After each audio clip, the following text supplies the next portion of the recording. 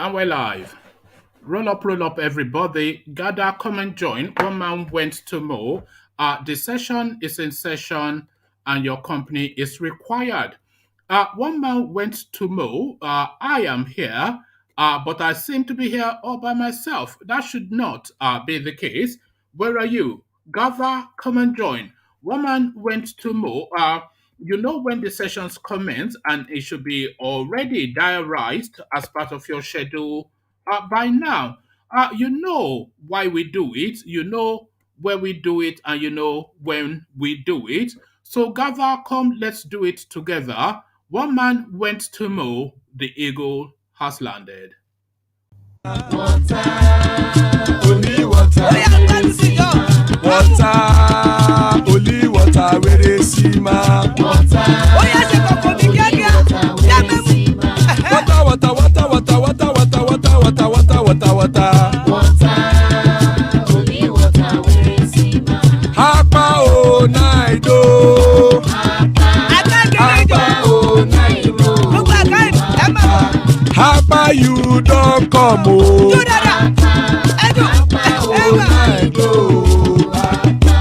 Hapa o naido.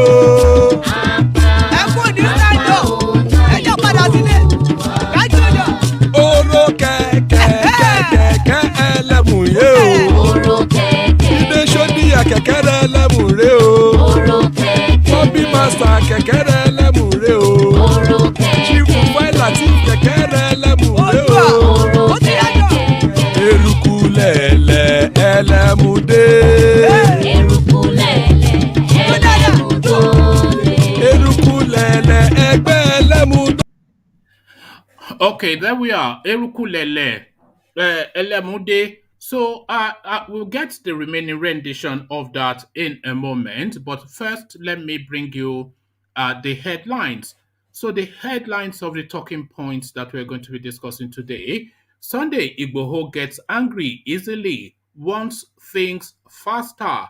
Lawyer speaks on leaked audio of Yoruba Nation activist. So a lot of you may or may not have heard the leaked audio of Sunday IGBOHO from Benin Republic complaining about the speed and manner of his lawyers. So that lawyer that comes into space to explain himself. Sunday IGBOHO gets angry easily, wants things faster. Lawyer speaks on leaked audio of Yoruba Nation activist. So we'll explore that. We'll explore this as well. Zamfara gunmen are terrorists, not bandits. So Akeridolu now speaking to that space that Sheikh Gumi has been trying to explain away, that the people that are killing and savaging in Zamfara state are just naughty boys. No, no, no, no, says Akeridolu, they are not naughty boys. As again, Zamfara gunmen are terrorists, not bandits. A headline attributed to Akeridolu. So we go through data too. So next we go to the eastern quarters and to visit one of their governors. God will give us the next president who has a good heart, like Buhari. Governor Umahi speaking, so Rankadede on his force and on his knees in the begging position. God will give us the next president who has a good heart, like Buhari, a headline attributed to the Ebonyi State Governor Dave Umahi. So we find out exactly why Dave has felt the need to say that. So now this story we have been tracking for the last few days. Gombe State comes into play, and we're talking about taxation in Nigeria. Gombe begs southern states to be brothers keeper in push for VAT collection. So AWUF money is over, and of course they are on their knees. So we find out exactly what sort of a brother's keeper you're expecting for me to be giving the money that I need to service my people to you. So again, Gombe begs southern states to be brother's keeper in push for VAT collection. So we explore that as well. Nnamdi Kanu demands 5 billion naira from Buhari's government. Court fixes hearing date. So Nnamdi Kanu now, as part of that 5 billion naira, he's also pleading with the court to be taken back to the United Kingdom where he was once resident. So we go through that as well. So plenty to go through. It is an open mic session, as I said, an open microphone session, as I always say, I should say it by way of introduction. It is an open microphone session, and the open microphone is the hyperlink that you see on your screen that says StreamYard. So if you click on that hyperlink that says StreamYard, then you will come on the screen to interact with the talking points.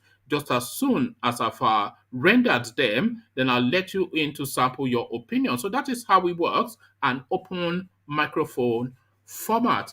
But first, to the care guides. Kẹ̀kẹ́rẹ́ lẹ́mùrè o. Bobby master kẹ̀kẹ́rẹ́ lẹ́mùrè o. Chief Wáìlà tí kẹ̀kẹ́rẹ́ lẹ́mùrè o. Eruku lẹ̀lẹ̀ ẹlẹ́mùdé.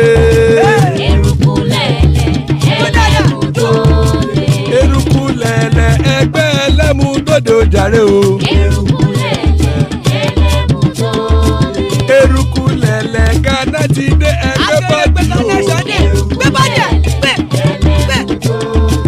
Ọmọ ẹlẹ́yẹ ẹ̀yẹ ẹ̀yẹ o ó dilé o. Odúyẹ̀lá ẹ̀yẹ o ó dilé o. Petrosoname ẹ̀yẹ o ó dilé o. Petrosodunke ẹ̀yẹ rẹ̀ ó dilé o. Ẹlẹ́kọ̀ ọ̀run mú ìní o.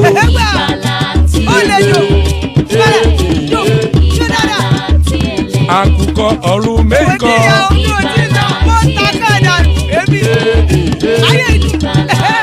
Ikú kò ní rí wa gbéṣe o. And there we are. Ikú kò ní rí wa gbéṣe ìgbàlà tí ẹ lé.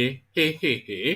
Ikú kò ní rí wa gbéṣe. As guys, I bring you this. Sunday Igboho gets angry easily, wants things done faster.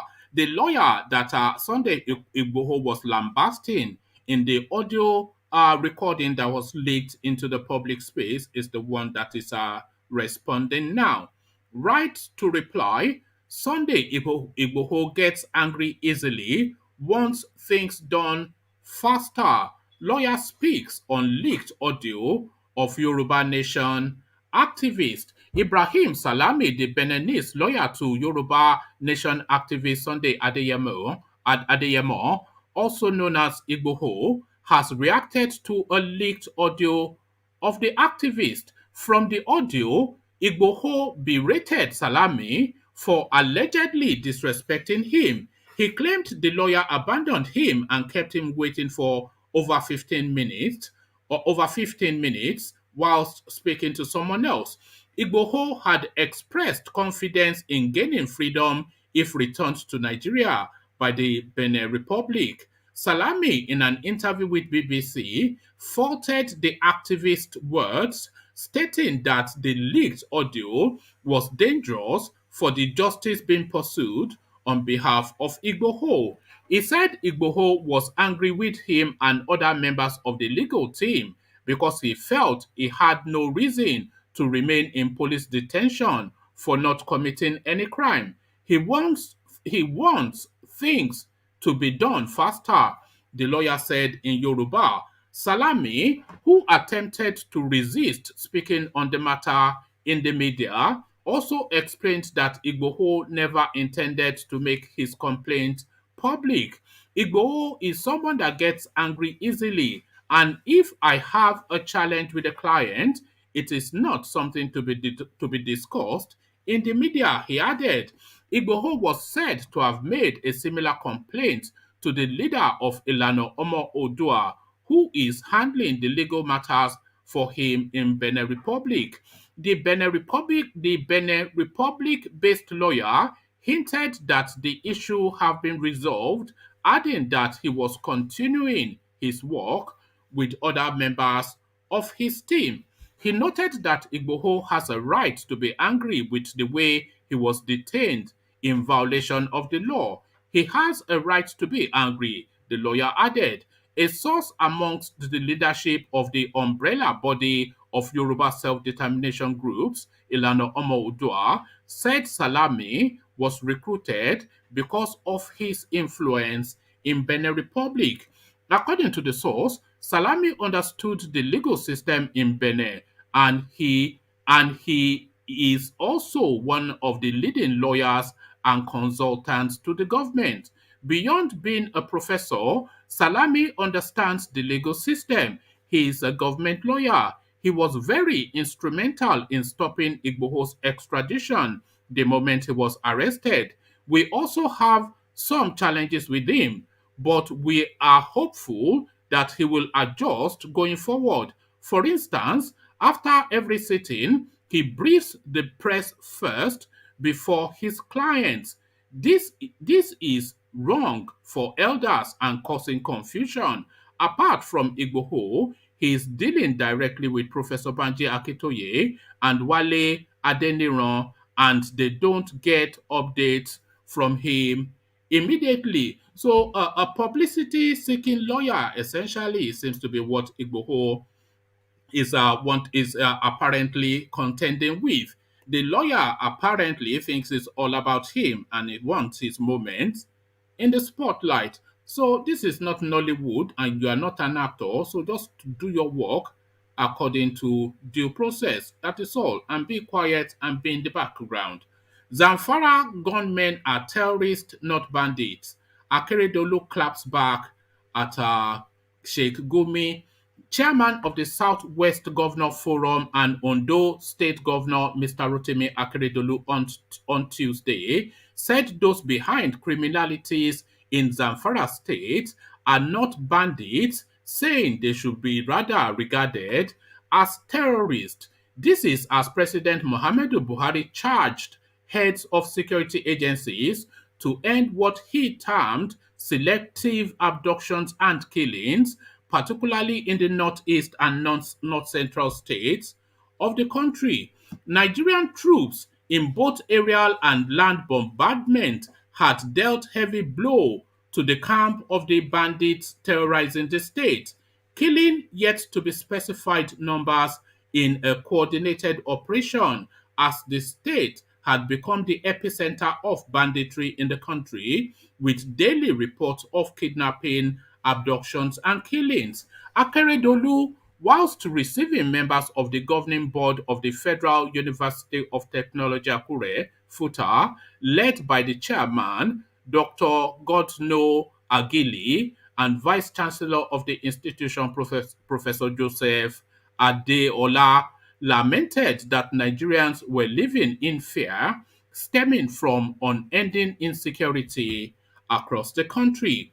He consequently maintained that something must be done urgently to address the situation in order to restore the hope of the people and to make the country a livable place so that young ones will be confident and have hope to live in the country. He said, people are living in fear. Something must be done urgently to address the situation and restore hope in the mind of the people.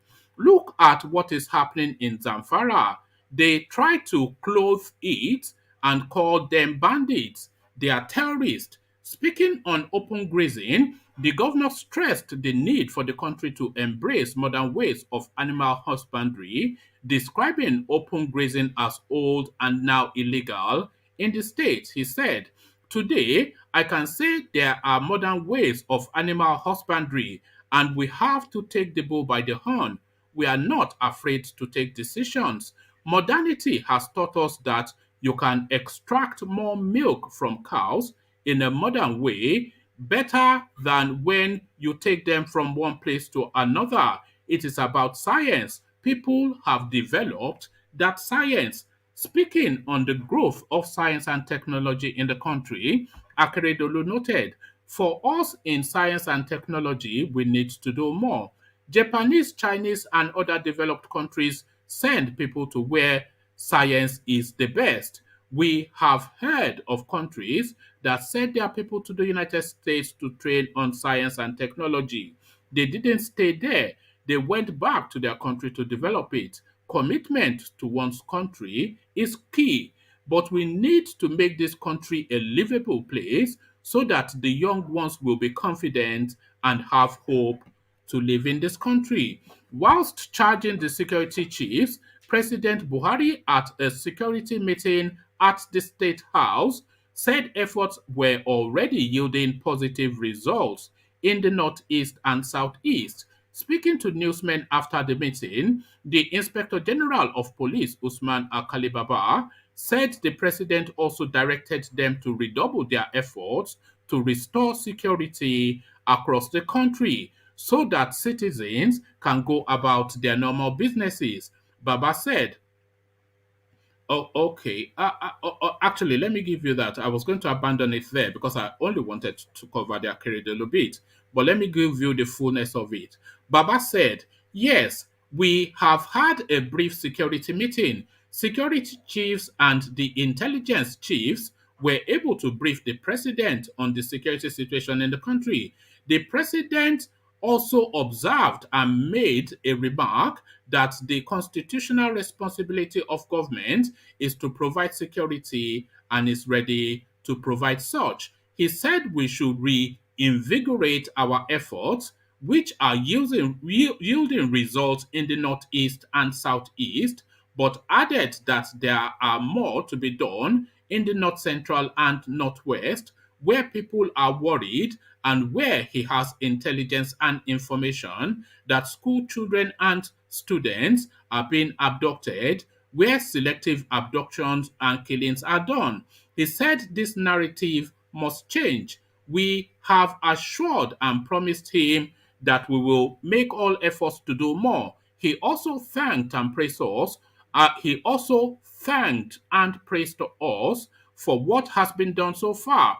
And he added that we should improve so that people can go about their lawful businesses within the quickest possible time. Baba said the president further gave marching orders to the security chiefs, saying, the new marching order is that all the service and intelligence chiefs have been warned to go and reinvigorate efforts and to do more so that the North Central and Nigeria at large can enjoy better security. Also speaking, the Minister of Defense, Major General Bashir Magashi, expressed government's concern over the security situation in Zamfara State and the North Central. Whilst assuring that government is determined to change the situation, Magashi said, we believe that the speed at which these things are happening in Zamfara State and North Central is a source of concern to the government and to all agencies that are responsible for the execution of operation in the North Central. So there you are, ladies and gentlemen. Akeridolu calling it as it is. They are bandits, nothing more and nothing less. So bear with me. Bandits, nothing more and nothing less. Actually, let me just give you an intermission of just a little soupçon of that opening Kega song again. And there's a article missing that I need to read to you. So let me just fish that out.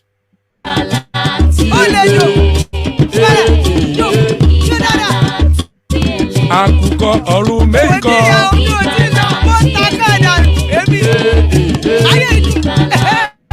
Ikú kò ní rí wa gbéṣe o. Láti kẹ̀kẹ́ rẹ̀ lẹ́mú rẹ̀ o. Eruku lẹ̀lẹ̀ ẹlẹ́múdé.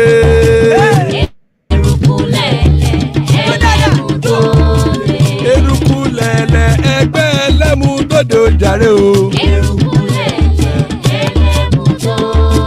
Eruku lẹ̀lẹ̀ Ghana ti dé ẹgbẹ́ bọ́ọ̀dù o.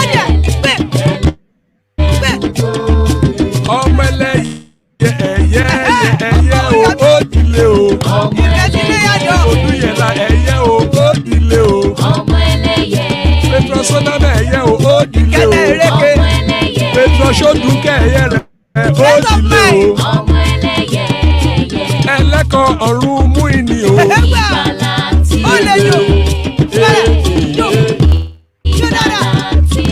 àkùkọ ọ̀run mẹ́kọ̀. Okay, so enough of that. Let me take you next to the next headline. God will give us the next president who has a good heart like Buhari, says Governor Dave Umahi.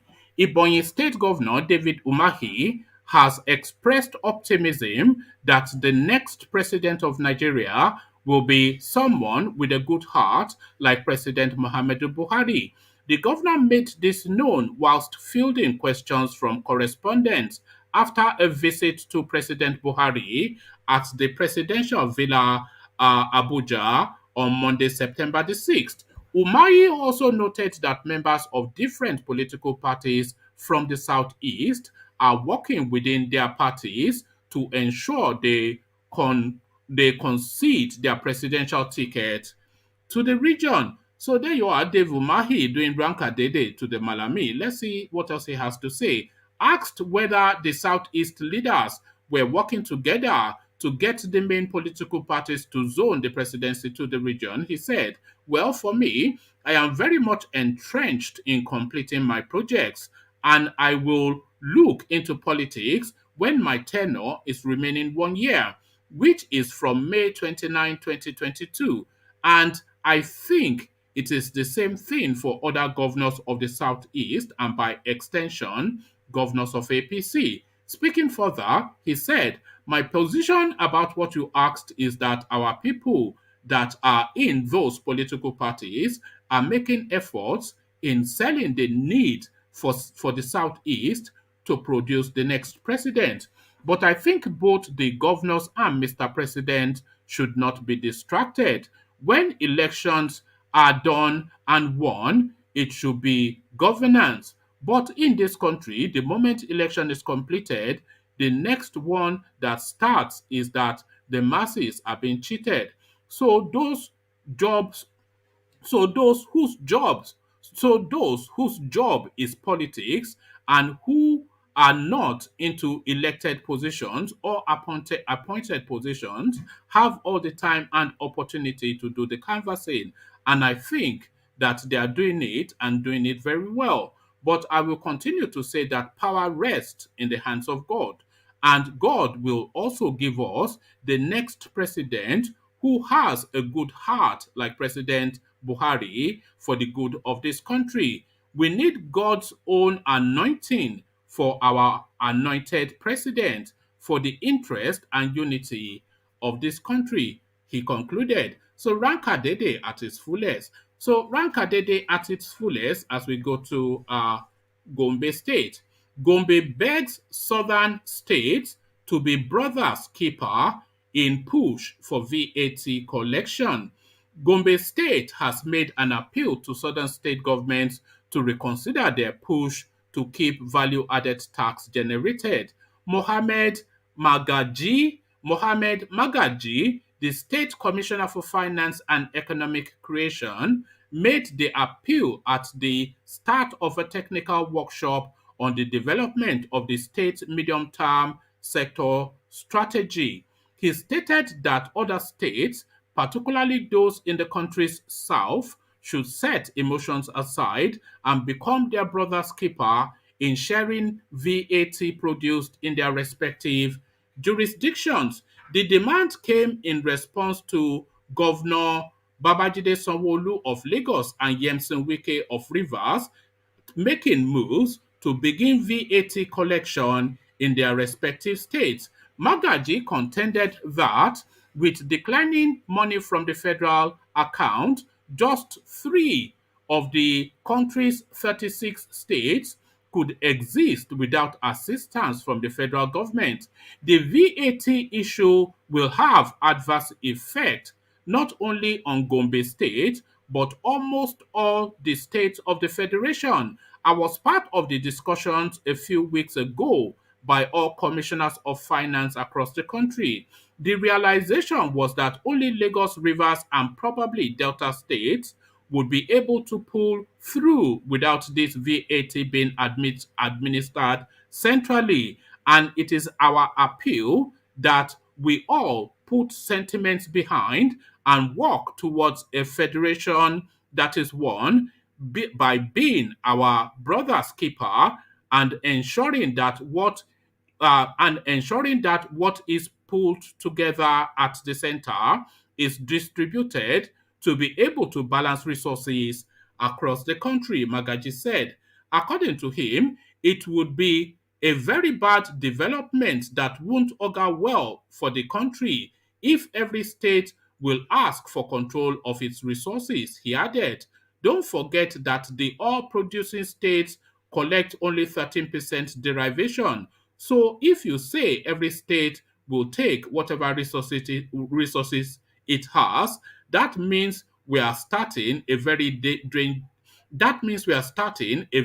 dangerous trajectory that will not augur well for the federation called Nigeria. So there you are. The wind has blown, and we have seen the behind of the chicken, afefe tefe, and all that. When you were sleeping all the while, taking a wolf money, a wolf is over, go to the farms. Nnamdi Kanu demands 5 billion naira from Buhari's government. So now this is something that has been bubbling for quite a few days now. So we go to that space. Justice KCJ Okereke of the Abia Court has fixed the 21st of September for hearing of the 5 billion naira suit instituted by Nnamdi Kanu, leader of the indigenous people of Biafra, against the Buhari administration and its official. In suit number XYZ today, in suit number XYZ, it doesn't say XYZ, I just can't be bothered to read out the suit number. So in suit number XYZ, filed today by his lawyer, Aloy Ejimako, Kanu demands compensation from the government over the infringement of his fundamental human rights. Those sued, apart from the Buhari government, are the Attorney General of the Federation, Abubakar Malami, in the suit, Chief of Army Staff, Inspector General of Police, Director General State Security Services, and three others. Kanu wants them to pay him 5 billion naira in damages, being monetary compensation for the physical, mental, emotional, psychological, and other damages suffered as a result of the alleged infringements of his fundamental rights. At the mention of the case today, Kanu secured an order from the court to serve by substitute means an application for enforcement of the fundamental rights of Kanu. Kanu, who is currently in the DSS custody, was kidnapped in Kenya in June and flown to Nigeria to continue the treason charges leveled against him. He contends that his rights have been infringed upon since 2017 when he fled the country due to an alleged threat to his life by security agents and after his extraordinary rendition to Nigeria from a foreign country recently.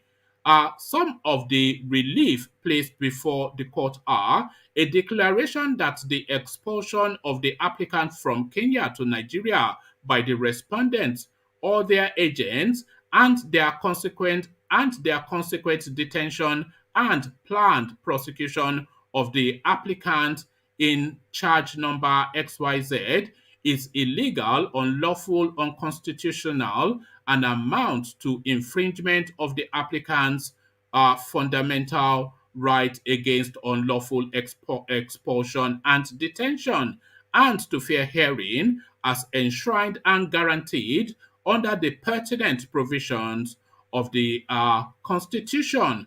An order restraining the respondent or their agent from taking any further steps in prosecuting the applicant in charge number XYZ pursuant to said unlawful expulsion of the applicant from Kenya to Nigeria, and order mandating and compelling the respondents and their agents to forthwith release the applicant from detention and restitute or otherwise restore the applicant to his liberty, same being his state of being as of the 19th of June 2021, and to thereupon repatriate the applicant to his country of domicile, to wit, Britain, to await the outcome of any formal request the respondent may file before the competent authorities in Britain for the lawful extradition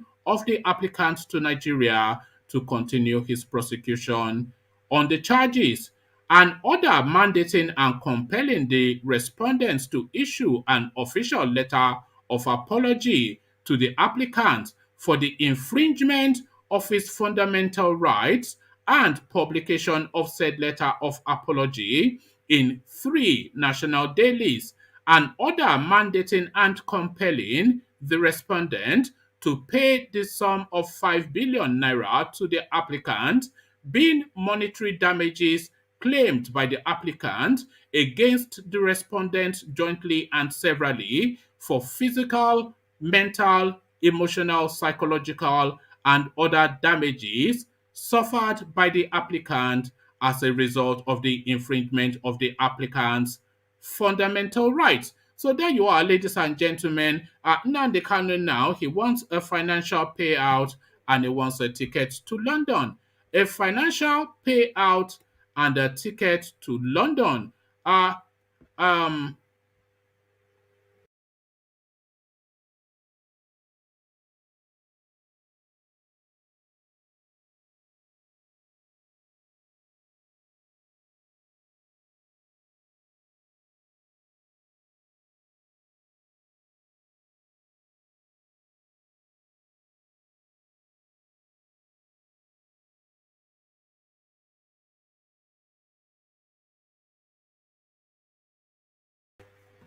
Sorry about that. A bit of a kamikaze start to this session, but nevertheless, here we are.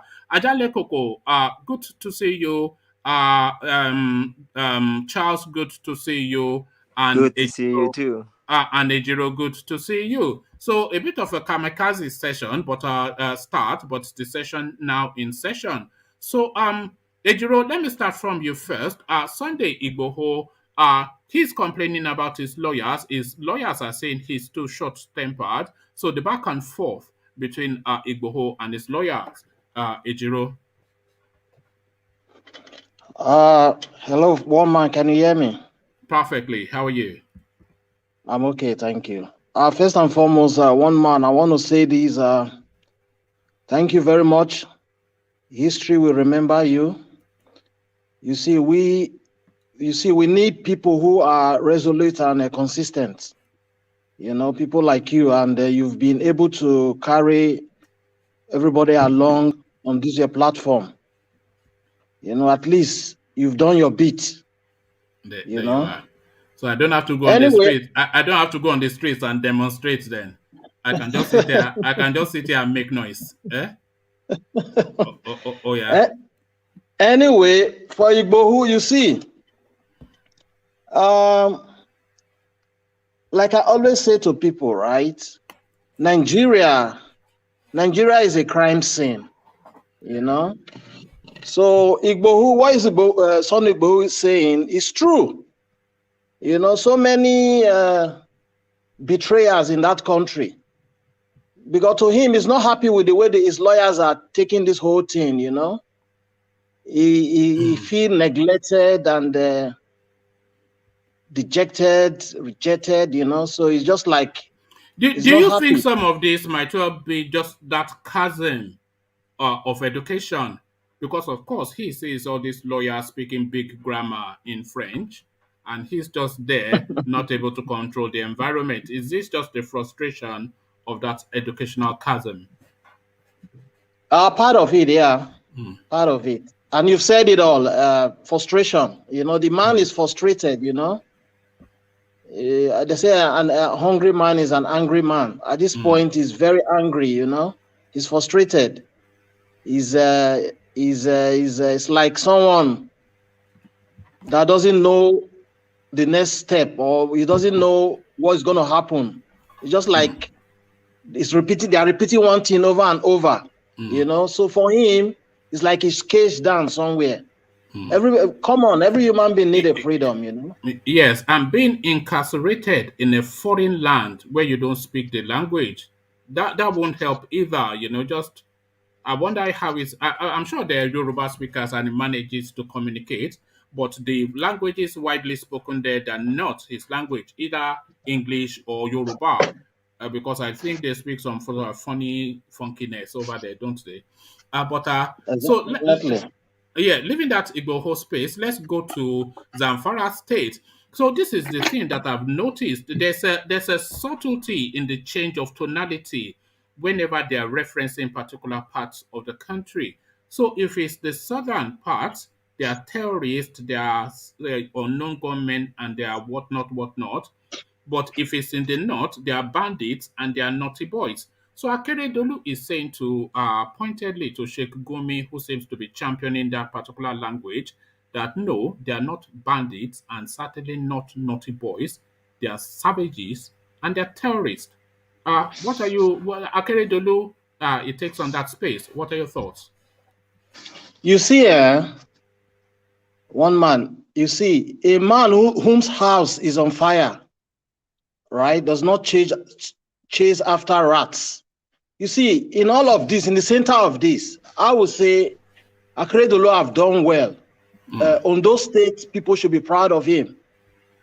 It's like more like the hero of the whole happening surrounding this anti-grazi problem and the bandits, you know.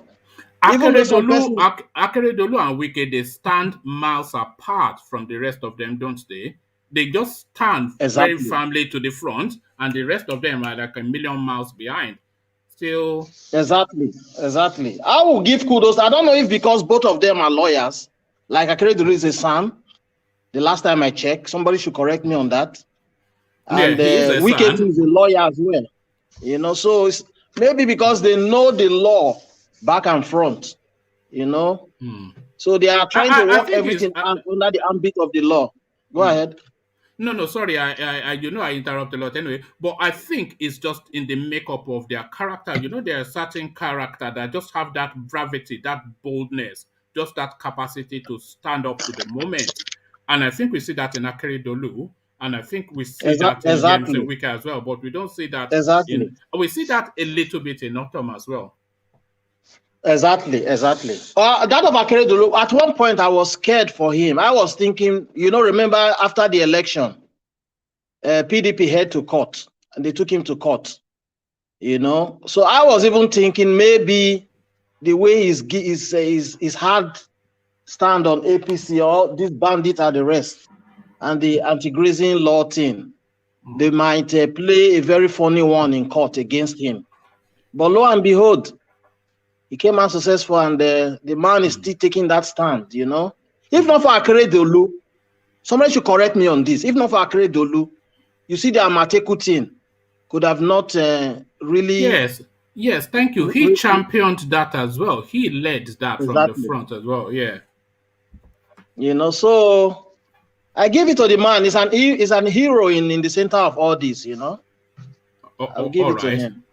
Okay, so do you give it to this man, Governor of Ebonyi State, David Umahi? Buhari is my daddy, he says. God will give us the next president who has a good heart, like Buhari. So, I mean, we're talking about just the difference in how these governors are played to the space. So contrast that then with the characters that we are talking about. God will give us the next president who has a good heart like Buhari. So more of the same Dave Umahi is wishing for. Do you concur? You see, Dave Umahi, right? I would say he's an errand boy. He's a stooge to these APC people. He's a scumbag. Excuse my language. You know, he's a scumbag, you know. He just he's playing to the gallery. He knows that what he's saying, he doesn't really mean it. What Umahi is saying, Umahi himself does not mean it. Umahi is just it's just playing to the gallery because tell me what has Buhari really done that he's pouring all encomium and praises on him?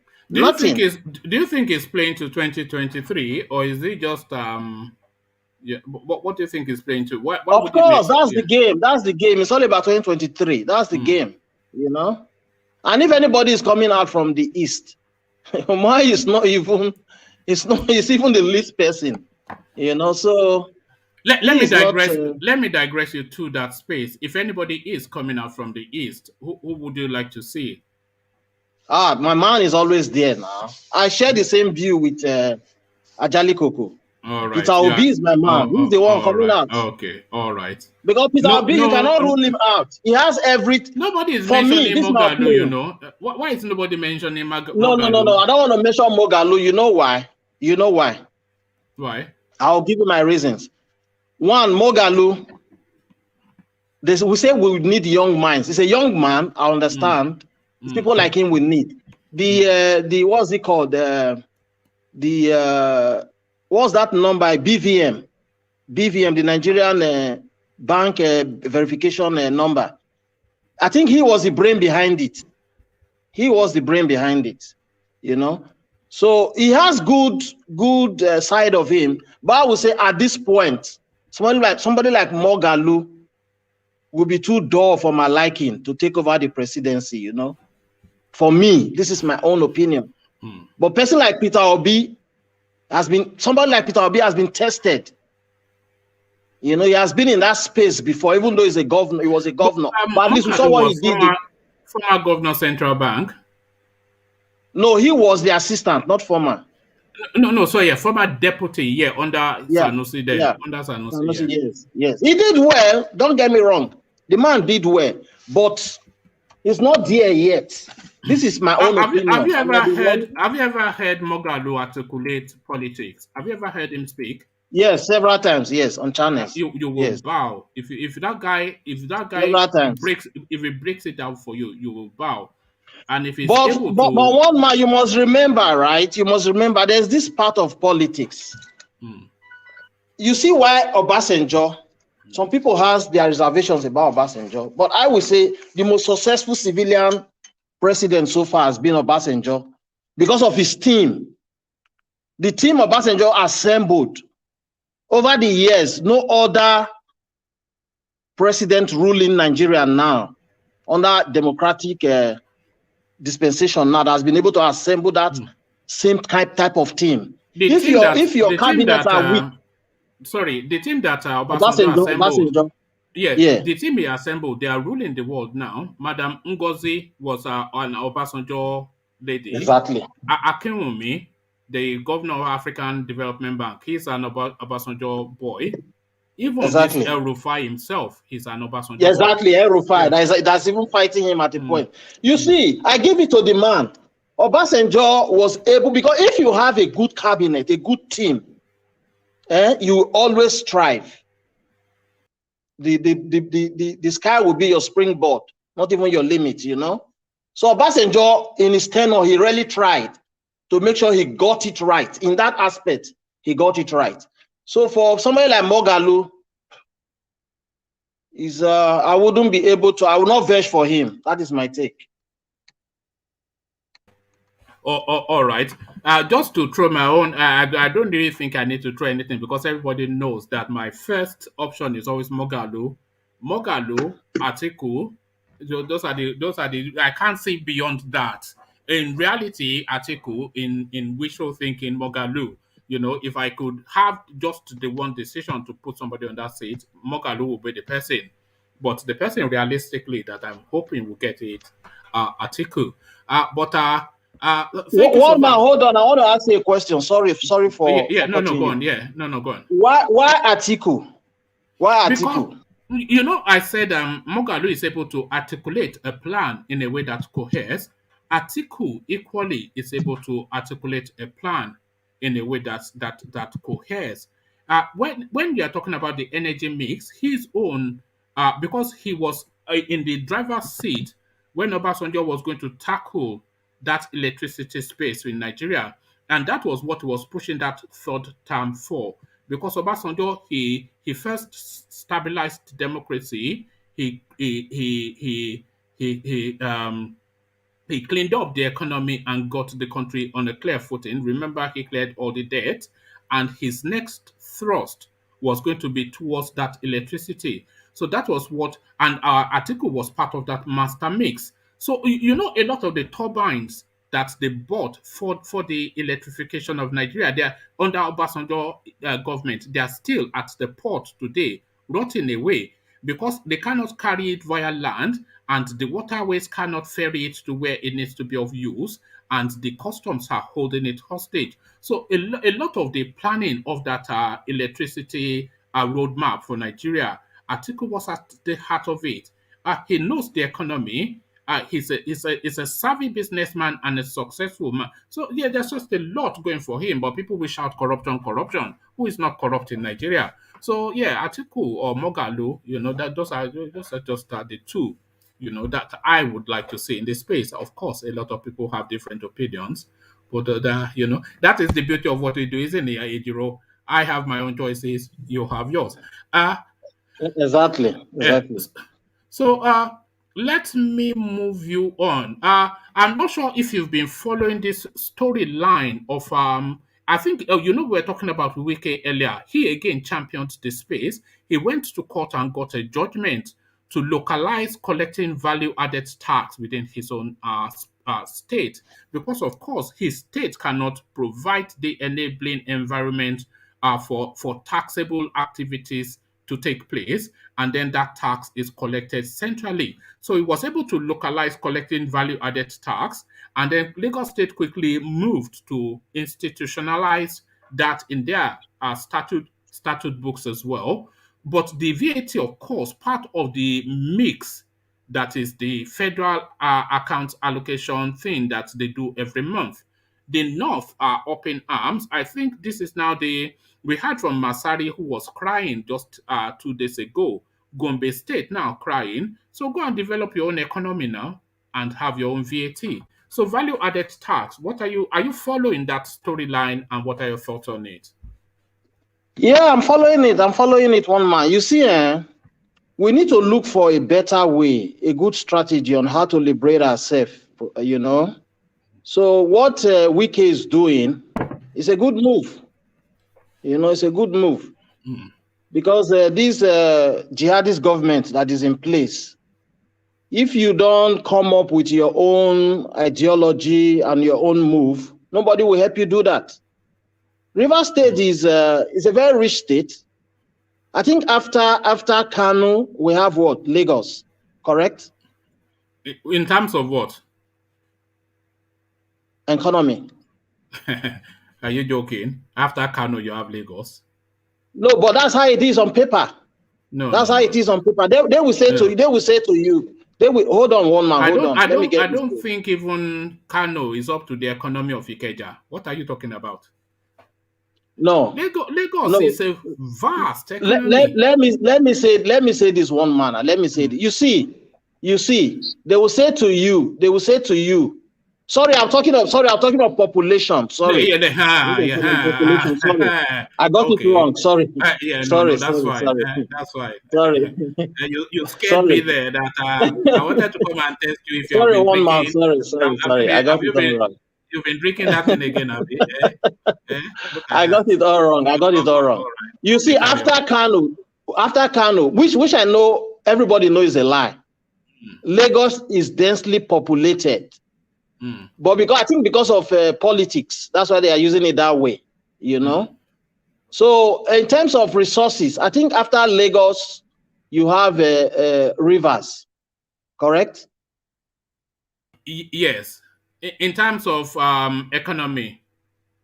Exactly. Yes. What this Zamfar, because it's Gombe State that is crying now, they are asking Wike and Babajide Sanwo-Olu to be their brother's keeper. And what they are saying is that what he is saying, and he's the finance commissioner for Gombe State, What he is saying is that in Nigeria, and this stands to what we've always sort of suspected and really loosely understood, is saying that in Nigeria, and this is the finance commissioner for Gombe State speaking, that in Nigeria that there are only 3 states that are viable: Delta, River State, and Lagos. This is what he said. So he said if Lagos and River start collecting VAT, that is the end of Solomon Grundy. Yeah, that's what I just said. Now, that's what I just said to you initially. I said, they have to look for a better way, a good strategy, you know, on how to liberate themselves. Those 3 states. So if the VAT is what they want to do, I think it's a step in a good direction, you know. So let the Gombe State man be crying there, you know, because when the chips are done, or when the boy is in the other court, they don't consider us. They see us as infidel. They see us as strangers. So why must we put them into consideration? You know, for me, he can cry from now till tomorrow. Let him cry river, you know. You've been waiting to use that one, haven't you?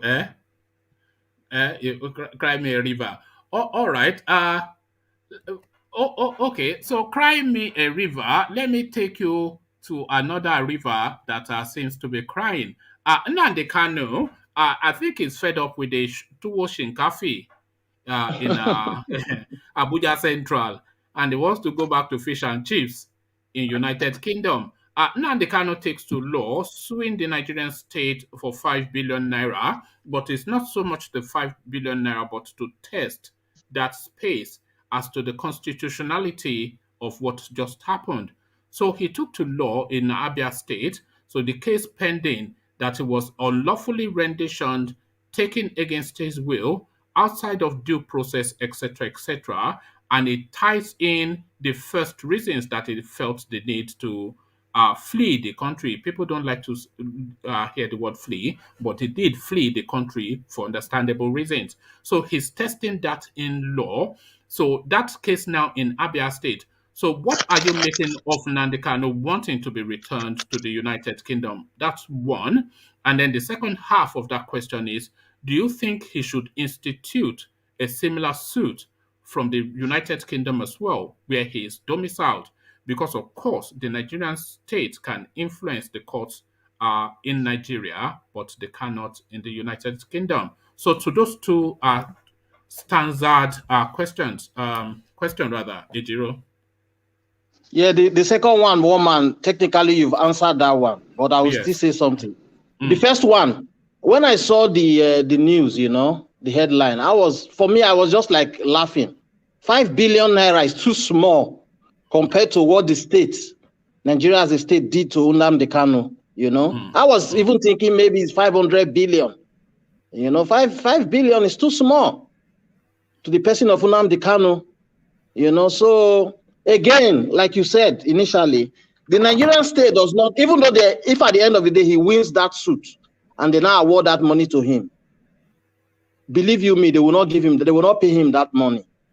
Because this government, that is why, sorry, I was suggesting that he does it in the United Kingdom, because if he wins it in the United Kingdom, then they just attach it to a Nigerian property there. Maybe they'll go and put a bailiff to Nigerian house, and they'll pay quickly. Exactly. Yeah. Exactly. Yeah, if he can do it that way as well, I think he has a sound legal team anyway. They know what to do. But I'm disappointed with that amount, 5 billion. 5 billion is nothing.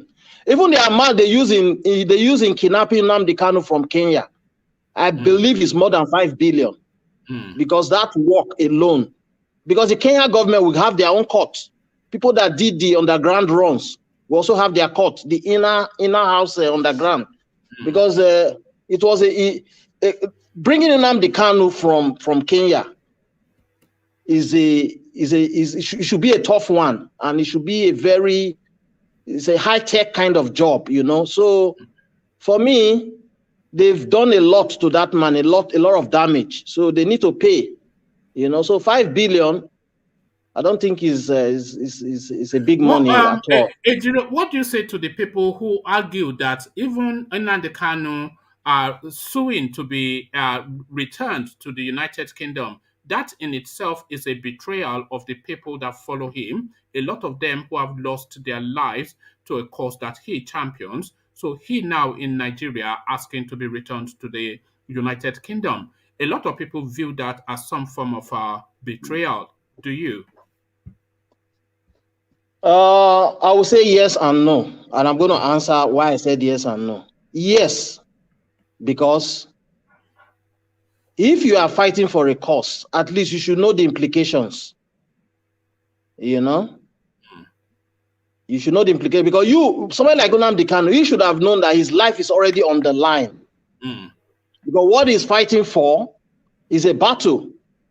You cannot predict a battle.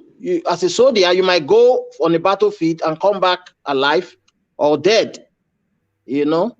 So those people saying like a betrayer, yeah, they have a point. I think they have a point. Then the no part is, remember, these people will not treat the DSS, they will not treat him well in their custody. Maybe they've done a lot of things to him. Maybe they have even poisoned his food or something. You know, maybe really his head, I guess his head has really deteriorated. You know, so all those things put together, he needs to go and take care of himself. Because I don't see anywhere they can treat him properly in Nigeria, even though the court now say, okay, no, let them grant him a treatment in one of the hospitals. I don't see. Yeah, go on. Go ahead. No, I was going to say, and to his request that he should be moved to a prison and rather than the DSS to just a normal everyday prison rather than just a DSS facility. Why do you think he's requesting that, and do you think that should happen? Yeah, because remember, before his first arrest, they later transferred him to Kuje prison. Remember? I don't know if you know about that. That was where he was. That was where he met. That was where your man met him, FFK. You know, so he has tasted both sides. So he felt prison would be the best for him. He knows why he's wanting them to transfer him to prison. You know, so he's been in both sides of the shoes. You know, so he has a better understanding of that area. All right, thank you, Ejiro. Stay with us. You don't spend enough time on the platform, Ejiro. You stand accused. You come in and then you leave without even saying a word. No. Most time, one man. Most time I'm at work, broadcasting from work. Most time. So if I want to attend to something on my system, I will just like leave. You know, I don't want to be on my system at work and disturbing you guys. You know, I don't want to begin to. So it's better I excuse myself. You know. No, I said that half in jest anyway, but always I know to hear from you. So thank you, Ejiro. Just stay with us just for as long as you can. From Ejiro, then we go on to, let's go actually to Charles, who always hangs around but never really gets a chance to have a full expression. So Charles, are you there? Charlie boy. Charles, what are you up to? I don't even want to know what you're up to. Let me just go quickly to Ajale Koko. Ajale Koko, are you there? Yes, I'm here, one man. How are you? I'm good. Good to have you. Are you ready, or do you want me to? Are you ready now? I'm ready. Oh, brilliant. So Sunday IGBOHO now back and forth with his lawyer, saying that the lawyer is not so sufficiently contrite and essentially treating him with disregard, even though he is his employer. The lawyer coming back to saying that he's too quick-tempered and too hasty for results. So back and forth now, the whole thing is degenerating into he said, she said. So this just squabbling between IGBOHO and his lawyer. What is your take? A bit messy. Yeah, it's messy, one man. That lawyer did not act in a professional manner. You know,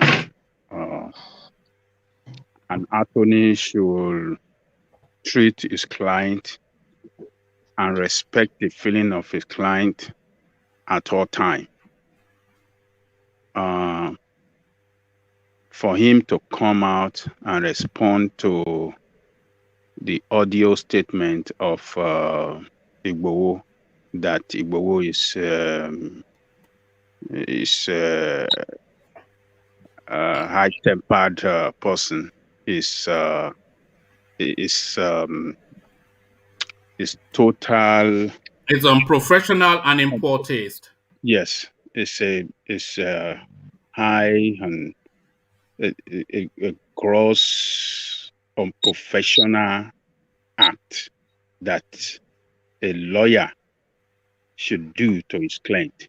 That is totally unacceptable to me. I think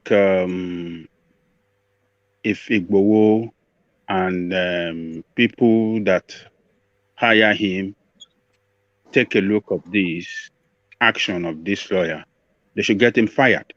Yes, yes. But the thing is, he's a senior person because they picked him for his expertise. That is the thing, and is a government lawyer according to them. So essentially, somebody that is known within that system and can access even further into the Beninese space.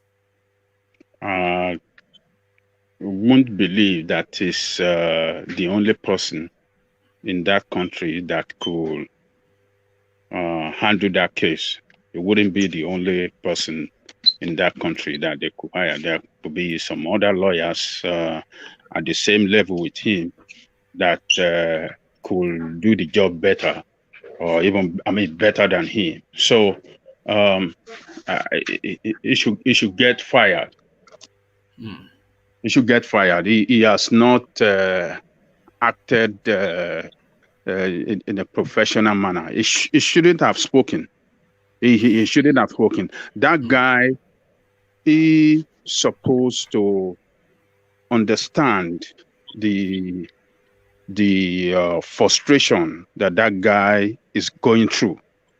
Somebody that was living a high-class life, he live in a very good house, a comfortable house, good vehicle, eat good meal, now incarcerated and doesn't even know the next date of adjournment. And, you as his lawyer that live in that country, according to IGBOHO in that audio that was released, said he has not contacted him for over 3 or 4 weeks. You shouldn't do that to your client. And look at Kanu here in this country where in a country that doesn't follow rule of law. Kanu lawyers make effort. Sees the court granted him that, right to see Kanu twice a week. And that guy never miss seeing him twice a week. That is how you have to follow to check the safety. You have to look out for the safety of your client. You have to hear from him all the time. What is he going through? Is he mentally fit? Is he physically fit?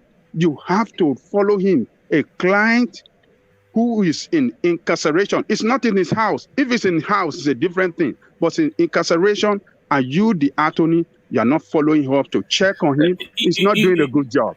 Ajale Koko, this lawyer stands accused twice. He stands accused once, one as you described, but he even stands accused even more. And they are saying that after every session, he's quick to the cameras to speak to the press. So it looks as though he likes the allure and the luster of publicity and attention over and above anything else. So he goes to the press first before debriefing with his client. So what are you even saying to the press when you have not been guided on how your client wants to push forward? Let me give you this. He stands accused by IGBOHO, but more damningly, he stands accused by Professor Akeridolu. Let me give you this. We also have some challenges with him. So this is the lawyer they're talking about, and this is Ilana Omodua speaking. We also have some challenges with him, but we are hopeful that he will adjust going forward. This is a senior lawyer that they are hoping would adjust, a professor. For instance, after every sitting, he briefs the press first before his clients. That is wrong for elders and causing confusion. Apart from Igboho, he is dealing directly with Professors Banji Akitoye and Wale Adeniran, and they don't get updates from him immediately. So straight to the cameras from the courtroom to pin and pontificate and peacock and just, I mean, a senior lawyer we are talking about, Adenle Koko. I mean, what is going on? It's just that he wants to be Davido, he wants to be show business. What is going on? Man, that guy, just like I said, is not a baby. He's a senior lawyer. Why should a senior lawyer be acting like a baby? He's supposed to know that he doesn't have to go to the press and grant interview and telling the world about what is going on about the case he's handling. No lawyer does that. I mean, they warn him, and according to the people that were accuse him of Ilana Omodua, they said you cannot be handling the case. You can't be going to press. You have to let us know what is going on. You have to let us x-ray the court proceeding, and let us keep everything in secret and keep going like that. But it didn't listen. Because the battle is not just a court battle, it's a public opinion battle as well. And That's that right. public opinion battle has to be managed by the people at the heart of it, which is Igboho and Professor Akitoye, not some lawyer that was hired to do a job. So it's I think they have to review his position as the lawyer representing that guy. And for me, I would suggest that they need to fire him and hire another good lawyer who will keep his mouth shut, who won't be running to this press and be accusing. How can you talk and ridicule? That's a ridiculous statement. It's a ridiculous statement. It's too short-tempered and too hasty in wanting results. I mean, for goodness sake, But psychologically, somebody that was never been incarcerated, somebody that enjoy life, how do you expect him to feel? He will feel distressed, he will feel, frustrated, and he will like to get result as quick as possible. And it is your responsibility as a lawyer to talk to this guy often and calm him down and let him know, hey, this is where he's a reasonable guy. He's not a stupid guy. But you don't get in touch with him for over 4 weeks. And the first time, and now you came to him, you met somebody, they called him out to come and meet you. You saw another person, and now you are talking with that other person for like 15 minutes to 20 minutes, and you don't expect him to talk. You want him to keep looking at you. I mean, he got to be fired, man. They need to fire him. That's my opinion.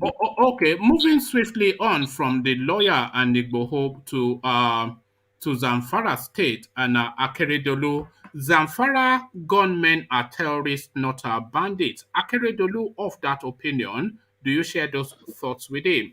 Because they have this habit, don't they, of describing those people in their quarters as bandits and describing IPOB as terrorists. So Akeridolu, Zamfara gunmen are terrorists, not bandits.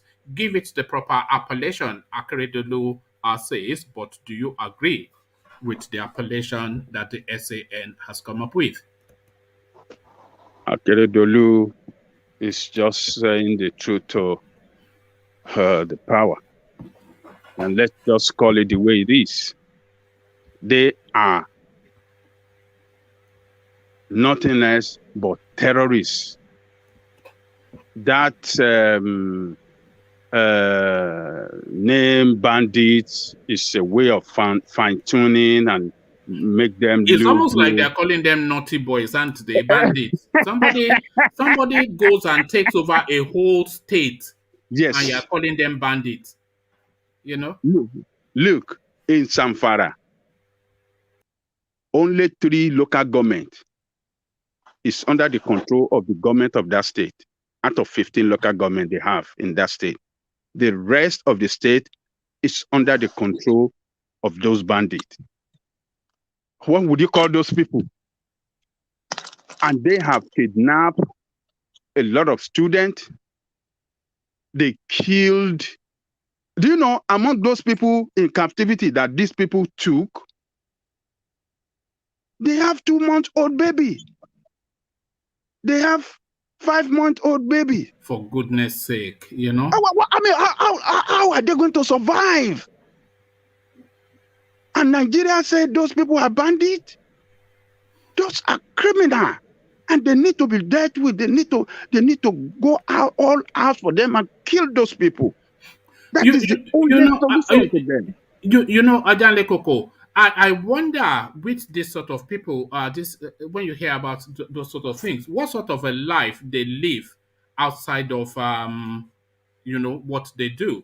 Do they then go home to their wives and children, and they take their children to hospital when they are sick, and to school, and wish for a future for them as they do that? You know, so what sort of a life does a bandit live outside of, you know, unbelievable sometimes, Ajanle Koko. They don't have no life. They are criminals, and they are bloodthirsty criminal. They have to kill every day. When they don't kill, they don't enjoy life. They don't kill, they don't enjoy life. They don't kill, they don't. If they don't maim, they don't seem to be alive.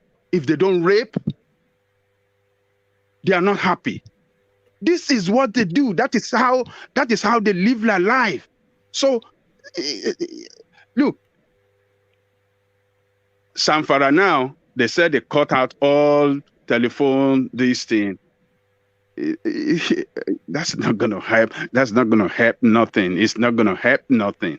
It's further going to kill the economy of that state, because the regular people, the normal people that are doing their businesses and doing their daily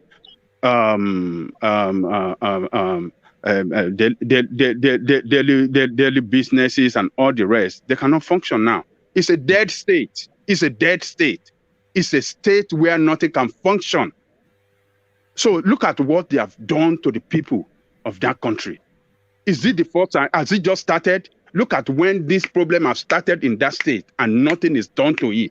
The governor cried. He went to the presidency. He cried. He did everything. He negotiated with these people. He gave them money. He did everything to solve the problem. No, but, you know, the governor has come out to regret that he gave them money. He said he's totally mistaken in his thought and his approach towards these people.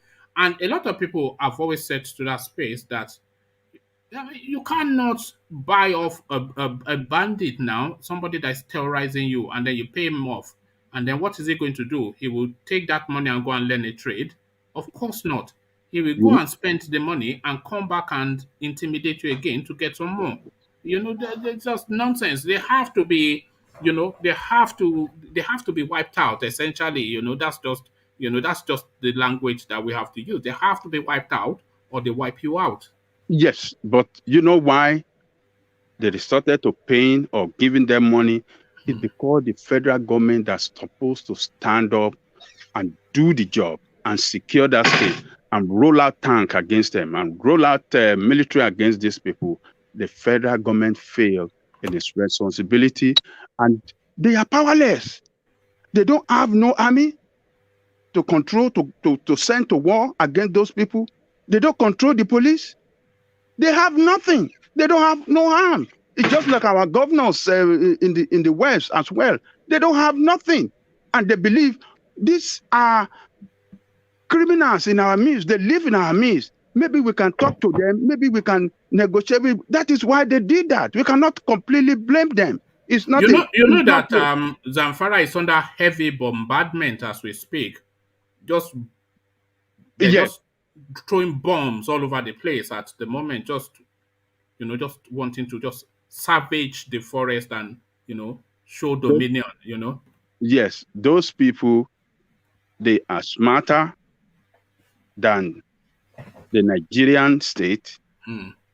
They know the road. Somebody that you told you are shutting off telecom, he will wait for you to come and bring the bomb. Yeah. So they're smarter than them. They know the road within the forest, linking one state to the other. They are in control of the forest. The forest link Zamfara state to Katsina state and to Kaduna. They know that is their terrain. Nigerian military doesn't know that terrain. So you waited so long for these people to get enlarged and get strengthened and acquire so much weapon, and now you are saying you are standing up. You remember some few months ago, they declared no flying zone in Zamfara. What did that yield out? Did it yield out anything? Instead of suppressing those people, instead of suppressing them, they get more strength. They are strengthened further. They get more, they enlarge in number more than ever before. And that is why they took more land from Zamfara state, controlling 13 local government, 12 local government out of 15 local government in that state. All the education of that state, of the children of that state, is paralyzed completely. It's paralyzed. What do you think is going to happen to generation of these children that are not going to school now? All across the northern state, the northeast, now going to the northwest, it's going all over that. What do you think is going to happen to the generation of those students that are not going to school now? They will definitely be a bandit in the future. They become unemployed and they will have nothing. They have no future.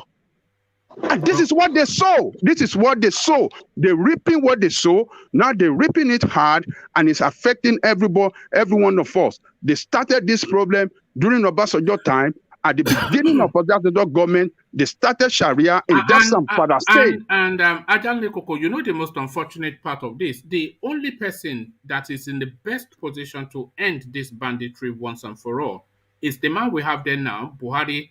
Because Buhari being a Fulani man, if he wages totally against them to wipe them out, nobody can accuse him of ethnicity or religion because it's at the epicenter of both of those two things. So if he says wipe them out, we are in support of that, and his people cannot counter with an argument that this is ethnic or religious.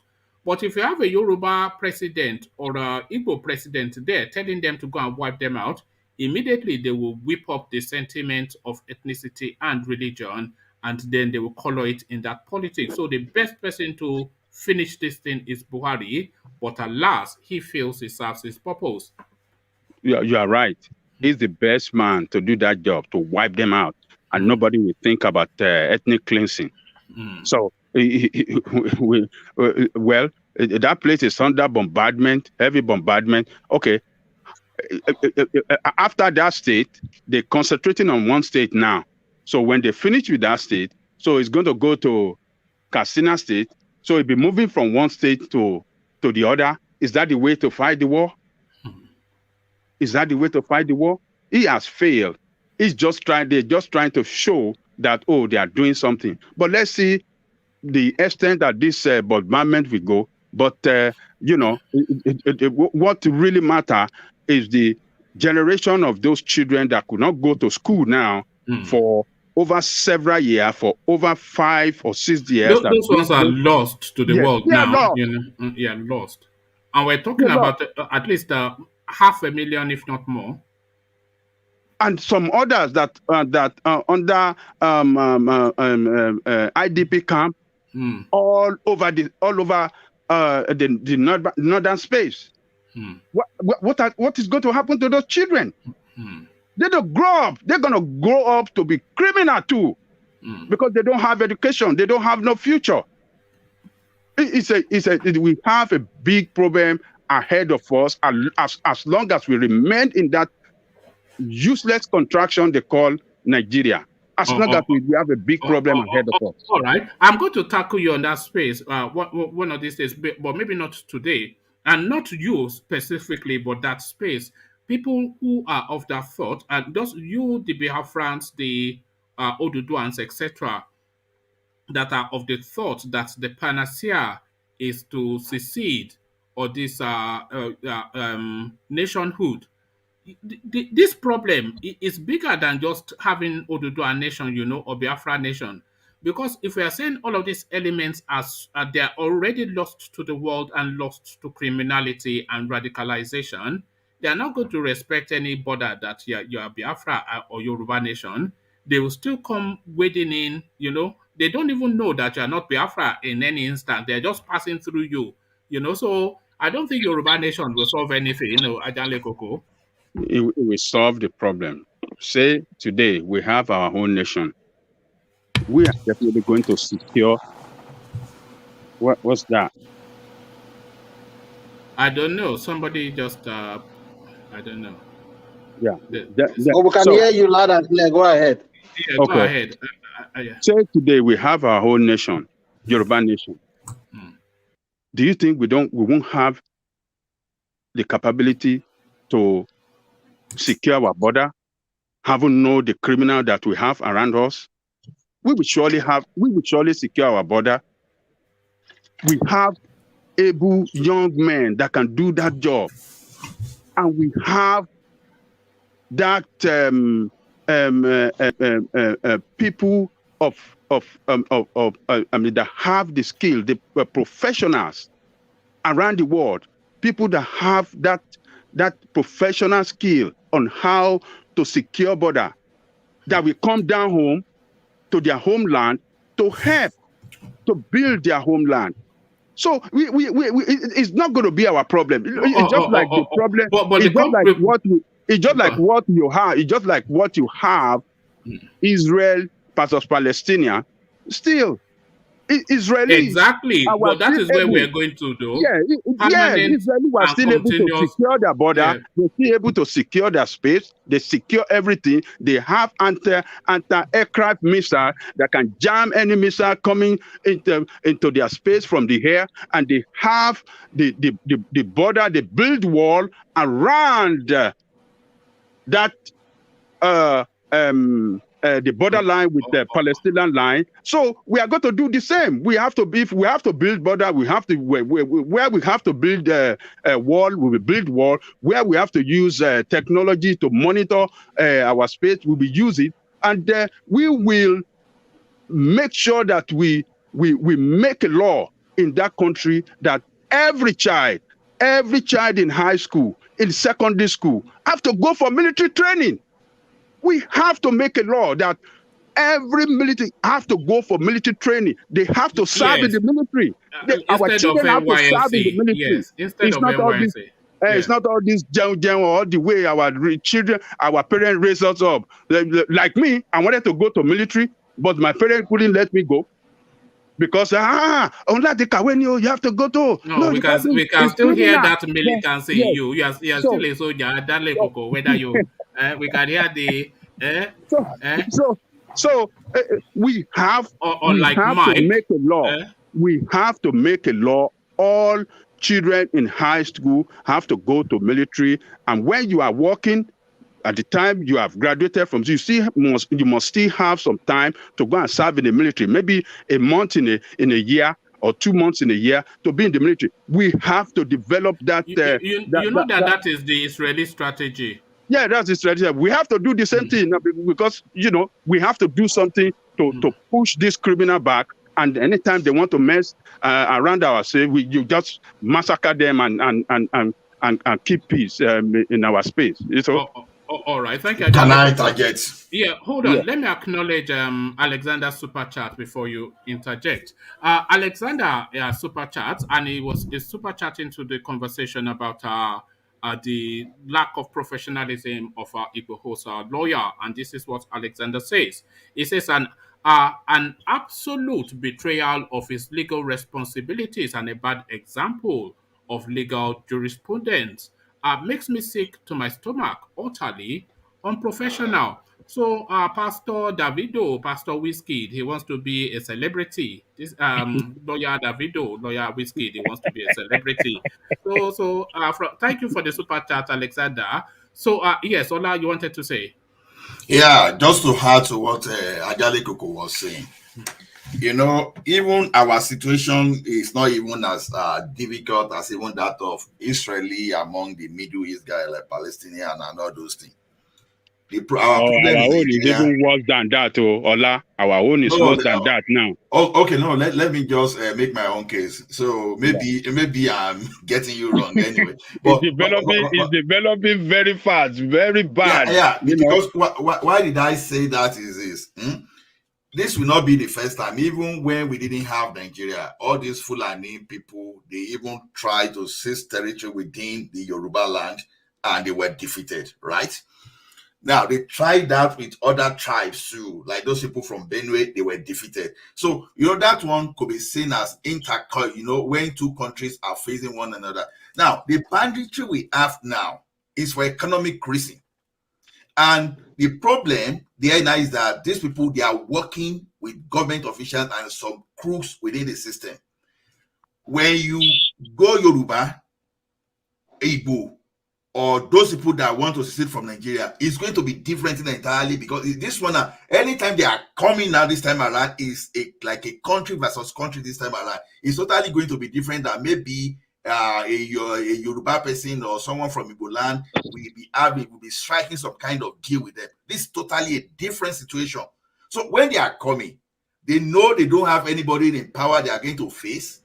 They know that this one is going to be no economic value to them, and when the state is going to descend on them, it's going to be brutal. That's why I'm saying this one is totally different. That secession is like eliminating, or throwing some kind of a political will that will not allow a particular process to fester or to get established. It's like throwing them away.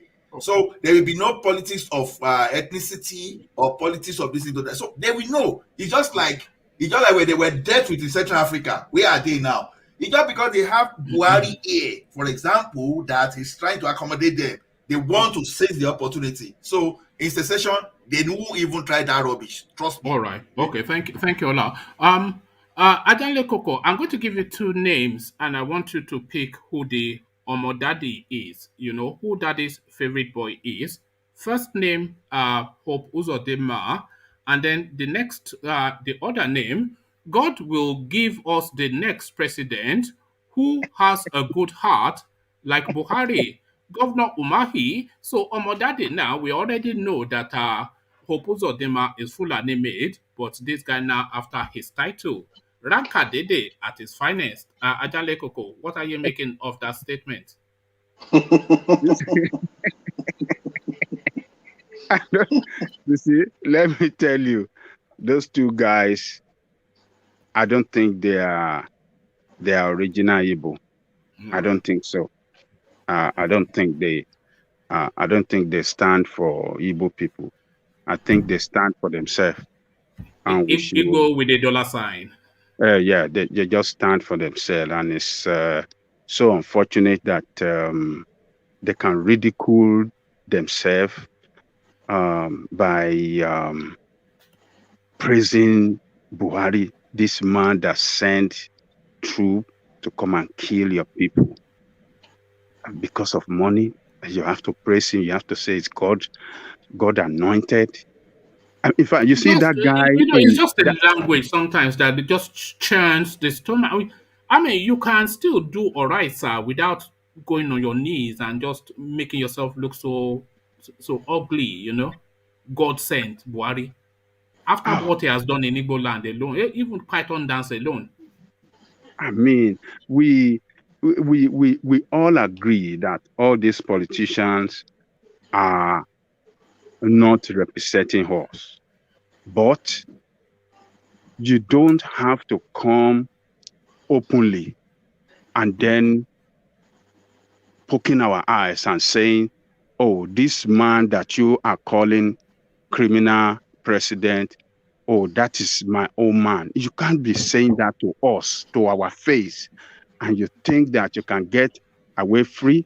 No, it will come to, its own time will come when people will ask him questions. and Buhari that is pressing now will not be there to save him. You know, this is the governor. This guy is the only governor in that committee that Buhari set up recently to look for grazing land for this Fulani. Among all governors, you know that is in that committee. This governor of Ebonyi State. Do you remember that? Yeah, the Open Grazing Gazette Committee or something like that. Gazette Committee. This guy is one of them. I don't know what they have promised him. Maybe they have promised him that, okay, we are going to appoint, we are going to nominate the next Igbo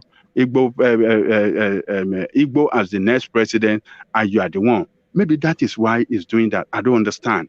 But it does show this kind of statement by person that we regard as one of us. You know that Buhari is going to Imo State? Is it tomorrow now?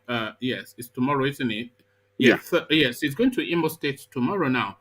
So a lot of this language, do you think they are just trying to counter what is essentially is a coup by Hope Uzodinma to get Buhari to come to him?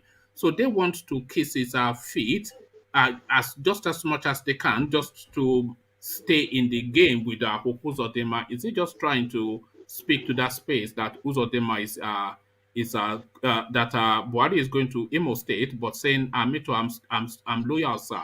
Is this just I'm loyal, sir? Why would he make such a statement? Well, maybe so.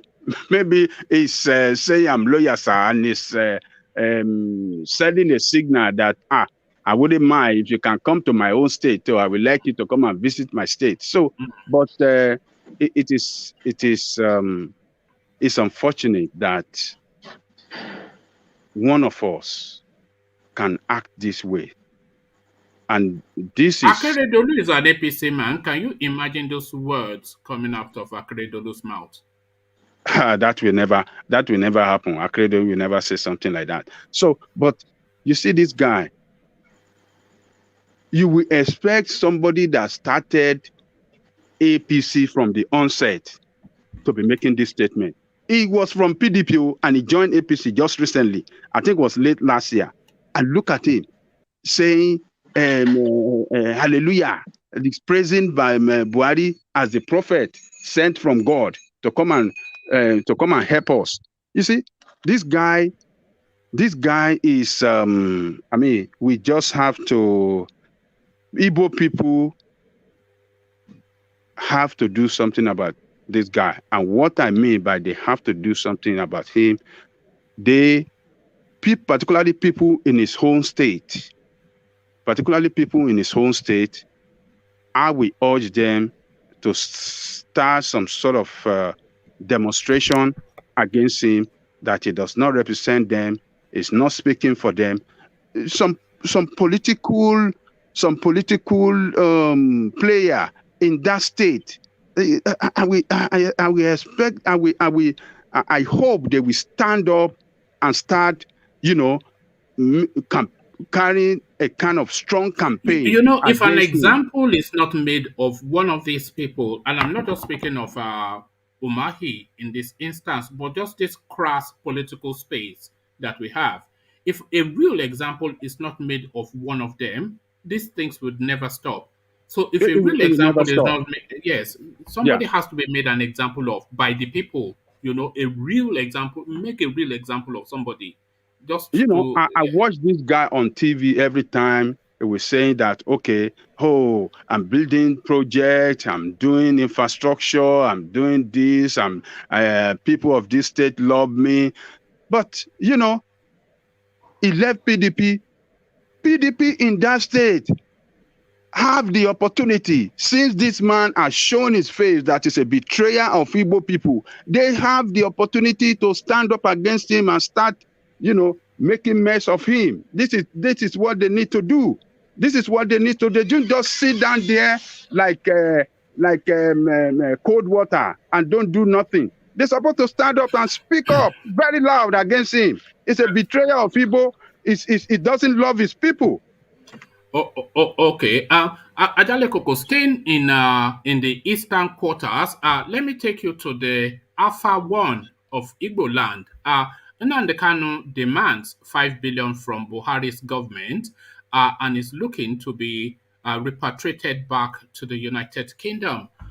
Is a fundamental human rights has been abridged, has been abused. Is his argument.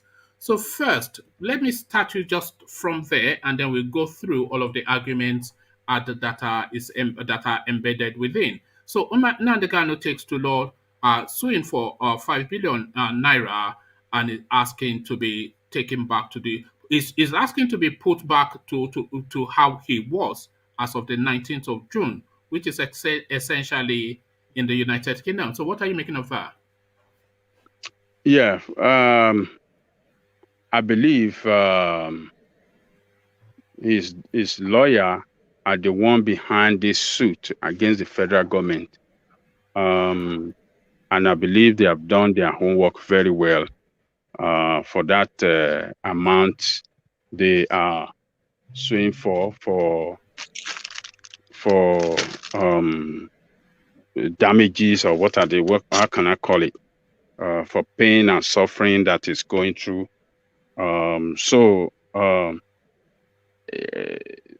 Just like you suggested when you are talking to Ejiro earlier, that you have another attorney in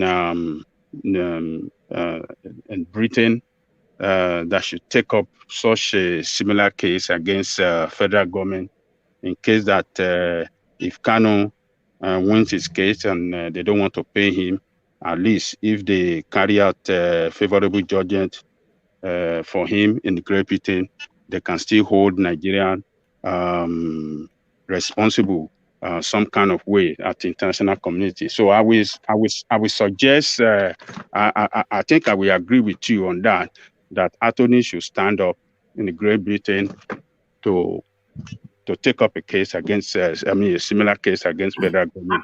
And what are you making?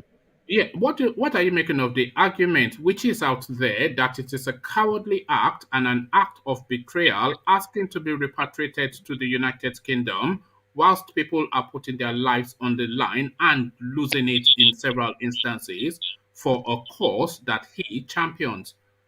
With that language of betrayal, what are you making of it? I don't see. I wouldn't regard it as a sign of betrayal, but rather a sign for safety. Because as the leader, if anything happened to him as the leader, it can affect the agitation. It can affect the agitation. So, and it cannot. There's no way it can live peacefully and safely in Nigeria. So, the best place for him to go, where he have his children and wife, is Great Britain. So that is the safe place for him, and not in Nigeria. And soldiers, they should continue to face this AK-47 headlong. The people that he proposed to lead. Look! While he was away, before he was kidnapped and renditioned to Nigeria, they are doing very well. IPOB were doing very well. In their homeland, they created ESN that waged war against the criminal in the bush, in Igbo land. So they were doing very well. So his presence here at the moment does not really matter. It doesn't really matter here right now, because his safety, what matters most is his safety. So as long as he's alive in anywhere of the world, with the technology where we have, we can speak to ourselves by video, by everything, from any part of the world to any part of the world. That is enough for him to communicate to them. So, but the soldiers are on the ground in Biafra land that are doing the job, the courageous people that are doing the job, that are not scared of death. They killed a lot of us. Still, look at what they are doing over there. But they sit at home. Everybody there that comply with that, say they are soldiers. They are Biafran soldiers. That is what Nigerian state should realize. They have Biafran soldiers all over Igbo land. So for the fact that they are not carrying arms, for the fact that they are not speaking or saying we are IPOB, it doesn't mean they are not ready to fight for their homeland. So look, NNAMDI is just one person with, a position of leadership in the organization. So staying around here wouldn't make no difference. So let him go and stay with his family in Britain, and he can carry on the business. It doesn't mean that he's running away or he's abandoning his people. No, he is not. It's just like the same way. What do you call this guy? Igboho, the way he spoke. He spoke like a real man, like that a courageous man, that I'm not scared of anything that is going to happen to me. If to take me to Nigeria is going to be the end result, he said he's ready. That is what a courageous man, that is how a courageous man should sound all the time. So we should give kudos to this man for shaking this criminal administration that have everything. They have the military, they have the police, they have the money, they have everything. What we have is just the people standing up for their right, and they are shaking. So Nnamdi Kanu, for this lawsuit against the federal government, we want to see what is going to be the end result. I pray that they come out in his favor. If they come out in his favor, let's see if they are going to comply, because they don't follow rule of law. They don't obey law. All right, thank you, Ajay Lekoko. And just very quickly on this one, then I'll go on to another contributor. Gombe begs southern states to be their brother's keeper in push for VAT collection. So, of course, you have been following the VAT storyline, with Wike leading the way to get that judgment, Lagos State moving quickly, Gombe State now saying that only 3 states are viable within Nigeria, Rivers, Lagos, and Delta. And if they localize VAT within their own states, then it's a case of Lobaton. So Lobaton from Gombe State, my brother's keeper, can brother Ajay Lekoko. Look at the engineer. Engineer, what you want? Engineer is laughing. Engineer, what do you want to talk to you now? There's wala everywhere. It never stops, does the engineer? It never stops. They are our brothers. We will help them. Have you seen Gombe Judiciary Court? What's that? Gombe Judiciary Court.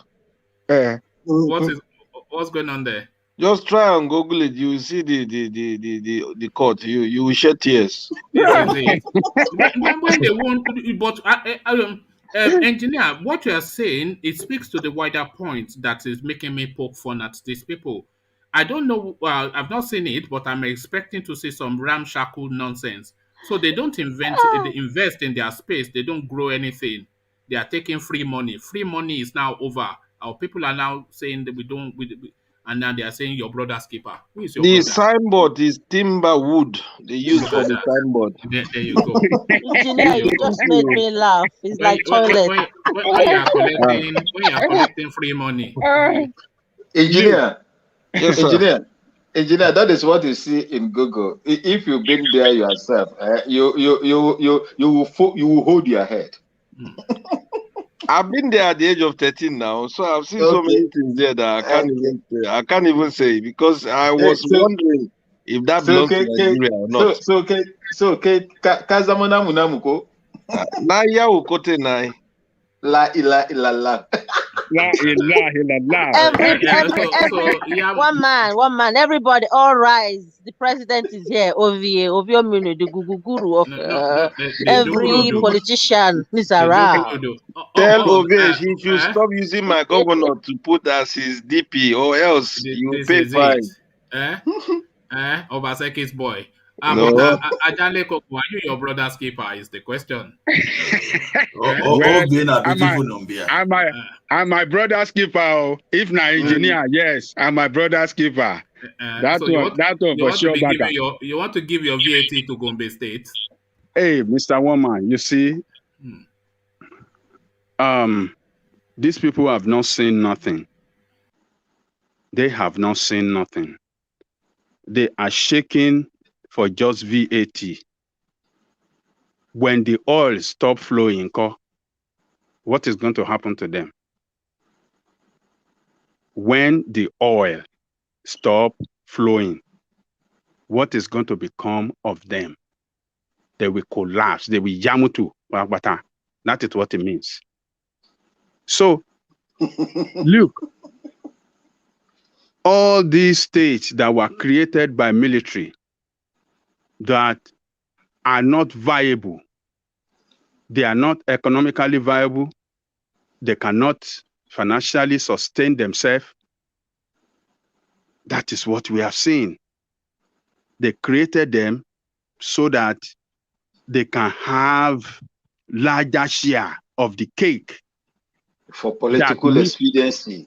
Yes, of the cake that we are contributed to bake. We from the South here are the one that contributed to bake that cake. And then to share the cake, they will share larger share. More, sir. They share 75%. Now, just for VAT, they have started crying. When the oil starts flowing, they will carry guns, say they won't fight. I mean, what is going to happen? So, look, we have to stand up against. This is democracy. Look, it is in the time of democracy that you can fight for your right most. That is the only time you can fight for your right, not under the military. What Wike have done in terms of this VAT, taking them to court and defeat them at court, all the governor of our southern space supposed to issue out a statement that we are not paying VAT to federal government again. Adale Koko, let me quickly give you this because there's been developments in that space. The Federal Inland Revenue Service backs northern governors propose new bill to strip state of VAT collection powers. So the Federal Inland Revenue Service is going to the Assembly to have VAT moved into the exclusive list. So this is how they are trying to sideswipe that space. Okay. Ajale, want to go? That cannot be achieved. They have to take it through the assembly. No, they've gone to the assembly. That's where they are now. And you know they will move swiftly on it because, of course, it's money. Oh, yeah, but they cannot get the 2/3 majority to do it. They cannot get, except... Have you forgotten the dollars of the petroleum industry bill? They have technique, eh? Hold on. There's a way to do this that they won't get it done at the assembly.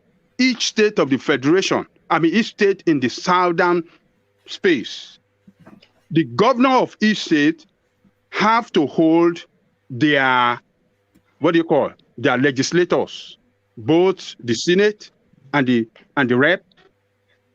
They have to hold them responsible. They have to invite them.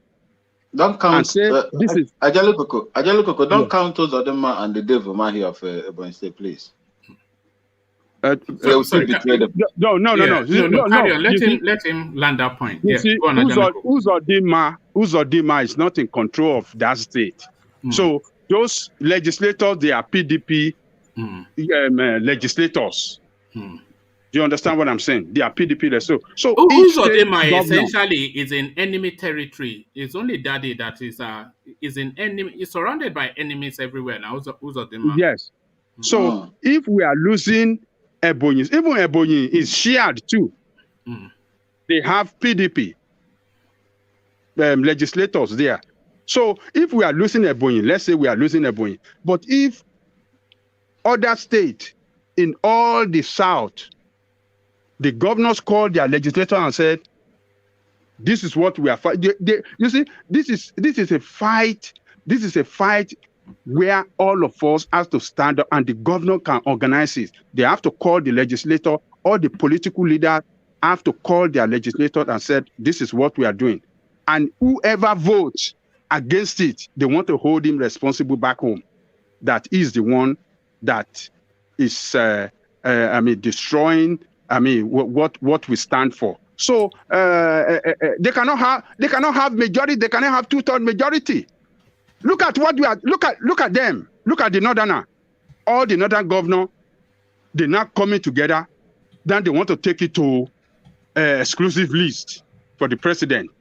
So this is telling us something that we will not get out of this bondage. This is it's the perfect crime. Nigeria is the perfect crime. This is it.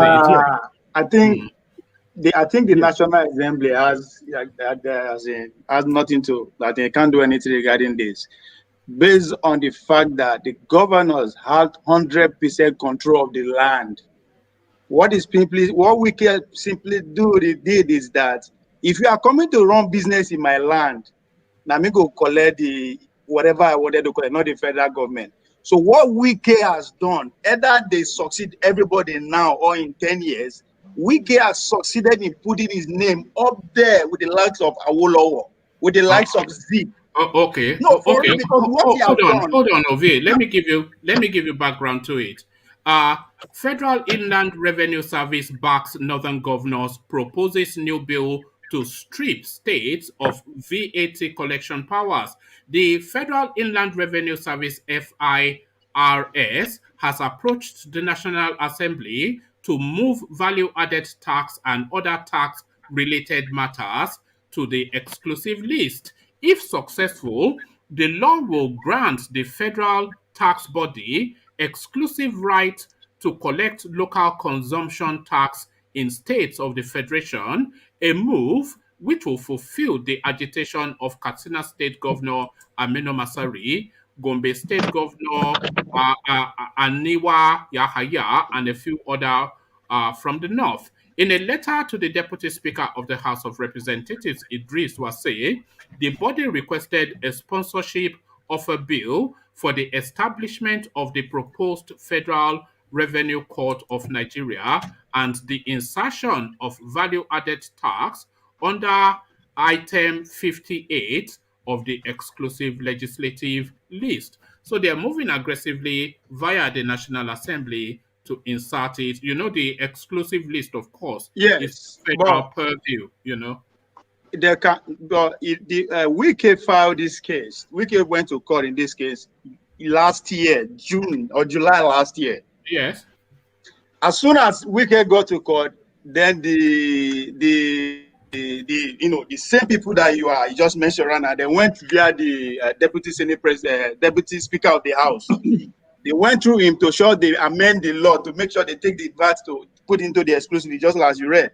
But still, the court still decided to say this is the right thing to do. The federal government will go to Supreme Court. Then we go to Supreme Court. But as I said, what this man has done is the boss that a lot of our leaders never had. Hold on, Ovie. That's not the trajectory. Wike got the judgment. Lagos State followed suit as soon as it got the judgment. And as soon as it got the judgment, he instituted it into their state laws. And Lagos State very quickly moved and instituted that into their state laws. Katsina State went to court and that case was rejected. So that is where it is at the moment. So the second stanza of that is now the Federal Inland Revenue Service, which are the apple on the cherry on their pie is the Lagos, Rivers, and Delta. So they are now moving at the national level to take it completely out of their hands and put it on the federal exclusive list. So that is how it's listen to Wike full speech. He gave details of how this whole war started since last year. So I'm not just quoting out of my head. I'm quoting Wike. Ovie, can I add to what you are saying? Huh? See, I just want to add something. This war, Wike, I think, is a master of that game. He knows what he's doing. Being one of those people that keyed this move, even when Oshibanjo under Tinubu was trying to do the same thing. Now, this guy now came back again now. You know, we have to look at Wike is one of them. It's different from when ordinary person. Yes. Ordinary person is moving this thing. Now, you want to go ahead and kill judicial president with big amendments. I don't even know how that is going to happen now. Unfortunately, I'm not a lawyer. Unfortunately, let us take it. Who's speaking? Angelico is speaking. Let us take his time. But I will advise you, listen to the full detail of his speech. Listen to what's his name? Dele Farotimi. He's a lawyer. To listen to various arguments on this, then you understand that Wike has said something. Wike has started something that will actually free everybody. The Lagos State, by some statistics out there already, Lagos State will be increased by 50%. Lagos State is going to go from 600 million naira yearly to 1.something trillion. The freedom that will be asking for are just be put on motion. Okay, thank you. I mean, that is what we always saw. Sorry. Yeah, okay, let's go back to Ajanle Koko and let him round off his thoughts on that. Ajanle Koko, back to you.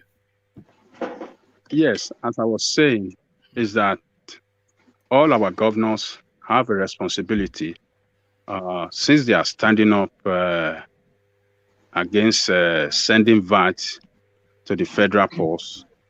They should organize their representative and let them know why we are fighting for it. Let all of them be on the same mission course so that they will vote it down. And I think as a constitutional matter, everything will still go to the court, back and forth. So, but the Wikes, the governor of Lagos State, they have a responsibility now to hire some good lawyers, strong lawyers that can really fight this case for them, because it's a battle of freedom, of economic freedom. We have to take our freedom. This is restructuring playing out in front of us, isn't it, Ajanle Koko? Yes, this is restructuring going on. So Wike have started the battle. Others must support him. They must join him. They must not be a looker. They must not be a backbencher. They have to team up. Let them see them side by side. Everybody must be side by side with Wike and side by side with each other. Let us position ourselves in such a way these people will see it. That and with Lagos State instituting this into their law, game over. With Lagos State instituting VAT into their law, that they are going to be collecting it locally, game over. Game over. And others should follow the same suit. River State committee stand. Nothing can change in River State. That man say if you can't do anyhow, you go see anyhow. He said it right to the government. Come in land, can't do anyhow, you see anyhow. They don't go fit change rivers again. It's not going back. Other states will follow, but rivers will no, they follow. can change it. He has a cost We judgment. go see now. We see how it goes. You know, go change. He started at the right time. We all want it to go in that direction, but we are just a bit reticent because at we know this point, anyhow, let it go at this point. Anyhow, we see how it plays out. No man, they can't succeed in that. Just believe it. They try to amend land use act, right? They try water resources. So again, forget. They are drama kings. Let them continue. The war has started. Okay. And this is a better war than just Unzobo. That is where this is how to do it. This is how to do it properly. Not the anointing. This is proper. See, it's our time we stop defending. Take the war to them. Let them defend. That's what we are doing now. Take it to them. So Ovie, are you not seeing it now? It's not just confrontation. It's smart thinking. So this is what we're saying. from Wiki, and this is what we have always been advocating. But Ajan Lekoko, round off your thoughts so I can then go on to Bia, and then we continue with the conversation. Ajan Lekoko. Power of education is in the play here, not power of Yamutu or let's go and savage and this thing. No. Wike has started it. Others should join it. Organize our representative and let us do this thing together. We can take this freedom together. It's togetherness. This togetherness, they have not seen it before in the history of that nation. The whole South coming together. It never happened. And that is the only thing that can take us out of this bondage. Any other thing, there's no any other thing that we can use to take ourselves out on the political front, on the economic front. We have to stick together to fight this war. This is a real boon for the economy of the South. Ajalekoko, you understand?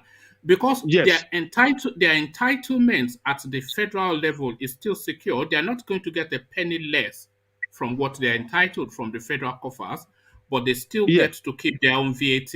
So they cut that VAT off, but what is left, they will still get their own share. So let's go that way and let's still get brain pass, you know? Yes, look, let me tell you, there are many local governments in Lagos State that are far richer than most of the states in the local in the north. There are many local governments in Lagos State that can sustain themselves. They don't need any subvention from any federal government. They don't need anything from the state government. They can sustain themselves financially. Many local governments. Etios are local government, Lagos Island local government, Ikeja local government, Mushi local government. There are many of them that can sustain. They don't need anything. Etios covers Ikoyi Victoria Land, doesn't it? Ikoyi Victoria Land, Bejuleki and all the rest. They have and they have malls. They have and they have malls. Yeah. All right. So they can sustain themselves. We have many local governments that can sustain themselves in Lagos without any assistance from federal, from anything. Than most of the states in the north.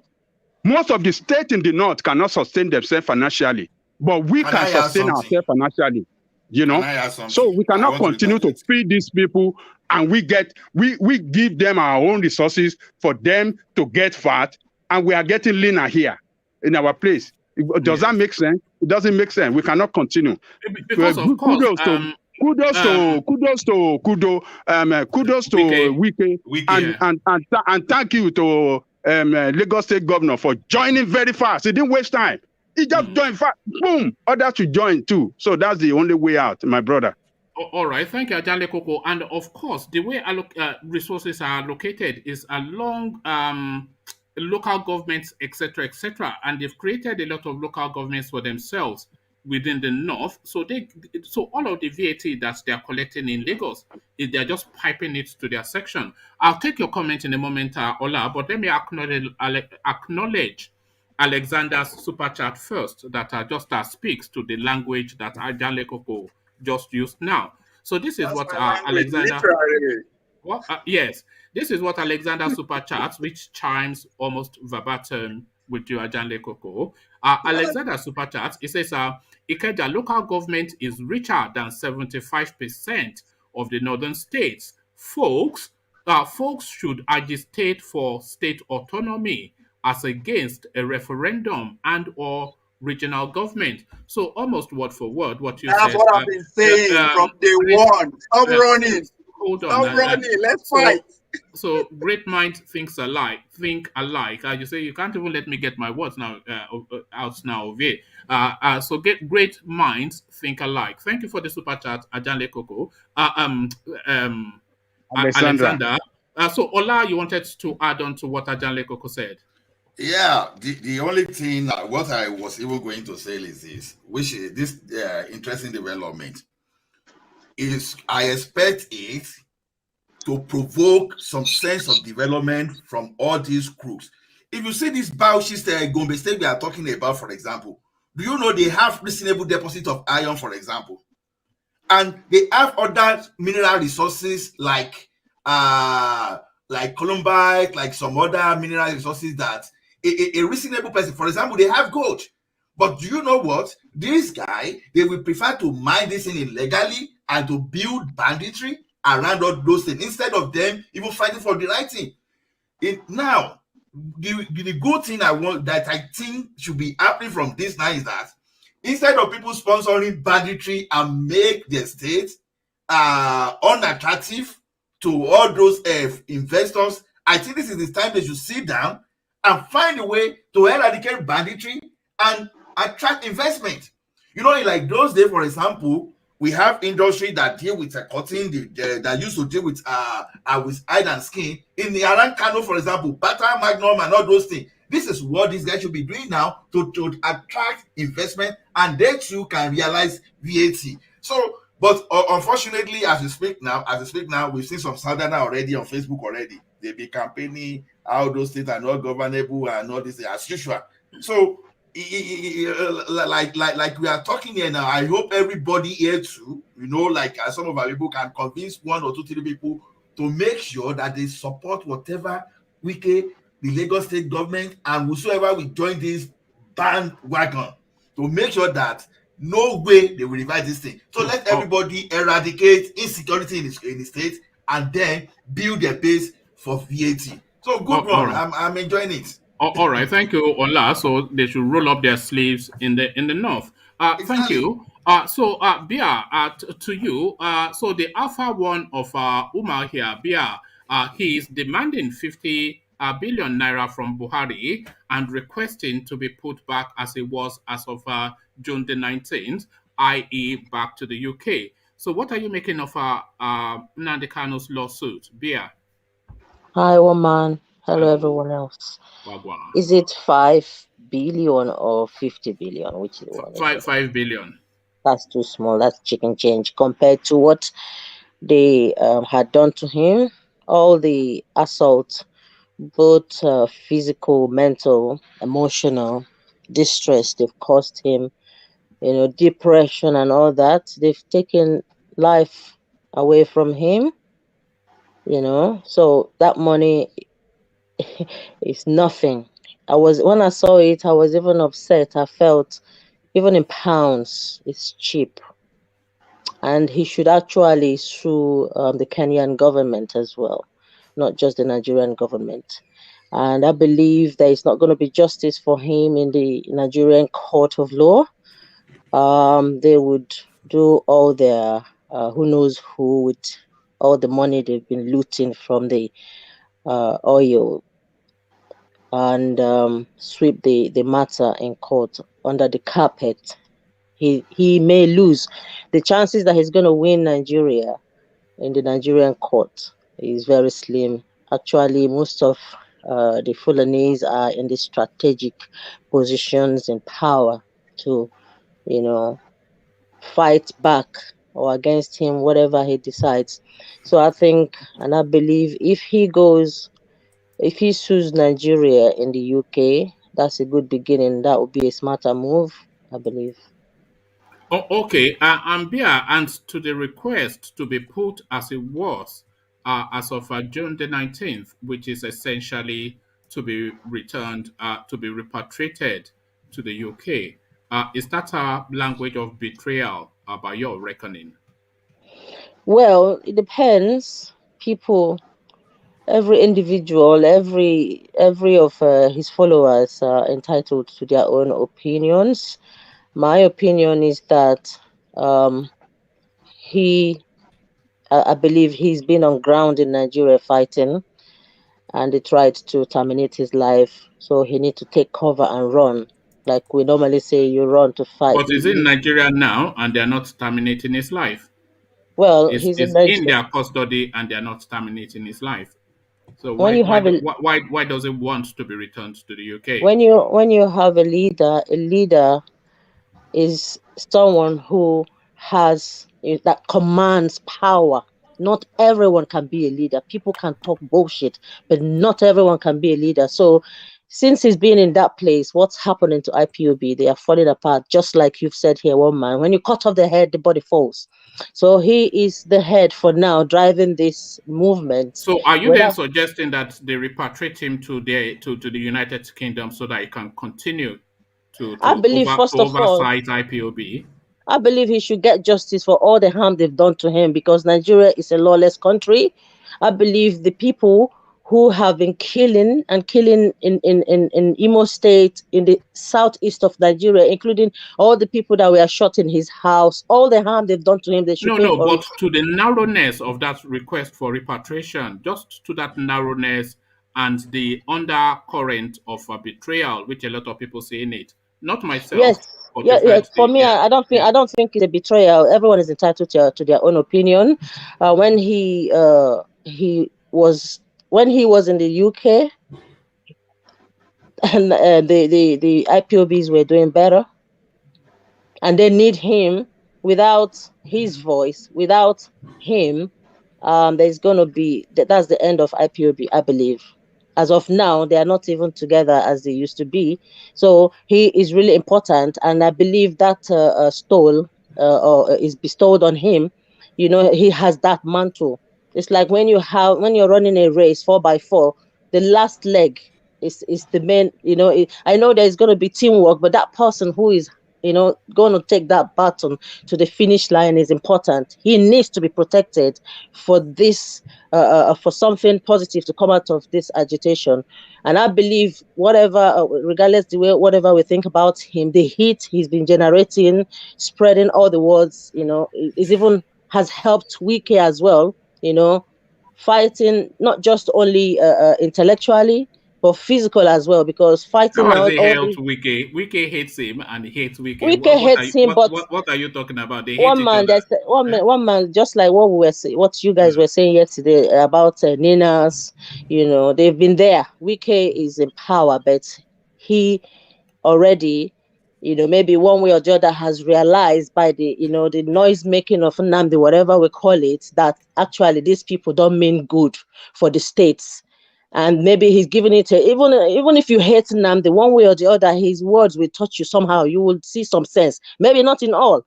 Maybe even if it is not one, it's something, to awaken Wike that, look, I have to do something to help my people, and what they're doing, what he's done now, I'm very proud of him. Normally, I don't like the way he behaves, but he's done something good right now. Yes, I like what he's done right now. I'm the same. He's not. It's not like a noise maker that we know little man, but sometimes you need annoying little men. Yeah, I believe what he's done now is really good for his state, and I believe other states should follow suit. Even the ones that don't have much in their states can actually tap into their human resources, the brain. Try to don't depend on another state for wealth. Okay, look around go to that space then. Let me just give you the headline. Bia. So Gombe State begs southern states to be brothers keeper as they push to localize VATs within their individual states. So you are already there. So what are you making of Gombe and Katsina and indeed the whole of the north pushing against even if the south continue to be the North brothers keeper, they're not going to improve. For how many years has the South been brothers keeper to the North? What's happening in the North? Do they have good roads? Are the girls educated? Are they getting educated? What are they doing with the brain that they have to enrich themselves? They have, I believe all land in Nigeria is blessed with different deposits. What are they doing to make sure that their society is improved and benefit everyone equally, if possible?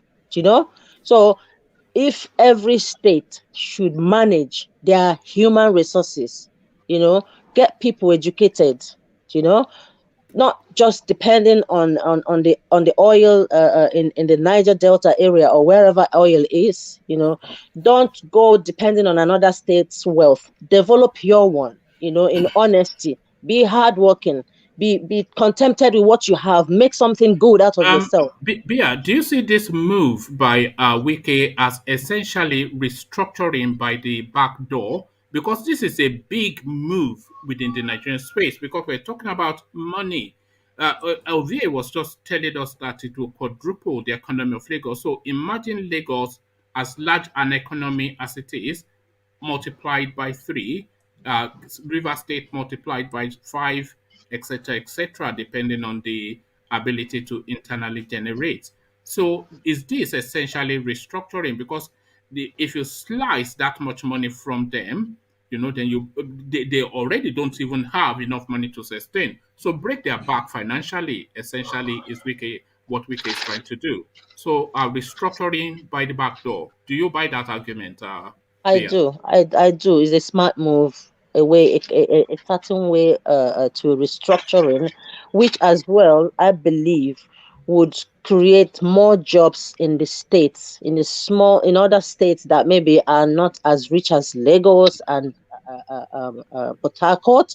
And then when those people within those other states would, there would be more jobs for them, and maybe there will be less burden on states like Lagos overcrowding. So people will maybe learn to stay within their own vicinity and develop it with whatever they have. Be contented with what they have. Become a better version of yourself. So, or whatever you have, just develop it. Don't go looking for oil when you don't have oil. Don't go looking to eat oil money. Imagine all the way from the north, you want to go and eat oil money for what? So, I believe they're intelligent and they can do good things with the brain, the highest, resource of mankind. yeah, if they are able to nail down this VAT thing, and then they are able to secure the state policing, make them carry go, they can hold on to their Nigeria, because that is it now, isn't it? You control your money, you control your security space. So if they nail down this VAT, add state police onto that, then we have movements. I believe law is important because when there is law, then it fizzles down to other things that helps to boost the economy, isn't it? It brings the unjust to just. So not just with the VAT, all these northerners that have occupied the political space, including the judiciary, is really important that every department that helps to build human lives are revisited, but this is a good beginning. The justice system needs to be fair, extremely strict. No one should be above the law, because where there is law and order, it is the beginning of a good foundation to good prosperity. VAT alone is not enough, but it's a good start, and I salute Wike. For once, I'm proud of him. All right. Let me take you out of Nigeria to Benin Republic. These are Palongo dancing between Sunday Igboho and his lawyer. What are you making of this messy part that is playing out in the public space? Igboho and his lawyer. He said, she said. Well, a lawyer that goes he said, she said is not professional, because he should play by the rules of his profession. If he goes against that rule, I begin to question his credentials, regardless if he's the top lawyer somewhere. Do you know what I mean? So, in Iboho's case, does he not have? That's the London coming out of you, isn't it? You know what I mean?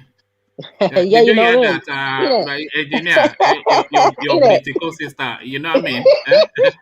Ontario, yeah. So I believe Iboho should have, in Iboho's case, if he has these groups of lawyers that not one person should, I know you can delegate, works in for within his lawyers, and possibly maybe say, okay, you're going to be the head, but at the same time, he should not have the final say. It should be a group of collective teamwork of lawyers to work for him, so that if he loses, like what this one is doing now, he can easily be, just get rid of. And he is actually going against what a good lawyer should be. And it's Yeah, not good. you are a Yoruba speaker. So in Yoruba land, we say Oruko Ninroni. So the name that you carry defines very much what you are. So Orukoni Buroni, essentially what Akeridolu is saying to Sheikh Gumi, they've taken over Zamfara state, they've shut down all of the local governments, and Gumi is still telling us that they're just naughty boys and bandits. No, says Akeridolu, they are terrorists. So these are banditry now, the tone and language that is being used to describe what essentially is terrorism. Do you buy Akeredolu's argument that no, we should get it right, these people are terrorists and not just petty criminals? I love Akeredolu. He's my kind of man, you know. I really do respect his, you know, his intelligence, his level of, you know, steadfastness, his power, you know, not just being a lawyer. You can be a lawyer and then you have no backbone. You're just a noisemaker. He's an action man. And I love that. Nah, I I know love men that, you like all those machismo sort of yeah, I something. love men I'm with starting action. to I don't notice. like noisemaker. A Oh man, because me yeah. myself, I'm stubborn, man. So Oh yeah, I'm so dear. proud of Right him, on, man. right on. Who is that one? One man. He's an Engineer. engineer. Oh, he started this. I told Engineer, you, my brother. I will charge you Tinder fees. But carry on, Nabia. Yeah, Akeredolu is a strong man, and I'm so proud of him as well. He's one governor that I'd wished we have a replica of him in Southeast. I'm so proud of him, and he's right that those bandits are criminals. How can you just, you know, take life and go scot free, and the label is something else? For them in the north, when you kill, they say you're bandit. And in the south, when you not even kill, when you say you want a separate country, they call you terrorist. Now everyone is using the word terrorist, misusing and abusing terrorist word. It Oh, baffles me, you know. okay, Bia. You say you are proud of Akeredolu, but are you proud of David Umahi? God will give us the next president who has a good heart, like Buhari, says Governor Umahi. So Ranka Dede in the eastern quarters. Bia, what are you making of that? You know, when I look at that man, I see a mouse in Agbada. Not even a rat, a small mouse. I'm sorry to use that word, but he's I don't know. He's his level of intelligence is so low. The way he talks. When you get into power, what sort of words should you be using? You know, if you're a political person, I won't even call him an elite. How are you supposed to address issues? How do you use your mental capacity to address situations, your political argument? Imagine. What politics do you think that statement is playing to? Clearly a politics of the East, He's a but what beggar. politics? He's a beggar. He's not he's behaving like I would say he's a coward as well. I like using that word when necessary. He's a big This coward. is it. He's a massive coward and a disgrace to Igbo land. You know, he's not an Igbo man. For me, he is a disgrace, and he's never been a governor. He's just occupying that space, abusing the position and disgracing Is he Igbos. your governor? Is He's that not your who's home? governor. No, is No, that no, your no, home state? no. I'm a citizen Okay, of the world, one man. look at that. Yeah, it's true. Everywhere I go, I just Madam Londoner. everywhere I go, I feel at home. You There know, you I go. find peace there. Yeah. That's good. Right on, beer. Right on. Bia, what Yeah. state are you from? She's just told you. She's a I'm from global Oyo. citizen. I'm from everywhere. I'm a She's a, citizen of the world, my she's dear. a She's global also a citizen. citizen of the Grudu. The I Gurudu, stand for the light and the truth. So yeah, that's it. the high And priestess and of and the that Gurudu. Buhari man Hmm. with what's his name? That Imo State governor. Fulani made. The Not Supreme even Court. supreme disgrace Supreme of Court governor. Imo State. I don't know. That man is a 419er, isn't it? When he even speaks, You know that his guy words. he just looks like a crook, doesn't he? He's They a say criminal. He's a don't judge 419er. people on appearance, but he just No, by looks like one a man by crook. records, I learned, but I believe he's crooked. He's not straightforward. It's The a way he even lunatic. got into power, yeah, he's everything you call him. You know, normally when you disrespect the Igbos, I'm upset, but this one you can shit on him. I don't mind. He's not an Igbo. He's a disgrace. Look at that. Uh, uh, So uh, And I was hearing was it yesterday about people, not coming out as our Mickey Mouse. Sorry, our Mike, our Mike said that Igbo should come out and fight. It was how do you want to fight people with machine guns? Look at the Python dances. People with just flags, or during the NSAS they were shooting at them. There is no better thing to do to someone But who is that thinks not he's what so. the Easterners like to do? To go and be facing machine gun to show they are tough One guy. man, To go and this use this now cutlass to face machine gun to say this they are is to tough guy. tell you now that you don't even understand Igbos. Yeah. You see, you can't predict an Igbo person. I'm proud of what they are doing. They should sit at home. I He's can trying to. predict. I can predict you. You can't Yeah. predict me, my dear. You don't Yeah. know me. I can be Well. smiling, but you can't not predict All me, my right. darling. Okay. All right. So what I'm trying to say is that I support their sit at home. It's the best thing they can do to a man who thinks he's God. Is to tell him like, man, you're a piece of shit. We don't give a damn about you. No one is gonna come out. You can come and see your slave, whatever. We don't care about you. Do whatever you like. You're not welcomed. They're giving him cold shoulders. He's a non-entity. They don't give a shit damn about him. So I'm happy with that. All right. That's Thank my you, best. Bia. Good to hear from you. We are hearing more and more from you these days. When we don't hear from you, people start to come at me to say maybe I've upset you or something. I'm not Yes, Especially upset. I myself. want to say something now. I know, Yeah. I always speak straight, one man. Uh, Sometimes I feel like your platform is anti Igbo. I know Okay, you feel that now, that's the but way I feel. you know it is not. But It you know makes it me to is run not. away most times, though. But you know it is not, though, don't you? I'm sure you do.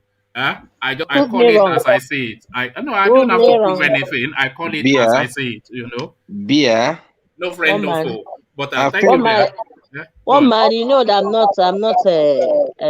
I give it back, so I'm not worried No, about that. no. beer. Don't Okay. worry. I mean, Bia, we delight in your company. You are One one of man, if I the. want to come here and deal with you, I will. I know There's you can. nothing you can do about it. Don't worry. Don't worry. You always have fine girl privileges. This is Which the kind of country fine we girl? are. Me, IPOB, I argue Huh? you. I even short. If Oh, you oh, see oh, me, oh, I oh, oh. shorter than short put. Yeah, let me give you All that. right. IPOB. All right. One What family. One family? family. Power. Is it IPOB, power? IPOB.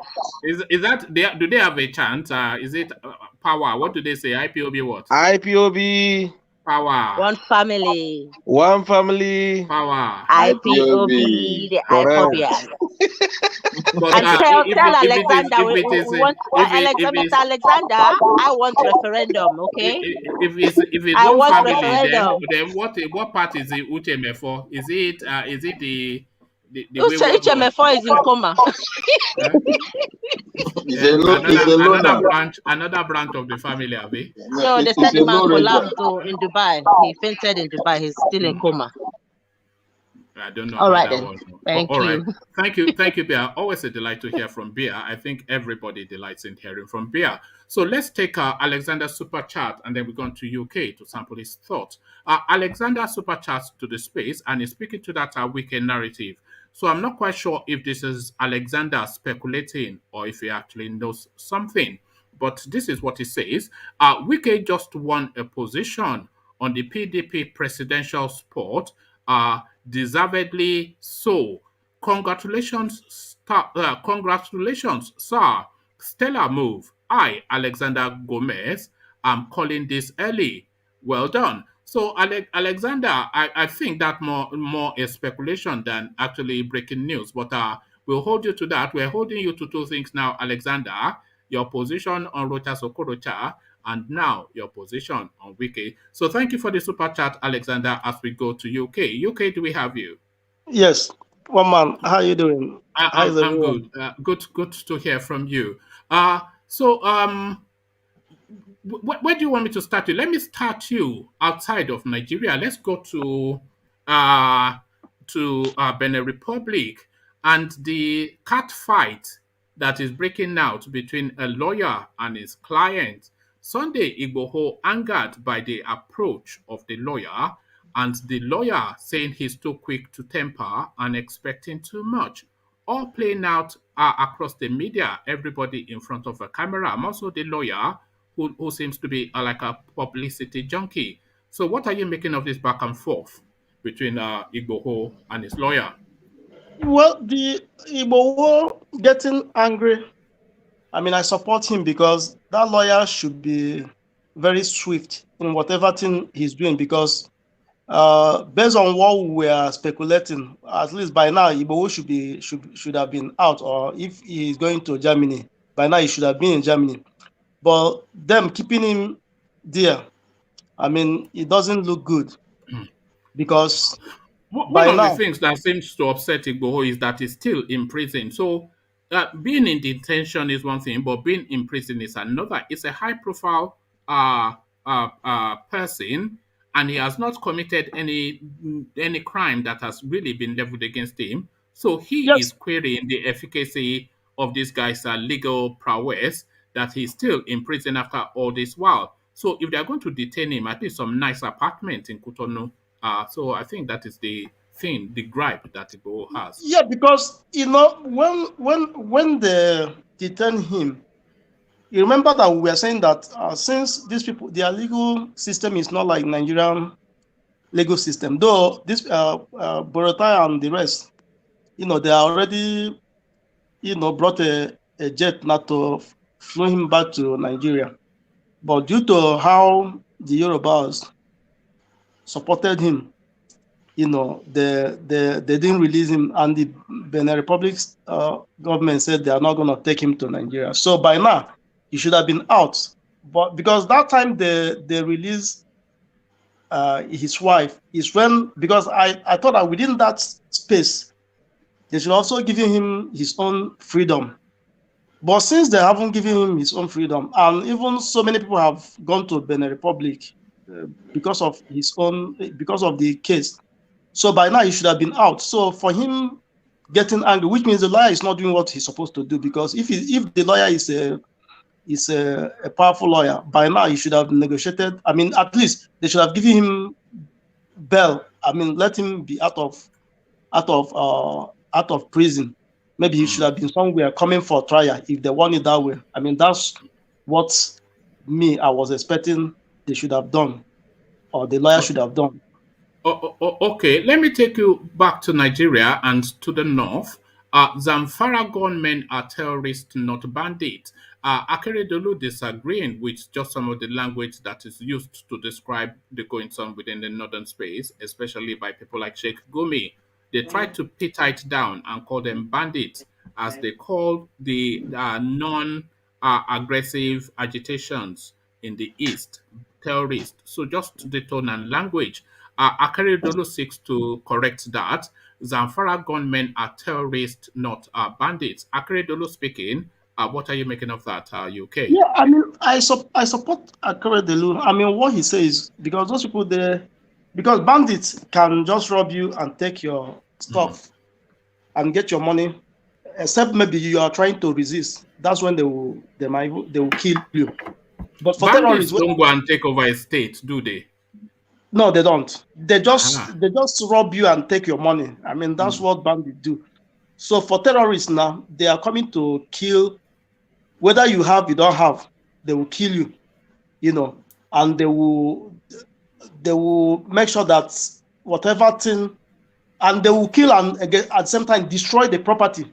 Why bandits? I'm just trying to differentiate bandits from terrorists. Bandit will just steal and go, but bandit cannot come and burn your house, destroy your property. I mean, the difference is quite distinct. UK. A bandit is just no more than the coloration of an armed robber, an opportunist thief. A terrorist is a politically led agitator that leads his politics with violence. So seizing a state is not armed robbery. That is a political move. That is a religious move. And that is a terroristic move. So they are terrorists, not bandits. Yes. Yeah, because I keep hearing this Nigerian media, keep calling them bandits. That always annoys me, because they shouldn't be using that word for those terrorist people. They are terrorists. They are not bandits. So since Nigerian government doesn't want to. UK, can I come in here just for a second? Go on, Vin. Yeah. You see, what worries me in Nigeria, in Nigerian system is the way the bundle wears, around. you call them, they are so quick. I mean, the Nigerian media, they are so quick to, call IPOB proscribed terrorist group. They are so quick to use such words, but they are so careful to call these people bandits. They don't want to, attract the venom of their masters in the northern region. So that just it baffles me. Go ahead, sir. Yeah, because Sorry, why they do that based on what one man say. I mean, they are really politically backed, so they have that political support, for the fact their father is a guy on top, so they cannot call them that now because their father back them whatever thing. I think he knows everything that they do. I mean, he also give them escort. He buy good cars. They will be running around, and they can come to the Aso Rock at any time. Nobody will even obstruct them. So they are terrorists. So and Nigerian government, is back. Support them. Both financially, both economical, political, and otherwise. They are being supported in everywhere. All right. Just to add on to that, UK, and just to speak to what Vin was saying, when they are calling IPOB proscribed organization, they really have no choice because the government has proscribed them, so they do have to describe them as that. But additionally, the government is cracking down heavily on free speech and the media space. We saw what happened just after that. Commodore Kunle something Olawumi, was that his name? Yeah. Yes. Yeah. We saw what happened to Channels Television, where they dragged their journalists in, they fined them 5 million naira, and they threatened their license. So they have to be mindful of the language just because of the repressiveness of the regime that is in place. But calling IPOB proscribed, they are proscribed, so they really don't have too much of a wriggle room in terms of that. Yeah. I want to say something. Go on. I don't know why the South and the North should even be a country because the hatred is too much. Because I remember during Jonathan's time, they said all sorts of things, but nobody waylaid them. Nobody killed them. Nobody do anything, but all they were just planning how to, dismantle the government or to make the government look bad. Nobody. Jonathan did not even do anything. Rather, Jonathan was helping them.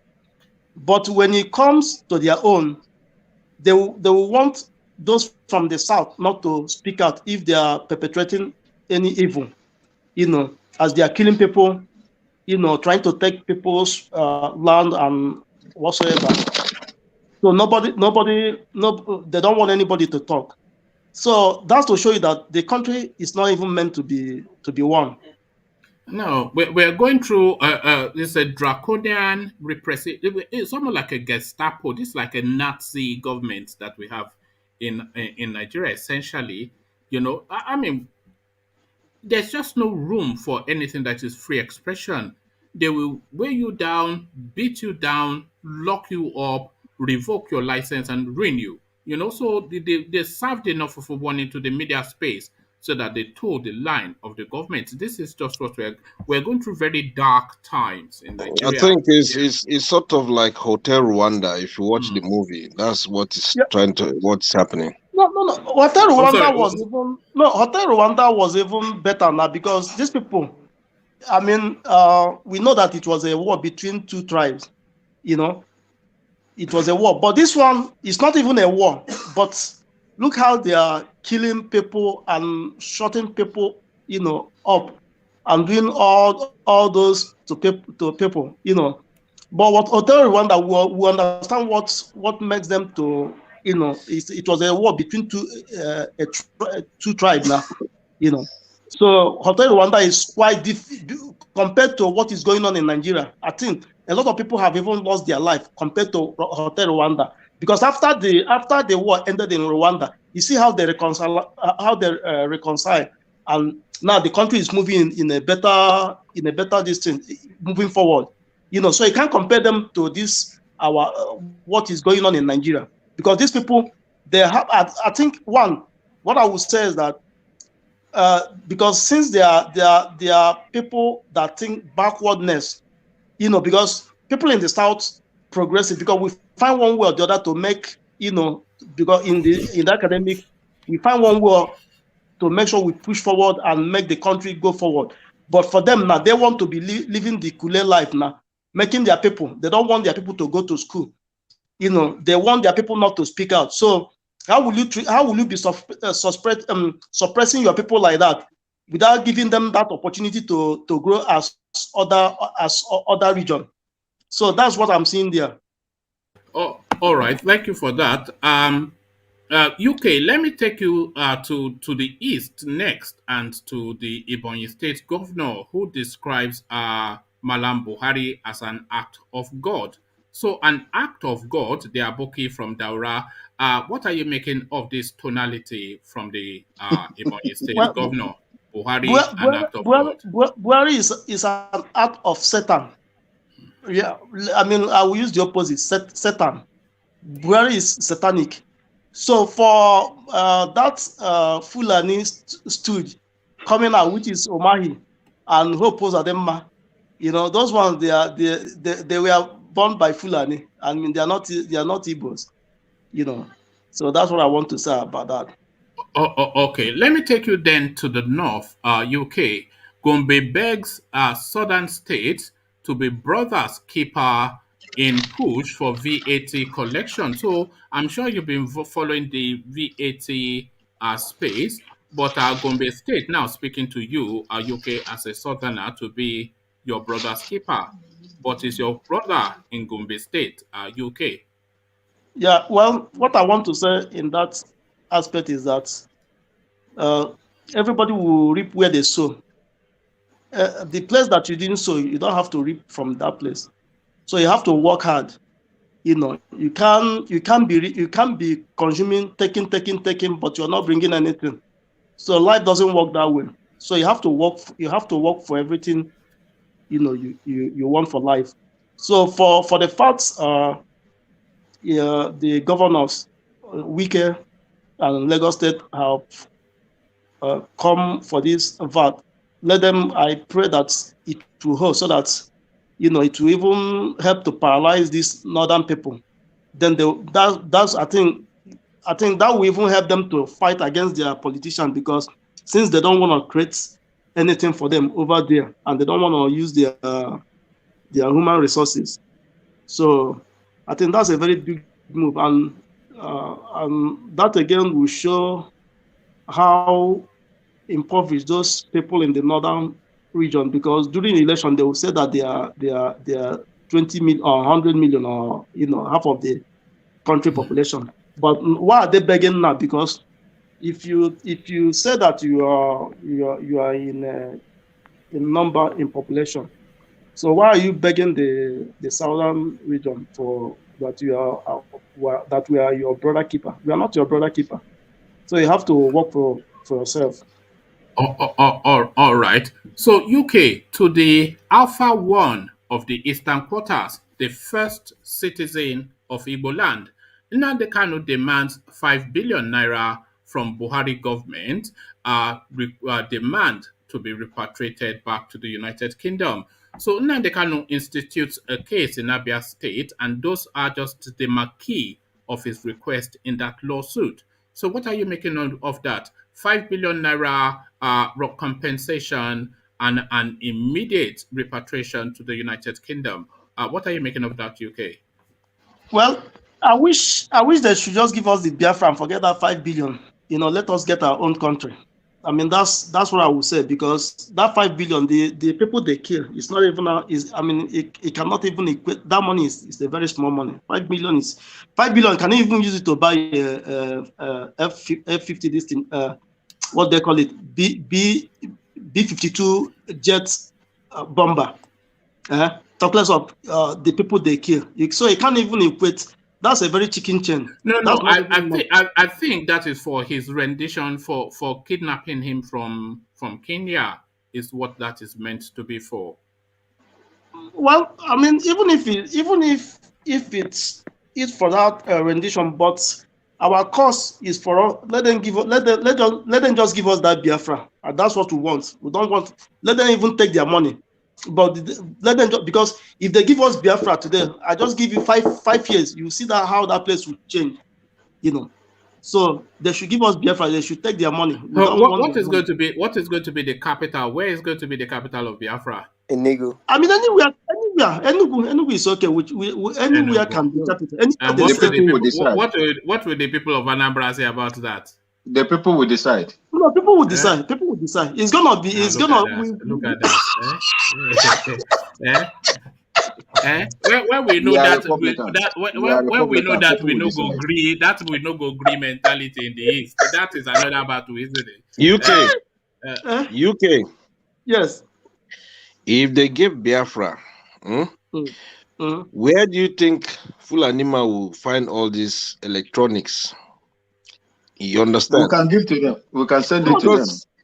Because to be honest, Fulanima has his little radio in the pocket to be listening to radio. Is it BBC Hausa? BBC Hausa, yes.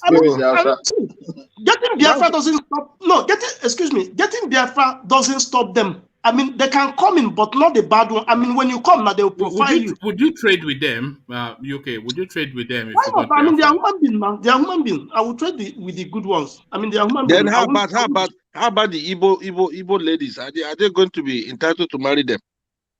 Well, that one is their choice. Individual decision. I can't speak for Igbo lady now. I mean, it's their choice. I mean, I don't want to sound discriminatory. It's their choice. I mean, if you like them, me. Let's say if I'm not married, if I see a Fulani woman, maybe if we fall in love now, I mean, I will marry the person. I mean, look at you, UK. You already have a record on this platform. We are counting your women. You already counting you already have a record on this platform.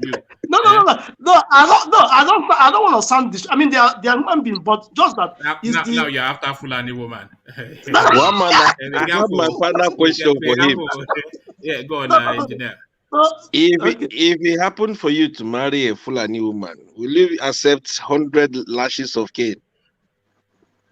No, I can't go through that now because of love. Now. that one is a torture. They will flog you. If you are ready to marry a Fulani woman, you must be flogged. No, I can't go that. I can't go. I mean, I can't subject myself to that level of. No, they have to test your stamina. That's their culture. That's their culture. Look at that. No, but me, I can't go through that because of love now. This one now. You can't make this falling back for him. One man, you hear about love, one thing. Nine be that one. Yes, Nelly Nintendo. All right, thank you, UK, and thank you for the donation via the coffee. I just tried that in today, so I just configure it. Say, let me go. So next time, since I already do it, so next time I have registered to be calling names. Very soon. That's fine. We go on from thank you, UK. Stay with us just for as long as you can. We seem to have lost Ola, so let me go to Vin next. Then, Vin, good to have you. So the talking points: Sunday IGBOHO back and forth with his lawyer. What are you just making of that? Just messy dramatization in the public space. Lawyer client fighting over in the media space. The lawyer should be fired. Straight point.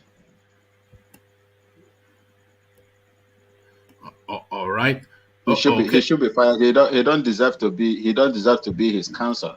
He's flagrant. He talks too much.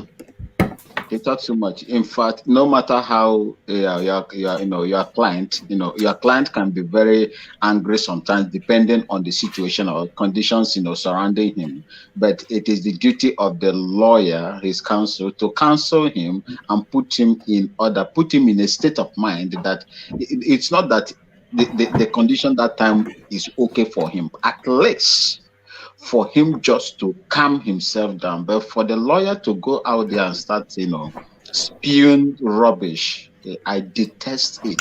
He should be fired. And I remember, I think the second adjournment they had in Togo, one pastor said that IGBOHO should fire his lawyer.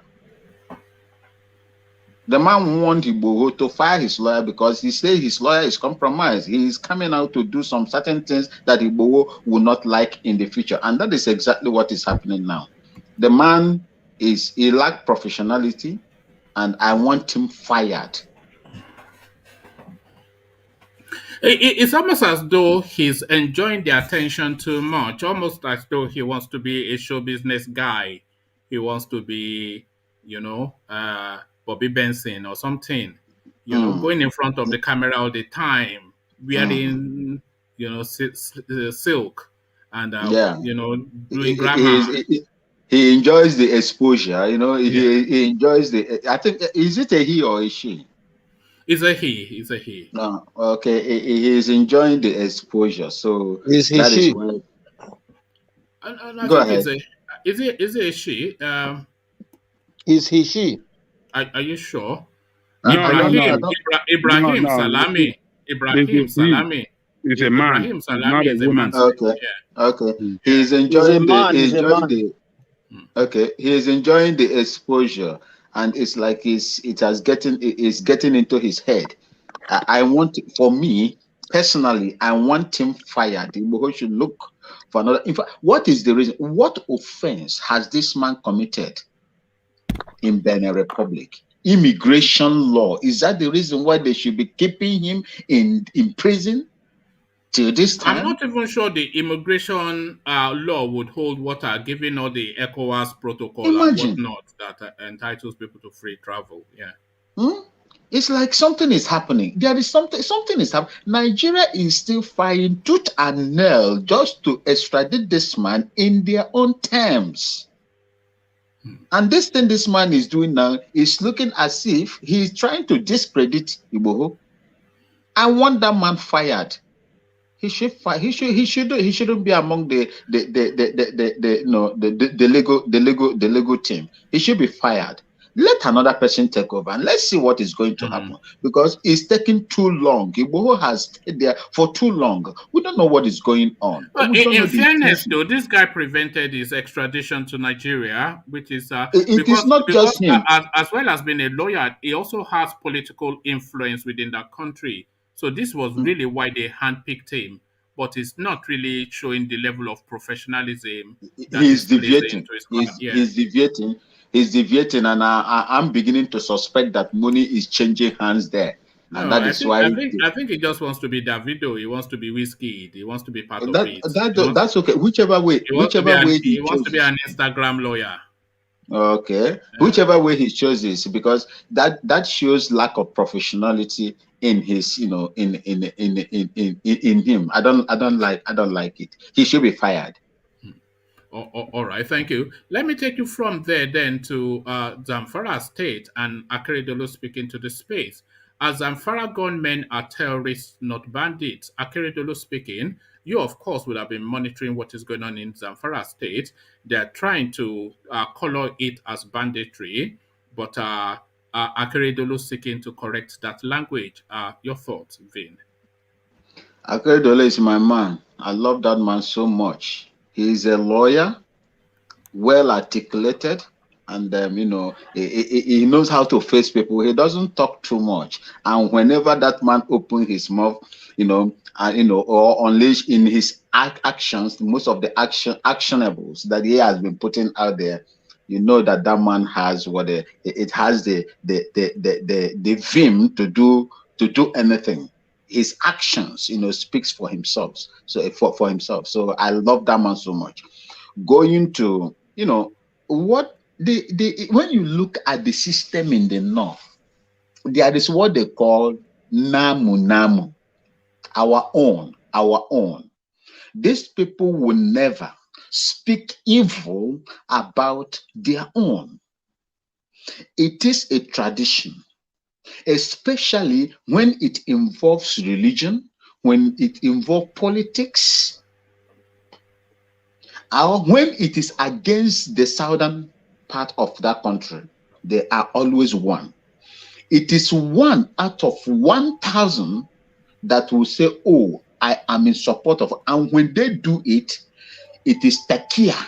They want to draw you to get you, oh, get closer. This one is supporting us. Oh, this one. Then they'll begin to get closer, and they will use that particular person to get at you. This is the system. They don't want to disgrace or condemn their own. But we in the South, we are fast to condemn our own. This is what has, and that is the notion Governor Akeridolu is trying to correct. Give the name that suits them and let the law take its course. But for them in the north, they don't want to do that. How can IPOB, a peaceful agitation organization speaking to marginalization, how can they be a terrorist group and people who carry heavy, sophisticated weaponry to seize control of one of the sovereign states within the Nigerian space? They are just bandits. How can IPOB be terrorists and people who have almost essentially, colonized a state? How can they be bandits? That is the hypocrisy that has been there, in this space, in Nigerian space for a long time. I came out with flags. I am chanting. I want my own freedom because of the injustices that is going on the land. You shot at me. You kill me. Those that they couldn't kill, they were arrested, bundled into a pickup, sent them to detention camps. Some were vanished. And if you look at this thing that I'm telling you today, and I am still, I am still making some little investigation concerning the 7,200 penises that were discovered in a container in China.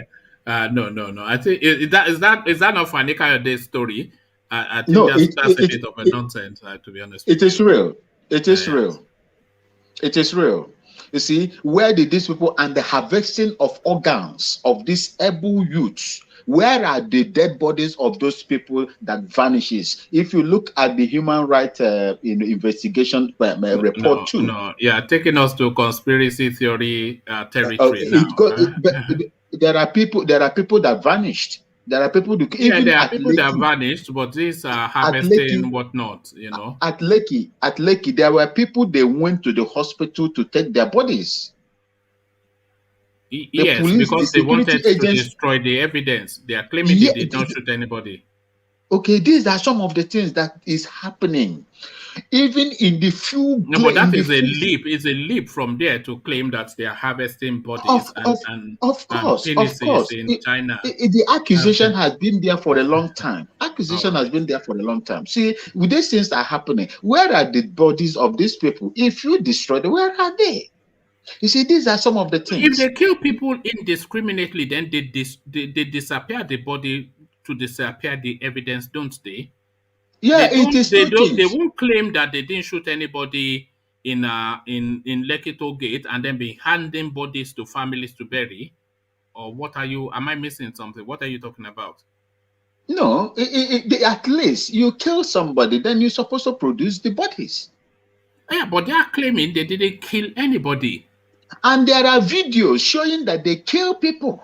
So if they produce the body, then that is evidence that they did kill somebody. Yeah, this is the hypocrisy. So there is a young man was shot that day. I think he said he survived in a whisker. The man he has been treated. I think he gave evidence. Yeah, also. it's the same guy that fell. They shot him. He fell inside the canal, isn't it? Good. You see, so these are some. He said in his testimony, he said that even some people, people fell on him. Oh. I heard him speak. You see, these are some of the. They kill people that carry. This is the language the Nigerian government and the state actors doesn't want to hear. Agitating for freedom. Agitating for freedom. They don't want to hear that. They just want you to be together in order to milk you, take you for a ride, take what belongs to you, and send it to themselves. That is why they are. In fact, if for me, I will not blame the federal government for proscribing IPOB. Like I said before here, the proscription of IPOB and NNAMDI Kanu was as a result of the actions of the governors of the Southeast. Okay, but you agree then with Akeridolu that they are terrorists, Of course, not bandits? yes, All right. they are pure. You know that name they are giving them bandit. That is exactly what is applicable with Headers Farmers clash. There is no clash. There is no clash. This is an invasion. Invasion. That is invasion. They are killing us. So nobody will come and tell me that those people are bandits. Who is a bandit? These people, this is politically motivated. Whatever they do is politically motivated, is economically, is land. Is land. One man. All right. Let me take you to the Eastern Quarters next, Vin, and to Governor Umahi of Ebonyi State. God will give us the next president who has a good heart, like Buhari. So now, a lot of people would disagree that Buhari has a good heart. Are you one of them, Vin? Umahi, permit me. Umahi is a ridiculous human being. He has no sense. He has no dignity. He has no respect for himself. He doesn't even have the respect of where he comes from. That is the Igbo zone, Igbo speaking Biafran. He has no respect for him, for his people, and for himself. You see, these are some of the things that I do not know the reason why he is doing what he's doing. He is doing, to my own, understanding, he is doing that in order to gain, to gain the love of this, northern caliphate. That is what he is doing. But he will be shamed at the end of it all. You are praying for, anywhere, in the other side of it, one man, I will agree with him. God anointed Buhari. Do you want to tell me if God did not anoint Buhari, are we going to see what is happening today? We will still believe that things are uhuru for us. Then they will begin to, to psych us. They will begin to pump, their, let me just say, their takia, their divide and rule tactics on us. But the advent of this man has opened up everything about them, and the whole world, Nigerians, has seen that those people that they've been accusing that they are domineering in nature are no longer the enemies or the domineers of Nigeria, but they themselves, who are now equipping their foot soldiers with weapons, assault weapons, to kill, maim, rape, kidnap, and take over the land. It is the coming of Buhari has exposed a lot of things in the coffers of these people. And that is what we have seen today. I do not know. If not the coming of this man, I don't think that we will be, the entire southern governors will come together and say, this is what we want to do.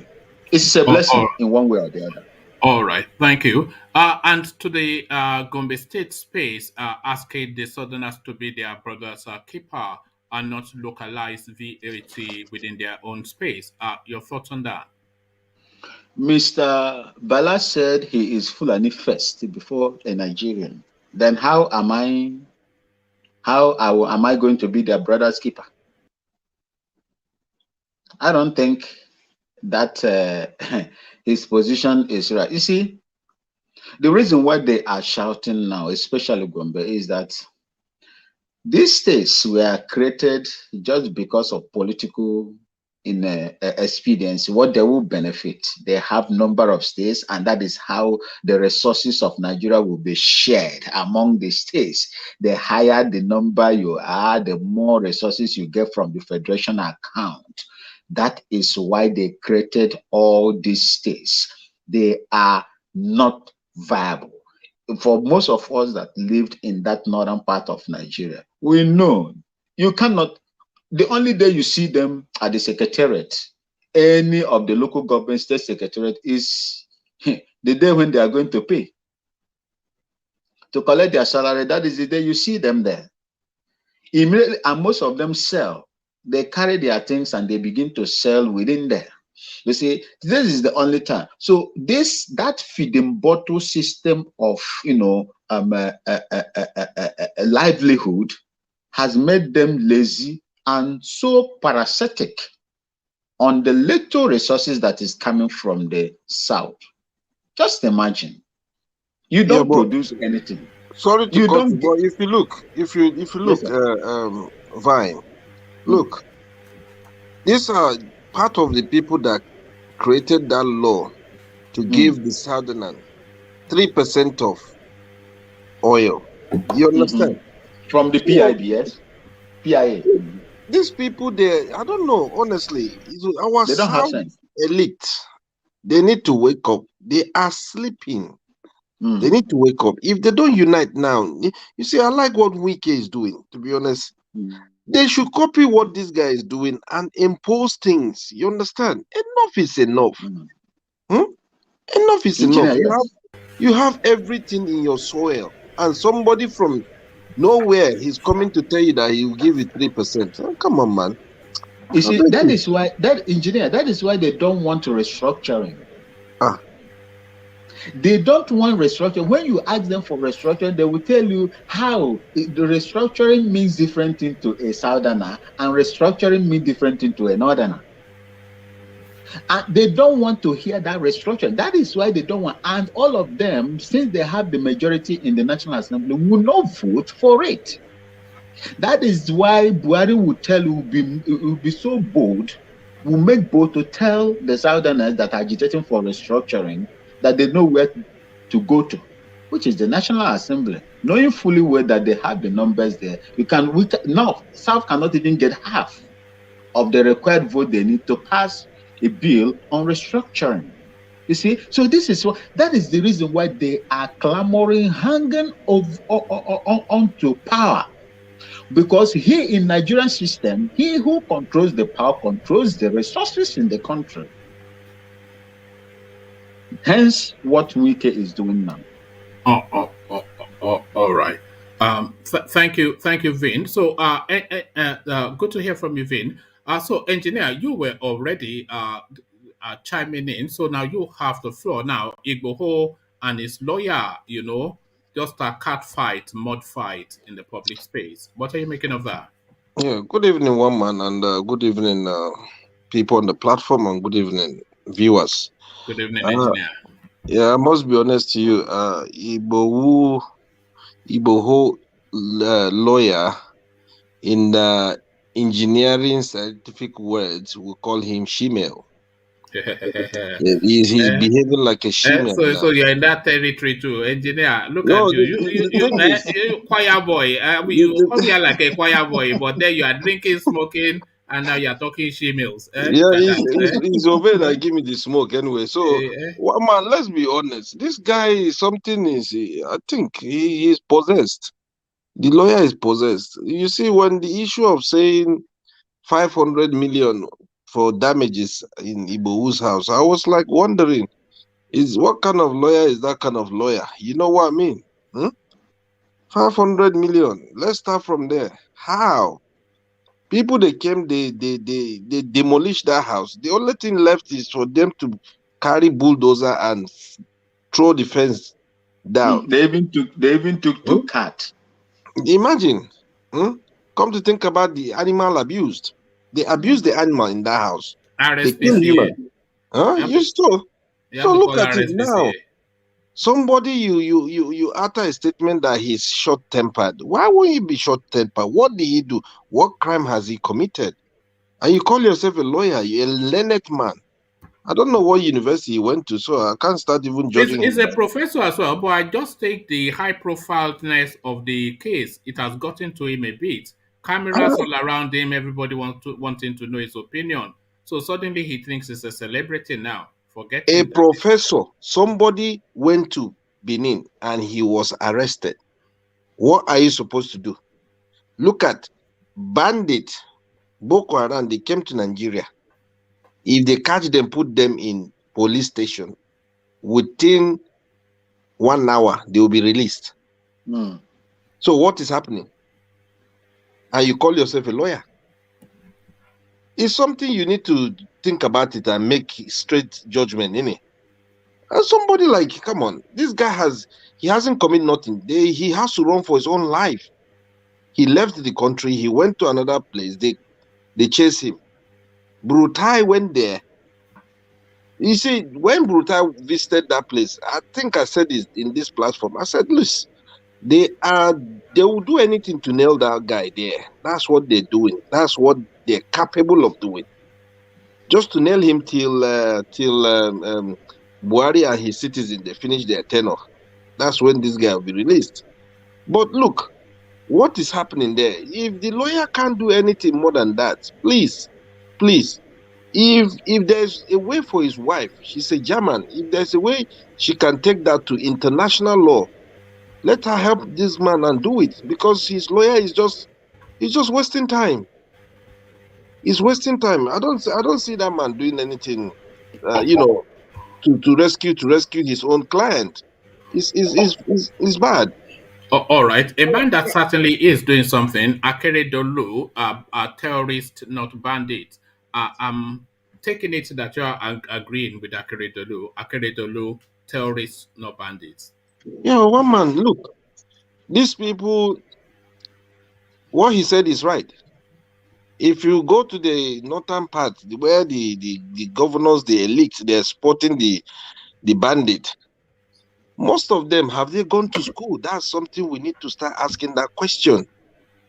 Because if they go to school, I'm 100% sure and guarantee that they will know that there's a difference between terrorists and there's a difference between people agitating for their land. So at the end of the day, they can't come out and start, if you have a learned people who attend what they call education, they can't come out and start pinpointing IPOB as a terrorist group. How? Have they seen any of them with suicide vests? Or have they seen any of them go to the north and start shooting, killing people? So sometimes we need to look at things from every angle and see the truth. The truth is just there, one man. There's nothing, but the truth is just there. They are the worst people in that country. They are the most dangerous humans. Because look at Zamfara State. Look at the kind of atrocities going on. People can't breathe anymore. Just for one state. No, And it's only because Zamfara is in focus that we seem to be forgetting that it's actually happening. It's happening in Sokoto. You never imagined that they would go to Sokoto to go and be doing this, but castle rustling, kidnapping, abducting going on in Sokoto, which is meant to be the religious center.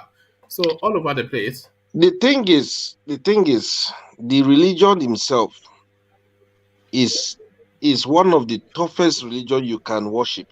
If you see anybody who call himself a Muslim in that territory and practice that religion, it's hard.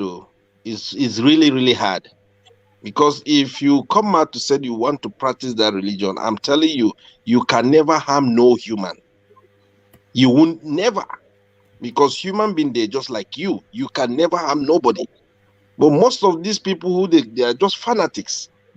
They use that religion in the name of their own selfish and immorality lifestyle. That's what they're using it for. And it's such a shame.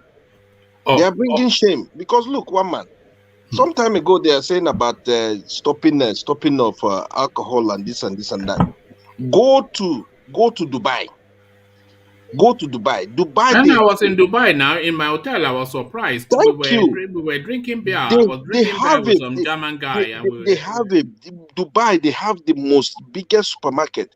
There is a place for people to buy their alcohol. The only thing Dubai said, please, when it's time for prayer, please let there be quiet, and people even party. They should just please respect the religion, and after the prayer, people can do whatever they want to do.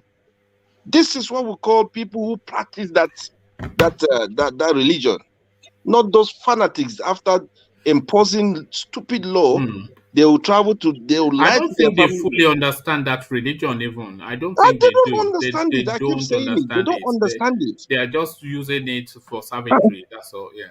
Exactly. Engineer, let me take you to a different space. Let's go to the east.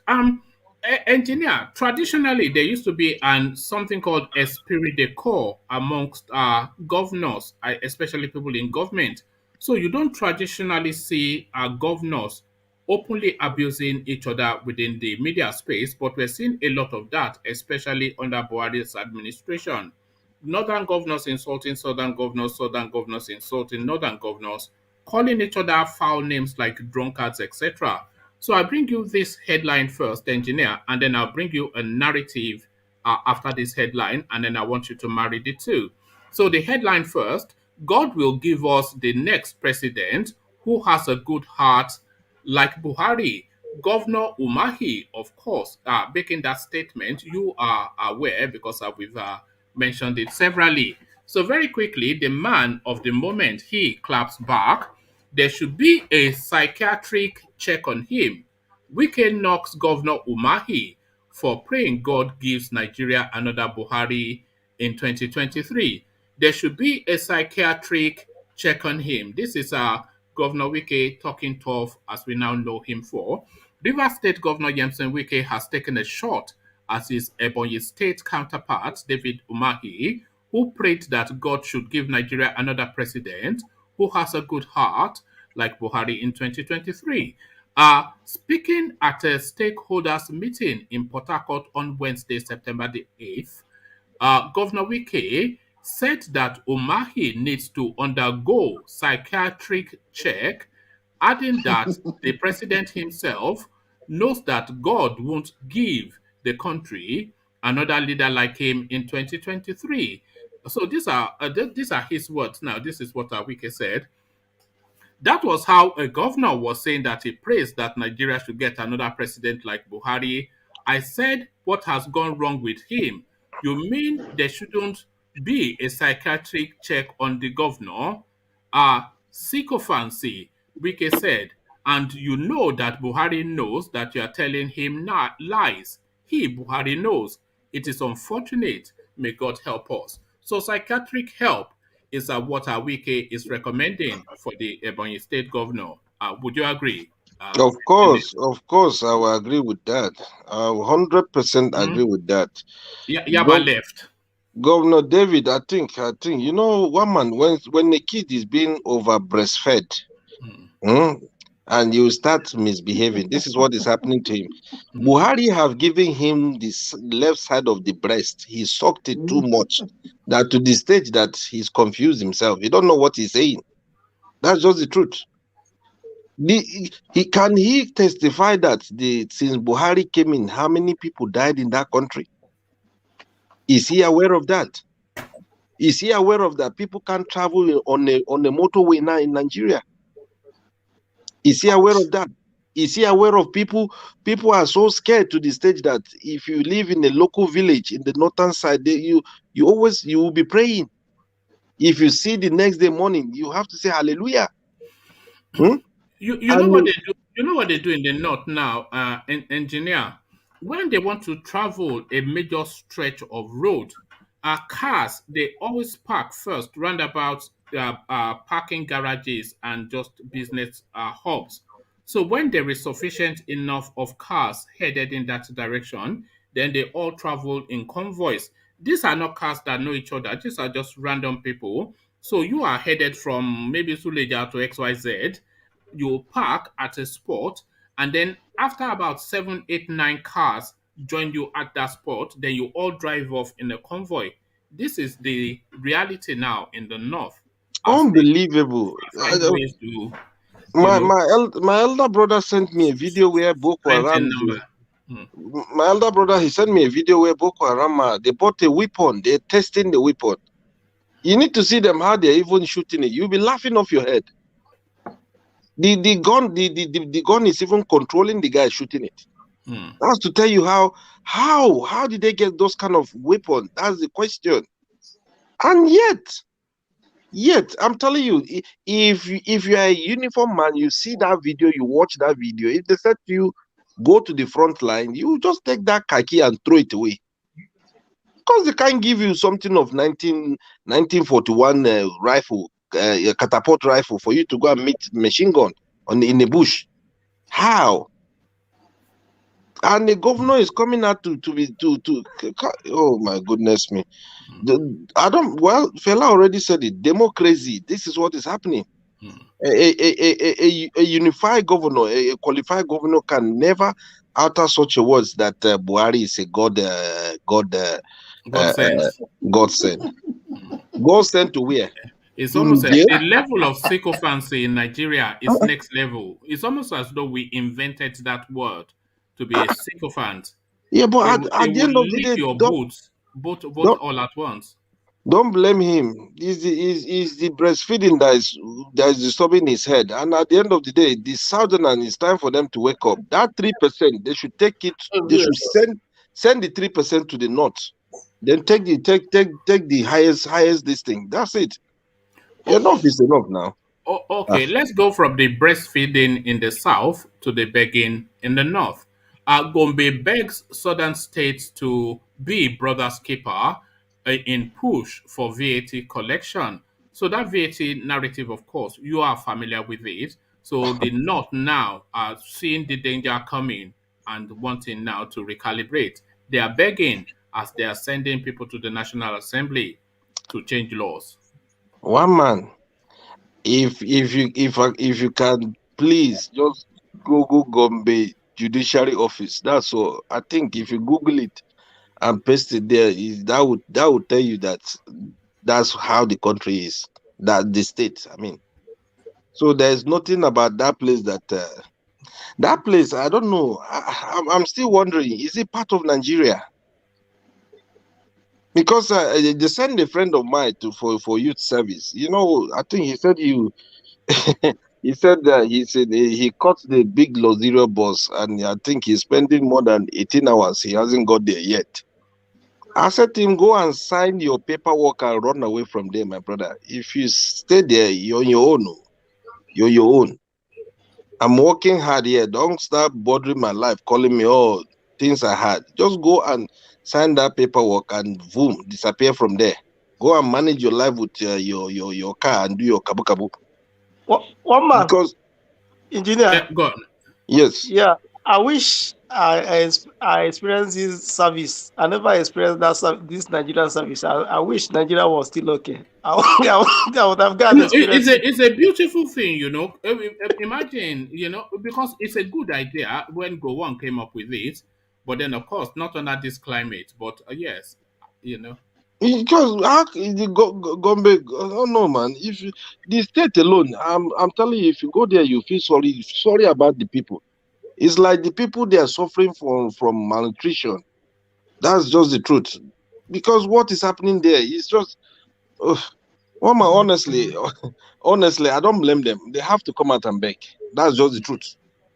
Because if you go there, believe me, you feel sorry for them. You feel pity. But it's just they have to do the right thing. If they see the truth, they should say the truth. Because when the Southerners they're coming, they're fighting for their rights. If Gombe will come out and say, okay, give them what belongs to them, that would be nice. You understand? So things like this, if they come out to beg, people can reconsider their question and forgive them. That's just the truth. That place is honestly, if you go there, believe me, you feel sorry for the people living there. Is that the image you're after? This one here? Exactly. Okay. So that's the judiciary office of Gombe. This one here, the one that looks like not even a toilet, but a latrine, as they call it back in the day. Exactly. All right. Engineer, let's quickly take you from the latrine in Gombe State to the civility of the eastern region. NNAMDI Kanu demands 5 billion from Buhari government, wants to be returned to the UK. So what are you making of that? NNAMDI Kanu takes to law. You see, one man, this guy is still standing on his own. Nobody is helping him. All this southern elite, they are not helping him because he's telling them the truth. There's a word they say, the truth is always bitter. And this is what is happening with the southern elite, the governors and co. Because if today Nnamdi Kanu said, oh, no Biafra, this, blah, blah, blah, blah, blah, they will be the first to start, oh, it's our brother. But because he has been telling them the truth, nothing but the truth. Now, this is what happened to him since he was there. How many of them show concern or bother to like, oh, let's go and see him and ask him some question? No, they don't care. They don't care. You see, things like this in that country, you look. People like that, you see, people like Nnamdi Kanu, people like IGBOHO, Showore, these people, they are fighting for Nigerians. They are not fighting for their own pockets, but they are fighting for Nigerians. They are saying the truth. But engineer, I was trying to push Bia earlier. That space that is part of that legal suit to be repatriated back to the United Kingdom. A lot of people see it as treachery. A lot of people see it as betrayal. Can you see why people would say that, or what are your thoughts on that thought on it? If today this guy knew that, to ask them to send him back to the UK when he's having people fight in Nigeria and paying the ultimate price, it's not betrayal, one man. If today they can allow him to move freely in that country, he will do well. Remember when he started it, he moved on the soil. When they sent army to be blocking him, you understand? He moved. But what happened? They decided to come and after his life. He has to run for his life, just like the way Igbo will run for his life. You understand? So look, he traveled out and he's voicing out his voice. And people are saying, oh, he ran away or he did this. They should see something clearly. Nigeria as it is now, you can never come out and say the truth to Nigerian government. Within 48 hours, they will send people to come and pick you. You understand? That's abuse of power. So things like this, if they are not scared, they should release him. Let them release him and they will see what will happen. You understand? Because caging him there, torturing him there, that means they're scared. If they are not scared, if they knew that they can fight Nigerians and win, they should release him. They should release Igbo, release Showore, release those people. And they will see how people will come out massively and fight for their rights. But Nigerian leaders will be suppressing people's future, will be suppressing the unborn child of the citizen of that country. And this is what is happening. So when you come to reality like this, why are people running away? If you look, one man, the amount of Nigerians abroad, you'll be shocked. You'll be shocked. They are trying to tell us that it's 15 million. In London alone, maybe they are even 15 million. If you go to London, that one is even worse. There's a place in London, I think, I forgot. If you go to Peckham, yes. It's Motion now. The Motion Street. Thank you. It's Motion, just like Ajegule. You know they actually play Owambe music out of their shops in Peckham. Yes. Yes. I have a cousin who lives. She lives there. I went there. I was like, is this Ajegule or what? You almost need a visa to go there to Peckham. Because the next thing hey, kilo abu. You will be like, oh my goodness. And they all call Mutiu and Sikiru. All these, proper I'm telling you, hardcore names, So things like this, if Nigeria, they follow the reality, they follow the dictionary of that country, nobody will leave that country to come to go abroad and study. But due to the evil greed that we have these people in power, they are looting that money every single day by day. I wonder how they sleep and they wake up and they're smiling. You understand? They have no soul. I don't know, honestly. I don't know. I don't know the kind of shrine they put their hand or they put their head into that these people, they don't smile, they don't feel pity. How many graduates do we have? You don't see it as treachery then, Nnamdi Kanu wanting to go back to the UK? No, he has to go back. If he wants to go back, he needs to go back, because these are the things that if he's there, things will move well for the IPOB. You understand? Because do you think he should sue the Kenyan government as well? And do you think he should institute a lawsuit in the UK? Those are the first people. Any lawsuits in Nigeria, of course, just the nonsense. Those are the first people he will sue them, because these people, they are the most disgrace on earth. They disgrace their fellow Africans, and they betray their fellow Africans. And honestly, Kenyan, I'm really, really disappointed. It's a shock. I don't think in future Nigeria should have anything to do with them. I must be honest to you, because that's the highest atrocity you can do. That no white man can do that to his fellow white man. It's impossible. It's impossible. Just because you had something about him and you just bundle him. Come on. It's unfair now. Look, even regardless it's a British citizen, everybody can see it now. What are they doing to help the poor man? Nothing. And he's just there roasting. All right. Thank you, engineer. What is this funky hat that this is not Peaky Blinder? What is this? No, it's just my summer hat, because for the past 3 days the UK is in the very hot weather. Yes, especially today. You know, I'm trying to put like a conservatory in, and the workmen, they were just lamenting about the heat. They have got some Polish people doing. Yes, just the heat, you know. Imagine the heat is too we much. Nigerians complaining about heat. This is what life has turned into. No, the difference between Nigerian heat and UK heat, Nigeria has soil. So when the sun hits the soil will accumulate the sun. But here there is no soil. It's just everywhere is dry. So the heat is coming from above and is coming from down. That's why. Sometimes you know what I feel is the fluctuation in weather, because yesterday, for instance, was relatively cold, and then today was just so warm. So your body is constantly having to, but that's just a UK thing. Weather thank for you, engineer.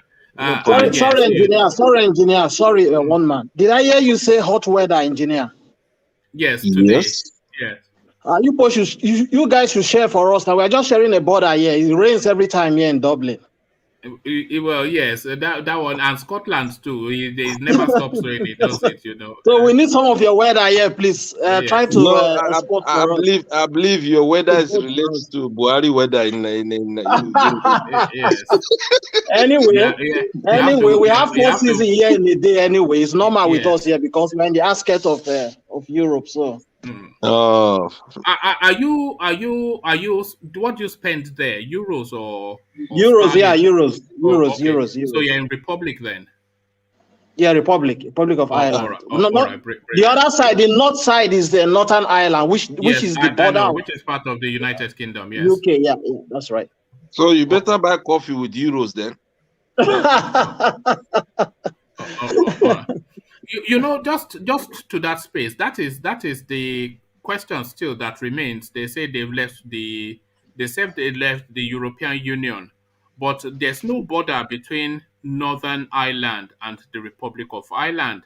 The Republic of Ireland is part of Europe, which opens up to the entirety of Europe, and Northern Ireland is part of the United Kingdom, which opens up to the entirety of the United Kingdom. Exactly. But one man, you know the irony of it, one man. You know the irony. How do you control? It's just a nonsense, isn't it? That's what I'm saying, one man. The irony of it now is that you guys from the UK are running to Ireland, to the Republic of Ireland, to come and take our passport, so that so that you can have two-way, like you backdoor. You can use backdoor into Europe, without you're laughing, engineer, without visa, you know. So your leg is in the UK, another leg is in Europe.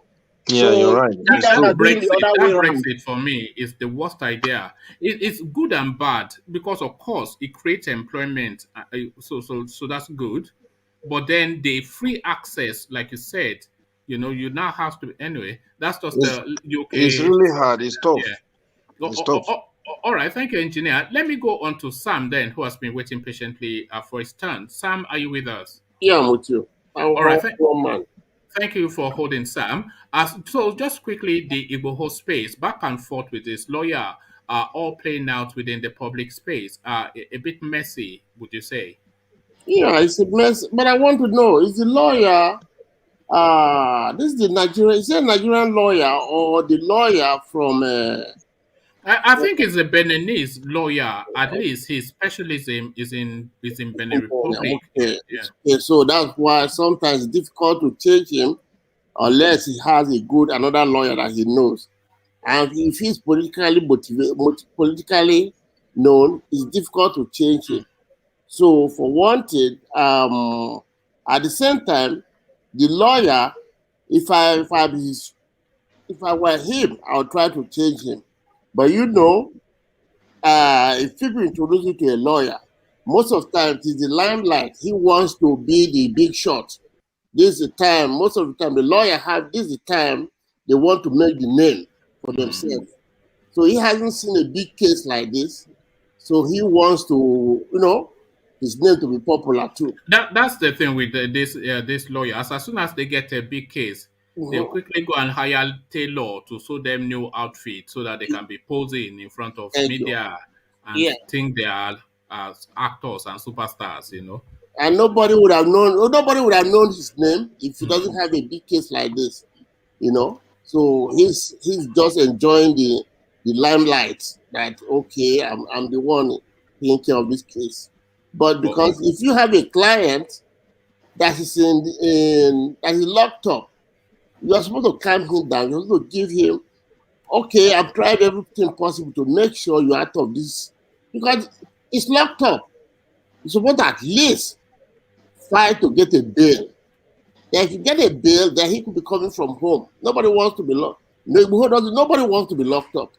That is that the basic thing you're supposed to do is request for a bail. Then if you can get a bail, then you can say, okay, this is what they want us to pay, and this is what they want us to get.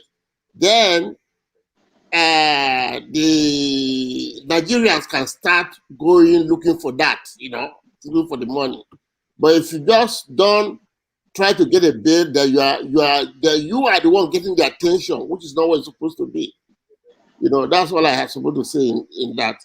And it's difficult to change him because unless IGBOHO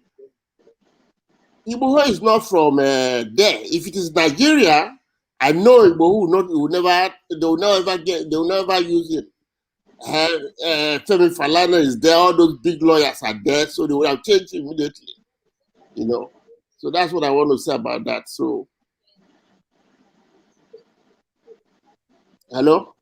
Yeah, we can hear you. We can hear you. The thing is, let me just chip in, Sam. The thing is, what is happening there? That, like you said, if there's someone from Nigeria, definitely things can work well for him. But that kind of man, one man just described him completely. They just give him one of the hot spots. That's the case, so he can go and sew big khaki and put it on just to be showing off. It's a pity. And you know that our Nigerian lawyer since they don't have a license, they can't practice there. So you can just be any lawyer that goes there. It's a Nigerian lawyer. He could just be standing by the wayside, and you can't speak in front of the judge if you're not licensed to practice in that place. All right, he should behave himself. Let me take you to the north, Sam. And we are playing linguistics in the north. Bandit, not terrorist. So that's just appellation that they are applying to the insurgency that is taking place within that space. So they're talking about Zamfara State and Akeridolu speaking. Sheikh Gumi tells us that they are bandits in Zamfara State, but Akeridolu seeks to correct that language, that they are in fact terrorists, not bandits. So what are you making about that back? Well, every Akeridolu is right. Everybody that went to school knows the difference between bandit and terrorist. There is a terrorist. A bandit will only rob you, take your stuff. But this guy comes in there, kill you, burn your property up, take you out, take your who they're not only robbing you, they're killing you. Not only you kill somebody you don't have anything to do with. Kids, child, burn the house down. These are terrorists, that's what they are. They're not bandits. So let's just maybe I think it is Nigerian media that tried to play it down. They told them, oh, they're all bandits, they're not terrorists. These are terrorists, that's what they are. Let's, sometimes we Nigerians have to say the truth. That's all I want. They're terrorists, terrorists, right?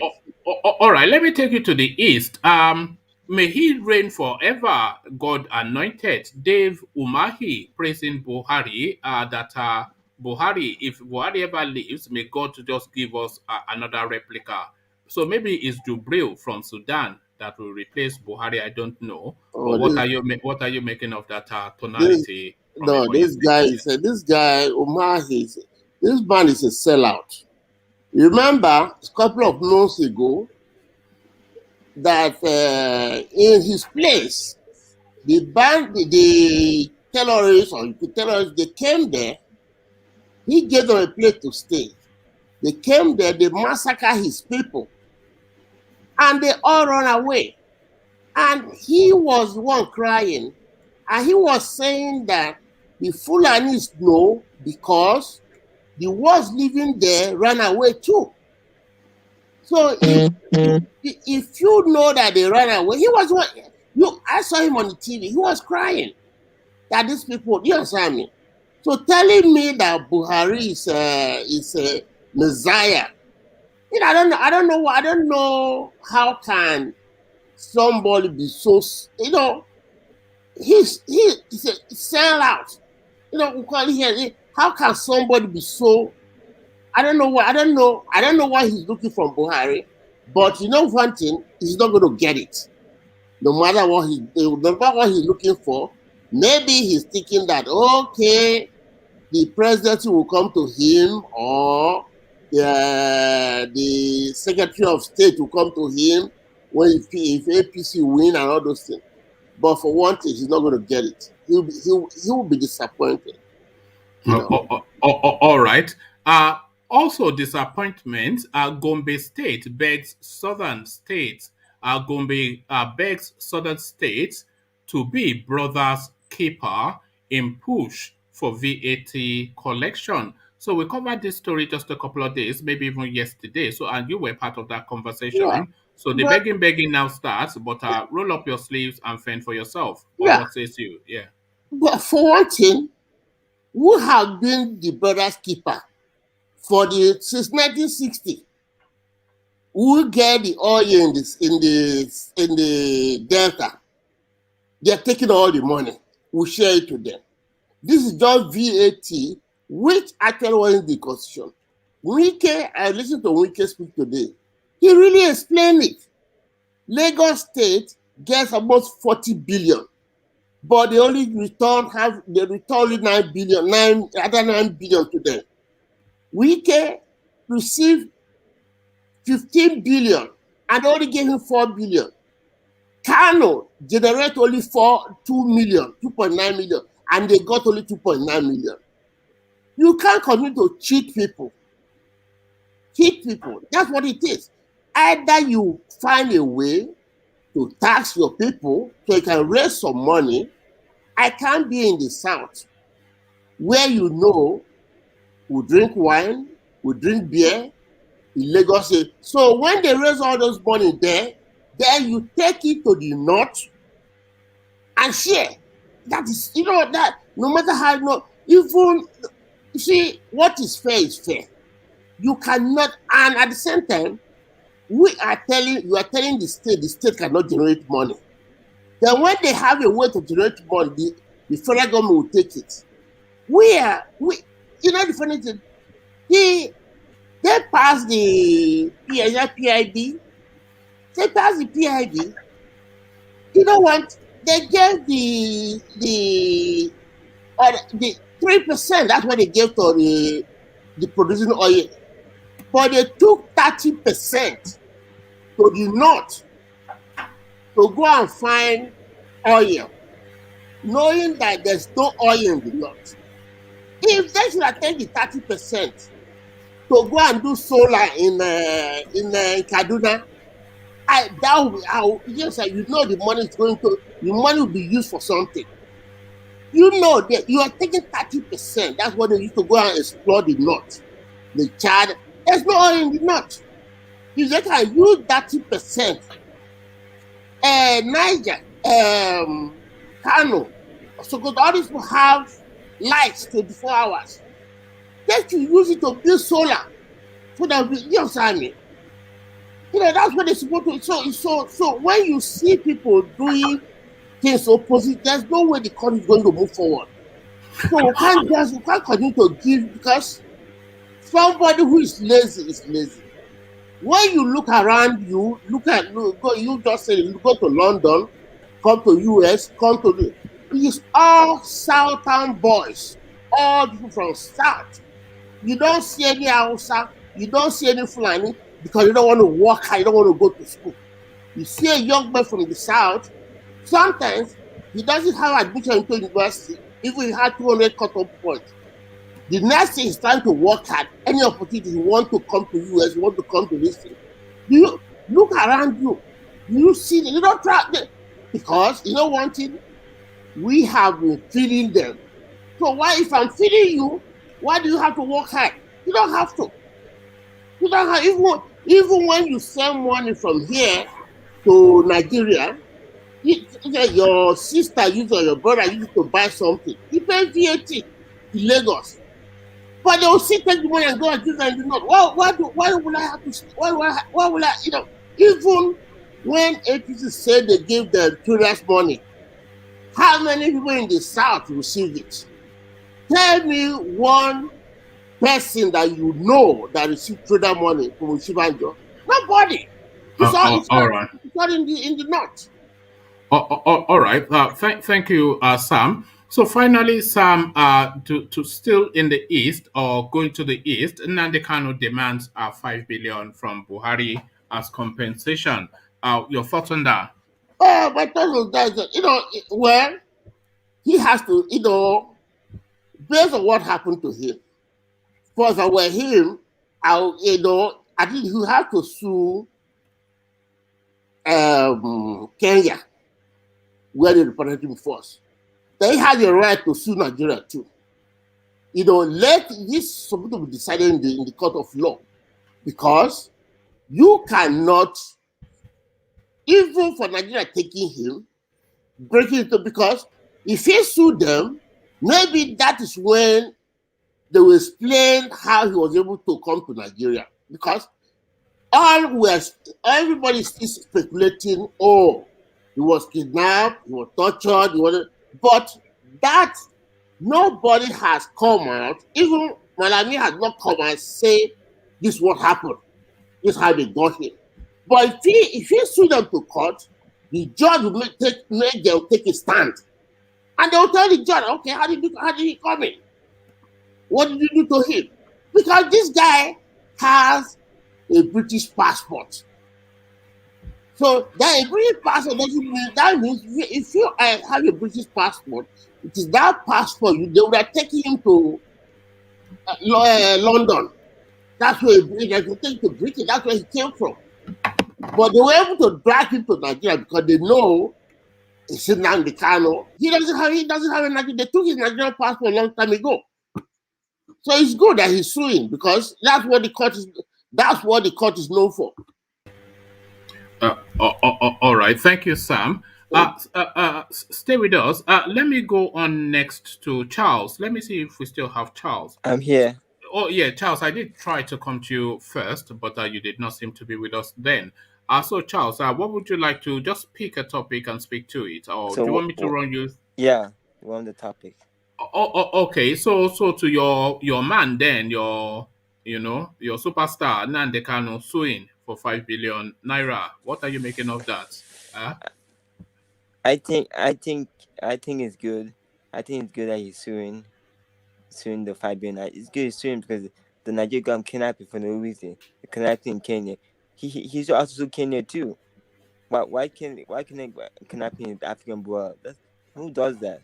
The black the kidnapping in Kenya and someone behind it. It's probably Nigeria kidnapping, but he basically saying the truth, and I just felt like, hey, since this guy's saying the truth, we should shut him down, shut his mouth down.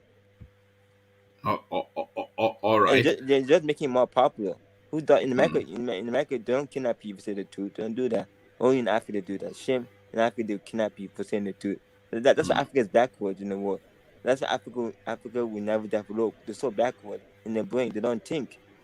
That's what the white people will laugh at them. What do you consider yourself to be, Charles? I'm said to be African. Well, there you are. There, so you are captured then in your criticism, are you not? If you consider yourself African, then your criticism captures you as well. No, we're learning the truth. White people laughing at Africa. I don't blame them for laughing at Africa. You know, Africa is dumb. Africans are not smart. That's why white people laughing at them. Do you think they are dumb, or do you think they act dumb? They act dumb. They make the whole world laugh at them. That's why I'm blaming. That's why white people laughing at them right now. Cause they treat Africa like chicken. Cause that's why white people easy trick. That's what people from China could trick Africa. Cause the African people are weak. They treat them like babies. Africa is dumb. Africa need to be step up, and Africa need to stop acting dumb. You make yourself disgrace to the whole world. Stop acting dumb. Help your countries. Well, that's Africa. All the resources they have in Africa. Africa is so poor. That's a disgrace. Africa 96. Look at Japan. Japan's already in the future. Africa is way behind. That's a disgrace. How would you measure the gap, Charles?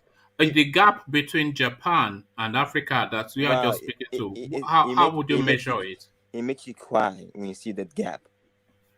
Japan. Japan was bombed by the USA bombed Japan in the past. But look at Japan now. Japan lost from lesson. You see? Look at Japan was bombed by USA, but Japan developing. This is shameful. In Japan was the same year as Nigeria became a country. This is shameful. Nigeria became 96. What have they done? Nothing. Why do you think the situation is as it is, that Africa, because we are all agreed that Africa is backwards, and there's no other region more backwards than Africa in the world. But why do you think that is, Charles? Because the reason Africa is backward, one reason Africa is backward, Africa with the tradition, the beliefs make them backward. They're too stuck in the past. Yeah, Africa is the only place where you see massacre, where you see people walking around naked in the street. Africa is the only place you see that. People walking naked in the street. No, you see that in India too. But it's worse in Africa. Africa is the only place you see people. See, African mentality, they always worship juju and that. See, when all the words are moving ahead, it's sad.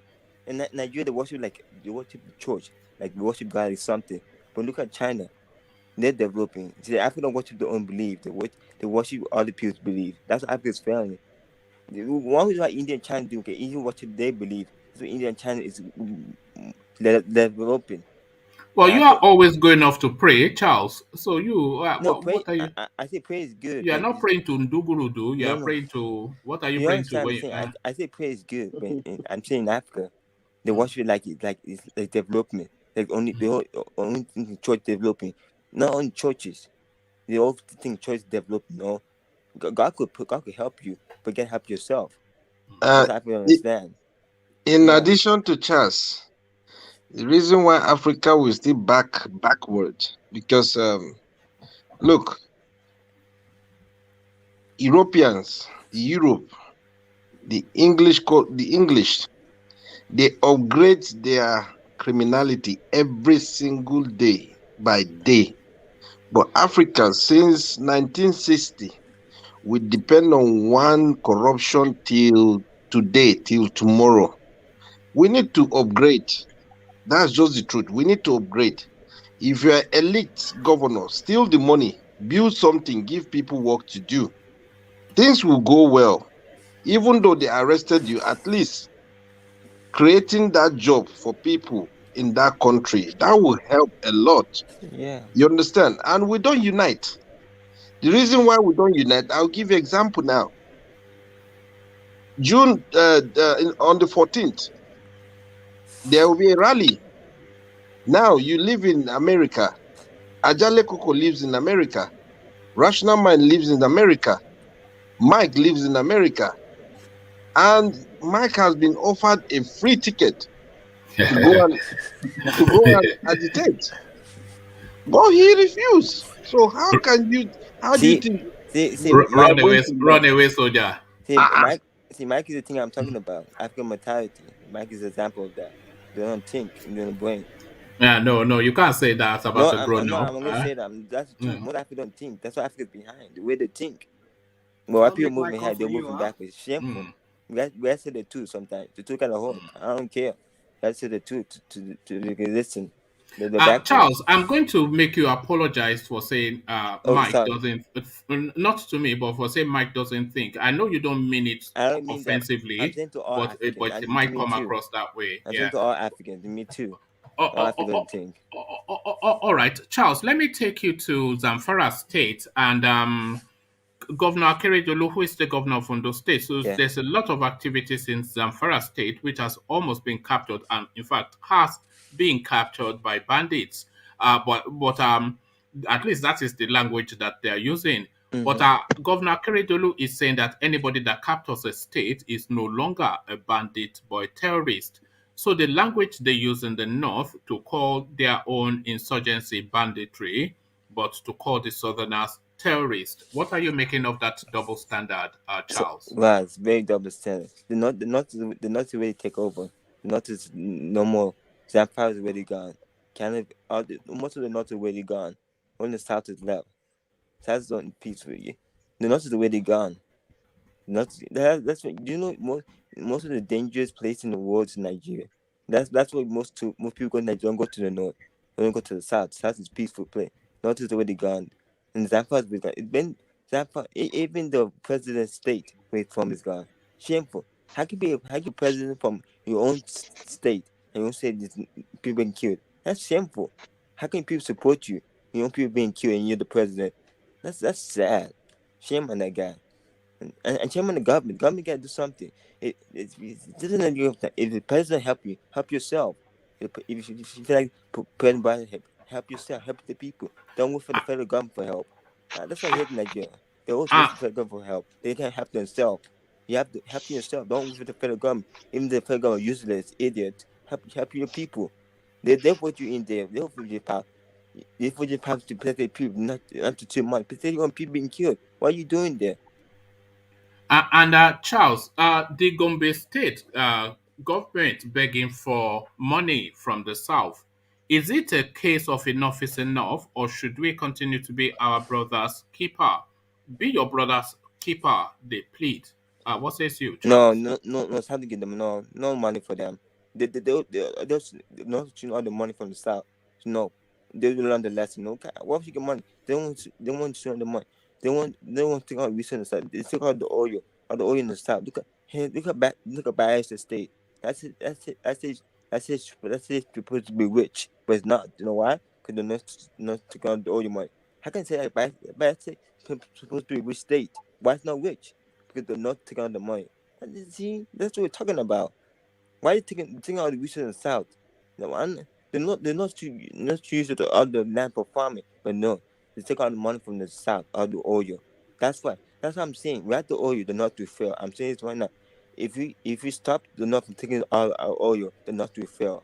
That's the only way. The North is right on the oil. That's the only reason. People are rich. All right. Oil, and the guy in the Bonnie said the idiot. The guy in the Bonnie said like a foolish idiot guy. Nonsense. He's showing himself to know who that guy Umahi. He's an idiot.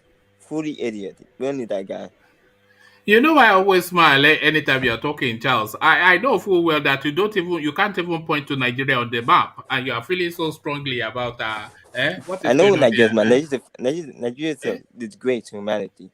All right, It's great to okay, God. It's great to the whole world. It's all great to right, humanity. all right. That's what white people laugh in Nigeria. I don't blame them Oh, for all the right. I, laughing I was around. only teasing you. Of course, you know where Nigeria is. But thank you, Charles. Stay with us. We go to Rational Mind next, and then after the Rational Mind, we start to round off. So, Rational Mind, good to have you. The talking points, Sunday Igboho exchanging words with his lawyer, a bit messy, it's all playing out in the public space. What says you, Rational Mind? Yeah, I must say, I think a lot of you have said some of the things I would love to say. You see, even from the wasn't it? Well, let me ask a question: is it the same law? Is he the lawyer in Benin Republic, or is it the Yes, one in Nigeria? the one in Benin Republic. Was that the same person that was saying Bo was crying like a baby? Well, yes, yes, almost certainly yes. He came up with that So if, statement, and now his latest statement is that Sunday Igboho gets angry easily, wants things faster. So it doesn't really hold Igboho in any regard, just from hmm, reading, yeah. just some of the things. Yeah. So I thought also in that line as well because if you look at it from that very first day when I had that statement from that lawyer, if it's the same lawyer, that Igbo was weeping like a baby. I said, what kind of a lawyer would come and be talking like this of his clients? I mean, it's it belittles him from what everybody knows him to be. You know, everybody says he's a lion, he's this, he's a man of war. I mean, talking of Igbo, and I mean, try to describe him like a baby, cry like a baby in shackles. You know, like ever since I've been thinking, like, I hope this lawyer is not in kind of like some agreement with Cahoots. the in cahoot with the government. I don't know. So now, if it's the same lawyer saying, I mean, if it's the same lawyer that Igbo is having this misunderstanding or whatever it is, argument or this kind of attitude that was said that he displayed when he came to see Igbo, then it must mean that that guy is up to something then, because from what I heard from Igbo during that telephone conversation, is that the guy was on the phone and he was waiting there, waiting for him, and he was starving, he was hungry, and then the guy just kept on being on the phone like, hey, you're in front of your clients. If you have any other client on the line, you tell them, look, I have another client here. Let me be done with him. I will call you back. I mean, I call him that respect at least. But maybe because I don't know whatever I think. Maybe they think because the guy's an illiterate, he needs his help, and blah blah blah is the lawyer. I mean, I don't know whatever it is between them. But if like he said, like Igbo, describe what happened between them. If that was what happened actually, I think it's a disrespect. I mean, if it's the same lawyer that made that same comment, it shows the kind of lawyer he is. That is a lawyer who doesn't really hold his clients in high esteem. You know, so for me, I would say Igbo was right if he's annoyed, if he's upset by that, and he kind of for me, I would say to him, if it's possible, let him fire him. I mean, he's the one who's hiring him, or whoever is hiring him for him and paying his bills. You should fire the guy and get another new lawyer. So for me, that's all I can say for that. All right, thank you, Rational Mind. So back and forth still, but this time between Sheikh Gumi and Governor Akeridolu. Sheikh Gumi describes them as bandits. Akeridolu insists that they're terrorists. The people savaging Zamfara state. Which side do you weigh, Akeridolu or Gumi? We call them as it Right is for there. what they are. Because sometimes when they throw that word bandits, sometimes I look at that word like, I mean, It's almost like pickpocket, isn't it? Just trying to bandit. I tone mean, it down. Yeah. in French we call them bandit, Mm. which is almost the same thing in English too. It's just like people like call them like in Yoruba Jaguda, you know, or like call them in southern part of Nigeria Jaguda. And all these kind of people that will Do come you and speak just, French fluently? well, I would say a little bit, yeah. Okay. So anyway, so what I'm trying to say is this: that it's almost the same meaning. Like I said, so Jaguda person, somebody who wants to chance you, who has a thug-like attitude, you know. So the thing is this: these are guys who are killing people. I mean, look at what is going on in Plateau State. I mean, another report coming out from Plateau State today of the killings going on there, and the one that happened to Shore and other people who died in the process of being kidnapped and all of that. I mean, talk about people in Zamfara State, in Sokoto State, and those places we're mentioning, even in Niger State.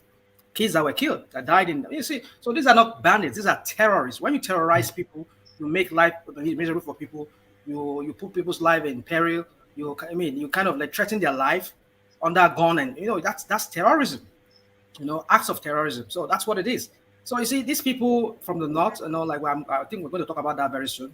One of the attacks. See, these people have this propensity, this inclination towards like making everything look like, oh, it's our brother. Like, oh, I say, oh, we are. I mean, when they were talking about the tax, that certain governors should just let it go because let us be our brother's keeper. And when it comes to money and economy, you don't do party when it comes to money and economy. You're talking about the economy of a state that you have. I mean, if you're a governor, you have the lives of about millions of people under your control, and you want to play kalo with that because you are party. The same party that they are doing in the north, that is what is running that region, because they won't want to call things the way it is. These guys are terrorists. Call them for what they are. But when you say that to them, they say, well, you cannot really tag them as terrorists because they don't have a name, they don't have one umbrella that you can be known. I mean, like IPOP, they have the name IPOP, so you cannot identify them by that name of the group. But these guys don't have any name, so you can't really tag them, and you can't call a whole ethnicity a terrorist. Like they can say Fulani a terrorist. You're designating a whole ethnicity or ethnic group as terrorists, so it won't work, man. Yeah, we know they don't have a name, they don't go by an umbrella name, but what the thing is, tag them as terrorists. Don't say they are just bandits, because bandits, the word bandits just means people who just harass people, who are bully-like, and who just these are not bandits, these are criminals who carry guns and kill people. So call them for what they are. And so Akeridolu is right in what he said. And you see the northern governors and northern leaders, elites, they will always be who they are, under the name of their religion or whatever it is. They don't want to call things for what it is. And that is what is playing out in the Aso Rock too. The idiot we have there, the president, he won't talk to his own people. I mean, talk to them in the language that he said he wanted to talk to the IPOP. Talk to them in the language that they understand. But he never used that word when he was describing those people who are bandits. He won't say, I will teach them in a language you understand. But he used that phrase or that sentence when it comes to the IPOP or the Igbos in general, that will teach them the language. So when you use such a word like that, such sentences or words or whatever you call it, it shows that these people are just one-sided in their approach to all these things. So we know what it is. It is what it is for them, because that is how they have always been. They don't call things for what it is, and that is why that region is always backward, and it is the way it is. They don't. Maybe we'll come to that later as we want. All right. Thank you, Rational Mind. So God will give us the next president who has a good heart like Buhari. Dave Umahi is speaking, of course, that language of that we know or Uzodema for. But, that's the language of a sycophant, so people who likes to flatter other people so that they could get whatever. So we all know what Dave Umahi is all about. I know you've been saying this lately. You're saying that I'll be pained or I will be something if something is not given to if the presidency is not ceded to the southeast. And I was like, look at this idiot. This was the same idiot that was when he was talking back when he was about joining APC, or shortly after he became a member of APC. When people were asking him questions, he says, well, it's not because I want to become a president. In fact, I don't even want to become a president, but I just want to protect the Igbo interest. That's why I'm going to APC. But this is the same idiot now that's not changing his mouth. And we know that it's just all that is just all lies then. That's what you were saying. We know as we get closer to 2023, we know it will be bringing out his true intentions, which is no doubt he wants to be clinched the ticket as a Southeasterner of an Igbo person who want to carry a ticket for APC. No doubt, I think that's what it's all about. And if it's not, maybe he's trying to fight for somebody who's an Igbo person. Well, I know that the guy has. So why don't you just perform a fallacy for the president, so that way he can allow you to have your way. I mean, like, so. So this is what the engineer caused when he started with the Gmail comment. You see the space you have opened up now, engineer. Let me move you quickly from that space. You already touched on this. Rational Mind. Gombe begs southern states to be brother's keeper in push for VAT collection. So brother's keeper, is that taught in economics? I don't know, but what model that is in economics, brother Skipper. Yeah. See, I would like to talk a bit about on this topic. That was one of the topics today that really interests me. You see, when we have clueless leaders. What are you eating? Well, I'm having plantain here and look at that. Iru and chopped and red oil palm oil. You can take the man from Ekitekupa, but you cannot take the Ekitekupa from the man. But carry on. When will you eat banana? Okay. No, big plantain I'm eating here with. I make pepper soup with it. That's how I started. That balanced diet. From the south Engineer. side. All right, so engineer. Engineer, give him yellow. It's true, you know. Let me speak to that. Sorry, guys. Let me just speak to that. So you see, talking about when we have clueless leaders, you see what Wike did has opened up, should I say, a Pandora or whatever, kind of a can of, things. Kind of worms. Yeah, kind of worms, and of things that will follow. I think it's in itself is a way of starting up the topic about restructuring through legal means, because what UK has done, I think, that set the pace for a lot of things that is soon to follow. That is, if that country still remains as one, and if at the rate at which things are going on in that country, and we're yet to, we're going to see more of so many things coming. But the thing is this: talking about the Gombe state governor, is to tell you that these people, they are clueless. They have nothing to offer their people. If you don't have a state that is viable in the first place, why become a state? I agree that it's a state now. The state has been created. Why don't you think out of the box? Why don't you think of one thing you can do? Like, let me give you an example here in America. Many states, even local counties, even counties themselves, they have what they call tax of their own. Some have sales tax, some have income tax. Here in America, the federal government is about the income tax, investment tax, or whatever tax. But then when it comes to certain tax, they don't go into that. So they leave that maybe to the states. And some states accept sales tax. Some states, it's okay, sales tax, no income tax.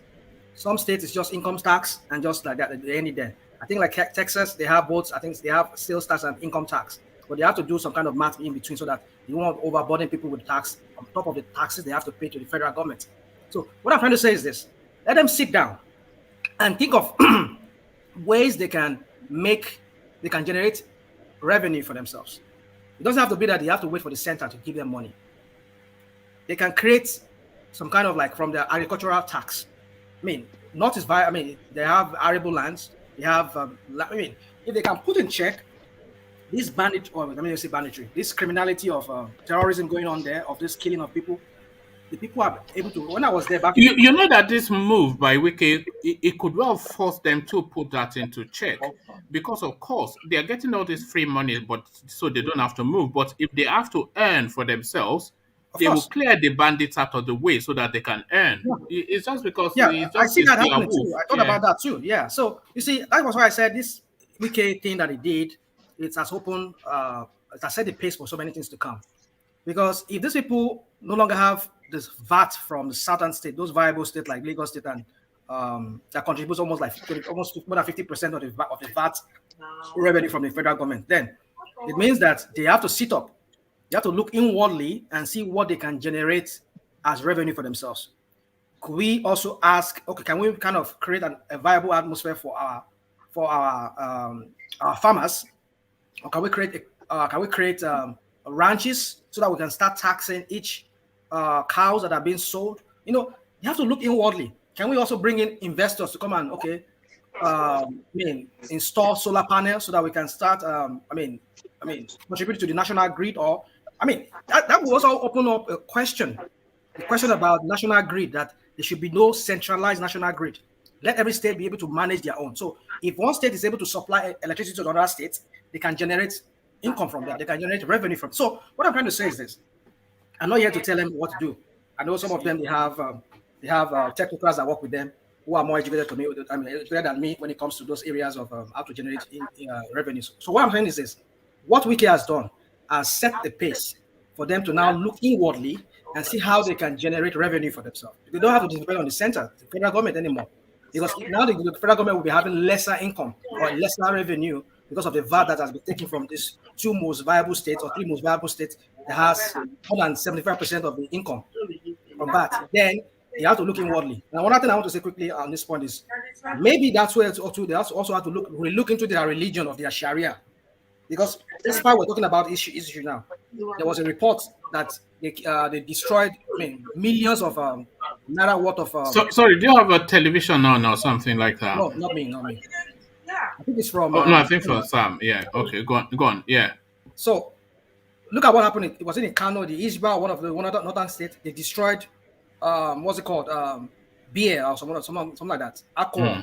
But then, this same VAT we are talking about, there's also the federal government gets VAT from this beer, alcoholic beverages that were being sold in Nigeria. So now that you're destroying it, so why do you want the tax? Why do you want the tax that comes from the VAT? I mean, why do you want that revenue that comes from? Because it's an aram too. If you consider it an aram, it's an aram. Why are you taking aram into your national coffers? I mean, into your state coffers? So you see, the thing is this. You see, these people, the way they think, I don't just know how they think. The problem is with their thinking and whatever how they do things in their region. So henceforth, if that VAT is successful, of course I understand FRS is the Federal Inland Revenues. They're trying to challenge it. We're trying to go to the assembly to go and ask for them to really make it a part of the. But then that's going to be a constitutional crisis. It's going to create some kind of constitutional crisis in that country, because when your state is already having a state, I think the national constitution overrides this state, but that's going to create some kind of crisis there, because if River State has already enacted that law, their state's registration has already enacted that law. It's part of their law now that VAT should be collected by them. I mean, and then the National Assembly now has overruled it. That's going to be a problem. So the point is this: I see if this wicked thing is successful, I think it's going to set the pace for so many other things to come. Even this oil, it might happen that this oil, that everybody will start controlling their oil. And let me just say this lastly. You see, for southern, because if you look at it, what that man said, the Gombe state governor, he said, "I'm begging my southern state governors from Cross River, Akwa Ibom, River State, Bayelsa, Delta, Ondo, maybe Ogun has a little bit of coastline. I don't think they do, but I think they do a little bit. Then Lagos State. Now look at this state I've just mentioned. If they could open their corridors, by their corridors, open their seaport. I mean, this could be, because if this happens, that this thing scale through, and that they challenge it, and at the end of the day, Wike and the other southern government, they won on this VAT issue. I think they should start talking about opening these ports in this states, because here in America, states that have that are joined to the sea, they have their own seaports. So let them open these seaports. Each state, they can generate revenue from this. Like, okay, in Ondo State or in Delta State, we want to be supplying, we want to be letting things this way to be coming through this way. And then maybe Lagos State, they will decongest Lagos State. It's all about planning. So, but then the thing is this, I just see this opening up so many things, so many discussions that will follow in the future. That's what I see in this case. All right. Rashida, let me just bring you, hold on. I did have it just here now. Let me just bring you this as well, rational mind. Rivers VAT, value added tax, is not for Abuja people, and I don't care if heaven falls. Wike wants oil companies as he threatens to take over FIRS offices in Rivers State. Governor Yemson Wike has threatened to take over offices of the Federal Inland Revenue Service in Rivers State over an alleged bullying. Wike, who addressed Shell Petroleum Development Company and other representatives of oil companies and business owners in the state during a stakeholders meeting in Port Harcourt, insisted that money generated in Rivers State is not meant for Abuja people, but for the development of his state. So people say let heaven fall, not people say let heaven not fall sometimes. I believe that heaven should come down so that everybody will rest. When we do the right thing, heaven is at peace. So the right thing must be done at all times. Rivers State is challenging FIRS from collecting VAT in River State. I am not challenging FIRS from collecting VAT in Abuja. Let it be understood. But the law says Rivers must collect VAT in the state. The federal government surreptitiously lobbied to amend the constitution to place VAT collection under the exclusive list. We have challenged it and we have no apologies to anybody. I don't want to be in the good book of anybody, but in the good book of God. You don't bully a state like us. FIRS should be very careful. I have the political will to do a lot of things. If they continue to bully us, I will take all their offices in the state. Wike, who disclosed that Rivers State government will start collecting VAT from September, warned all companies and business owners not to remit their VAT to FIRS, but the Rivers State government.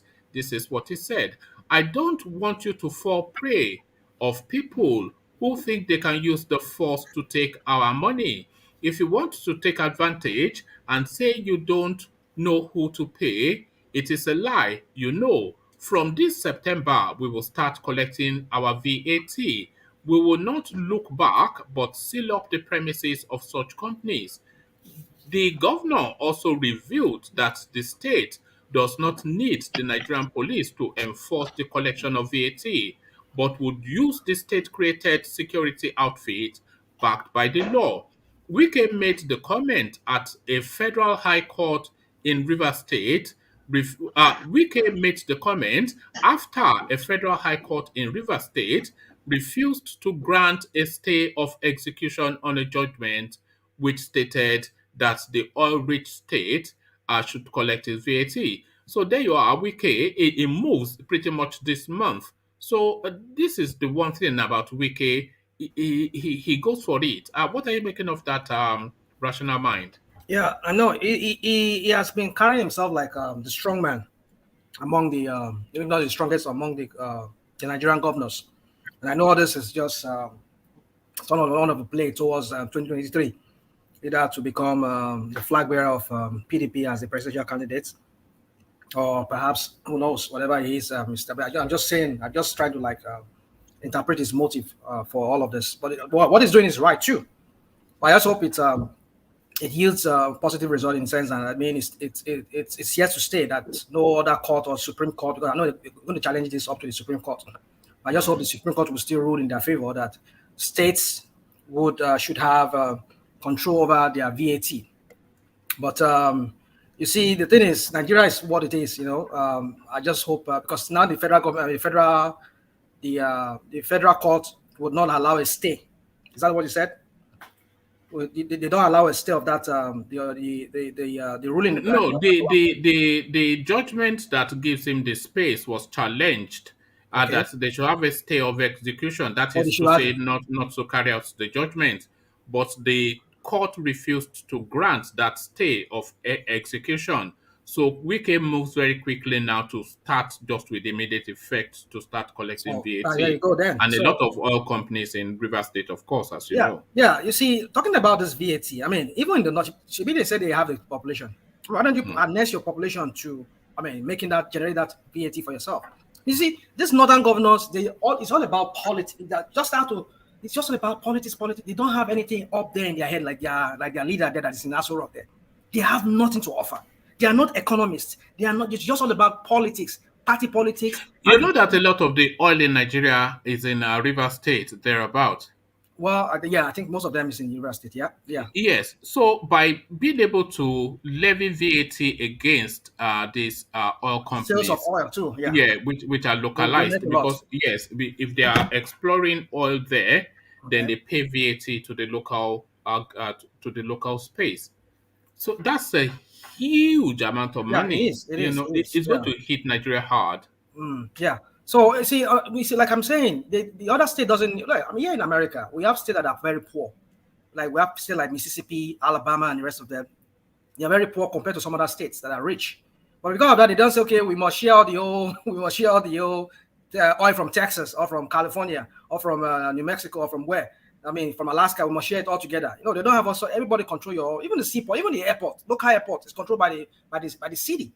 There's only maybe what they do is they just remit something to the federal government as their own kind of what's it called? They call I can't even remember the word now, but at least they pay something to the federal government.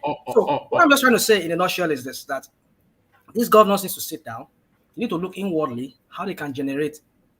The northern governors, I think they still have. That's why we know that right now they're not viable. But if they look inwardly through the agricultural, whatever agriculture they practice over there, either whatever they can generate revenue for themselves, and they can live based on their own standard there. Because the cost of living in the north is very cheap compared to in the south. All right, thank you, Rational Mind. A very, very quick thought on the Nnamdi Kanu lawsuit, and then I'll start to round off. Nnamdi Kanu demand 5 billion naira from Buhari, wants to be repatriated back to the United Kingdom. So just quick thought on that. Yeah, I think on that, for me, it's see, I just don't know the strategies of this Nnamdi Kanu's. One day we hear one thing, the other day we hear another thing. So it seems to me like they are not really strategic in this whole thing. You know, I just want them to be strategic. For me, what I would have suggested for them first is, because you know, Nigerian government will always play hide and seek game with them, in the sense that, and you see, another thing I want to say quickly before I go to that is, just came to my mind is, the Nigerian judicial system is so corrupt. I don't know why they are abating or they are helping this federal government, especially the DSS.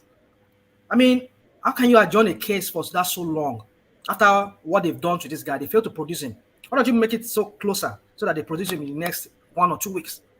But they had to prolong it about 3-4 weeks after the first appearance that was supposed to take place. Saying that the same case they've been playing on Showore's case. So what I'm trying to say is this, in essence, is that, you see, can you bring me that? Can you bring that question again? Because I think I've lost my thought on that. No, it's just Nnamdi Kanu's 5 billion naira lawsuit and extradition. Like I'm saying, they need to be strategic. Maybe they should have started. Yeah. They should have started their court case in Kenya first, suing Kenya government with their own law there, asking them why they should allow, or what is the law over there on extradition. They should begin with that first. If they start holding them in the scrotum, holding the what's it called, the Kenya government in scrotum, they now start filing in Nigeria too. I think both of them will be at the loggerhead. Maybe they'll be asking for him to be taken back to Kenya. I mean, what I'm just trying to say, I'm not saying it's going to work the way I said it, but I'm just saying they need to be strategic.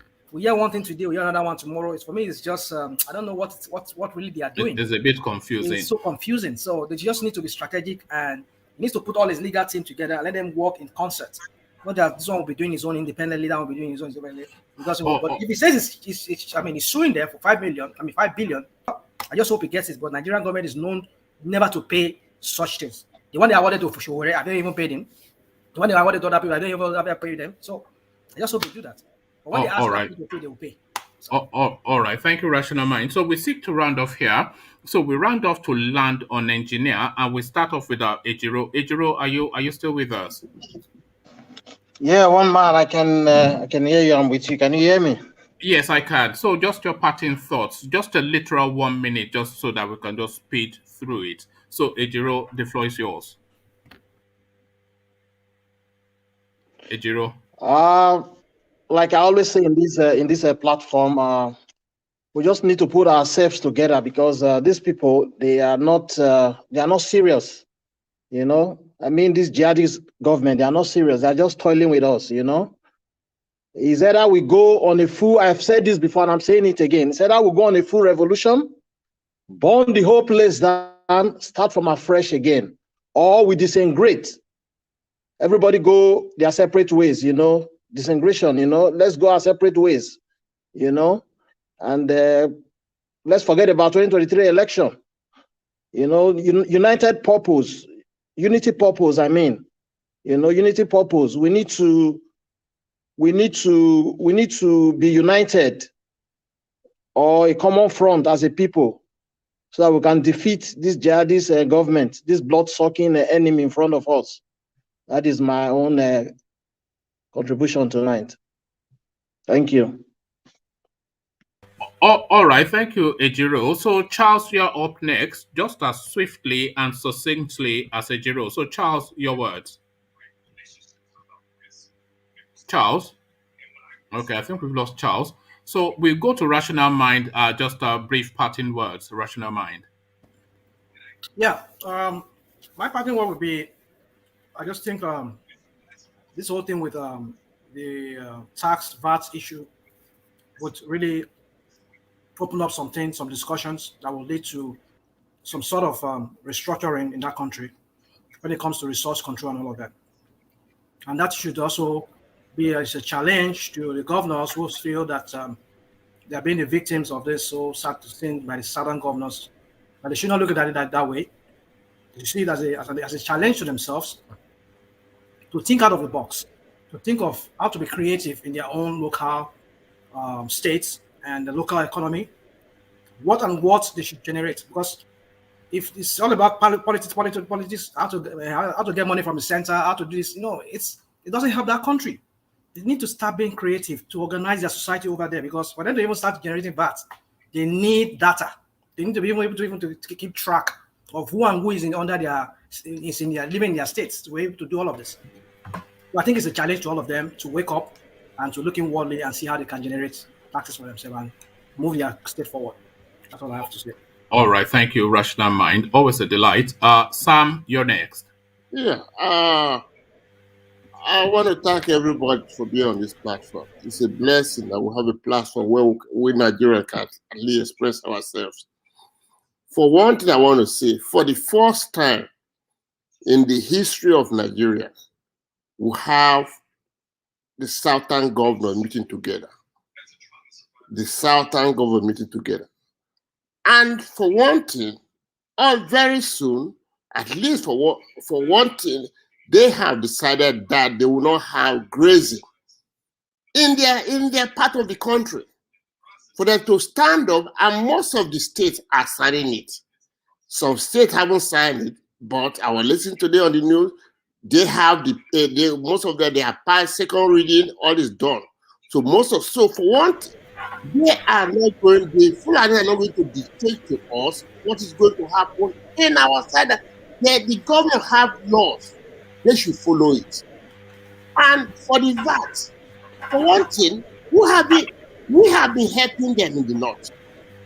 If whereby, the government say we should help his brother, if they're going to use the money to dictate all those people, I will be gladly saying, give them the money so that they can dictate them. You remember when Dangote? Sorry, Sam, I have to ask you to be brief. When Dangote have a wedding, Microsoft Bill Gates was there. He told Bill Gates was there. He told Bill Gates, and he can make a comment. What Bill Gates said, look at the people. He told Dangote, what are you doing for all this youth?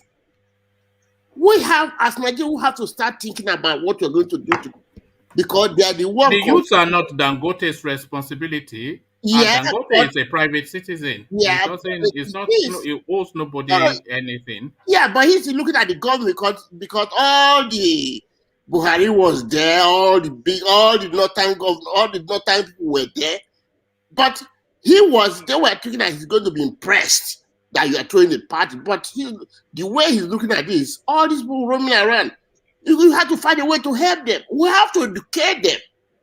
If we're giving them the VAT, they're going to train them, I'll say it's okay. But we know they will siphon the money. They're not going to train them. All right. Thank you, Sam. That's a good spot to leave it. Thank you, Sam. Always a delight to hear from you. So, Charles, now your words. Charles? Yes. Yes, so my closing remark is I just pray that the people in Nigeria will appear for our Africans since I've been done. Wake up. Fight for your future. So I've been done. You're making the world laughing at you. If you want to stop discriminating, stop laughing at you, show the world that you actually show the white people that you're not dumb. So I want all people in Nigeria to fight for freedom. So if you see something wrong, say something. Go to United Nations. go all 1 minute, go 9 days. You see something bad, say something. Say to me, say to anyone you know. Say to your family, friends. If you see something, say something. Don't be scared. I know Kanu and Oro in jail, but don't let that deter you. Your freedom is what you fight for. Be brave. Be like a lion. Fight for your freedom. Don't be scared, because we're all with you in this platform. All right. Thank you, Charles. Excellent words from Charles. Thank you, Charles. So up next, Vin. Vin, your words. Okay, we don't seem to have Vin. Oh, okay. So we go to UK then. UK, your words. Well, what I want to say is, me, I want Biafra and Oduduwa. That's my stand. So I don't have much to say. So that so that Yeah, but you still not told us the headquarters now, eh? I can come down and do my business. You can have Biafra if the headquarters will be in Oyo-Alafe. So you have to be flying to Oyo to come and visit me, eh? Anywhere, but for the fact there's no killing, at least there will be light, there will be water. At least I can fly in and go in and come back. Nobody will let me. I can drive from Oyo all the way to River State. Nobody will stop me. Police will not search me. Police will not let me. And live like a human being. Live like a human being. I mean, that's all I want as a human being before I leave this earth. I don't want any problem. So I wish they should fix the country so that everybody will enjoy. There won't be any problem. All right. Thank you, UK. UK, the latest person to take up the Buy the Coffee app. So thank you, UK. So now the final word, yours, engineer. Ladies and gentlemen, engineer. Thank you, one man, and thank you, viewers, and thank you, people Sorry, who come engineer. to. I think we still have Vin. So let's give Vin the turn. Vin, I did come to you. Vin. You said you are okay. Okay, I tried. All right. Sorry, engineer. Carry on. Okay. Thank you once again. Thank you, everybody. Thank you, one man, and I must be honest. I just want to use this opportunity to thanks everybody, people watching it. Please, we still need your comment. We still need your ideas. We still need your opinion. The platform is meant for everybody to come in, and please try to come in so we know you and we know what is happening around our country, Nigeria. And also, please don't forget, the platform is for everybody. It's not just for individuals. It's for everybody. You come in, please introduce yourself. We need to know you. Just tell us more about yourself and tell us more about what is going on in our country. So they said teamwork. We have to work as a teamwork. And also, I want to use the opportunity to thank one man for organizing this lovely platform, because to be honest, this platform makes me feel I'm at home in Nigeria, regardless I'm not there, but it makes me feel at times I'm at home, because when I see people talking about my country, our country, things will go well. Honestly, we all know that the leaders are failure to us, and let's just keep praying that God will take control. And for one man who runs the channel, it is well with you, because you are uniting that country called Nigeria, and God will continue to bless you and your family. This is all I can say for now, and God bless everybody. Thank you. All right. Thank you, engineer. Sleep well. So, of course, on a prayerful note, engineer leaves us today. So you don't add much more to that than just to say amen. So subscribe if you're not already subscribed. Turn on the bell notification. You know the routine. You know the process. So click on that red button and turn it gray. And then 10 o'clock tomorrow, or 10 o'clock later on today now, because we're broken into a new day, just converge, congregate, and we have another session. 10 p.m. every single day. We try not to make it fail. So I'll leave it here. Carry the conversation within the comment section. But here, I say peace.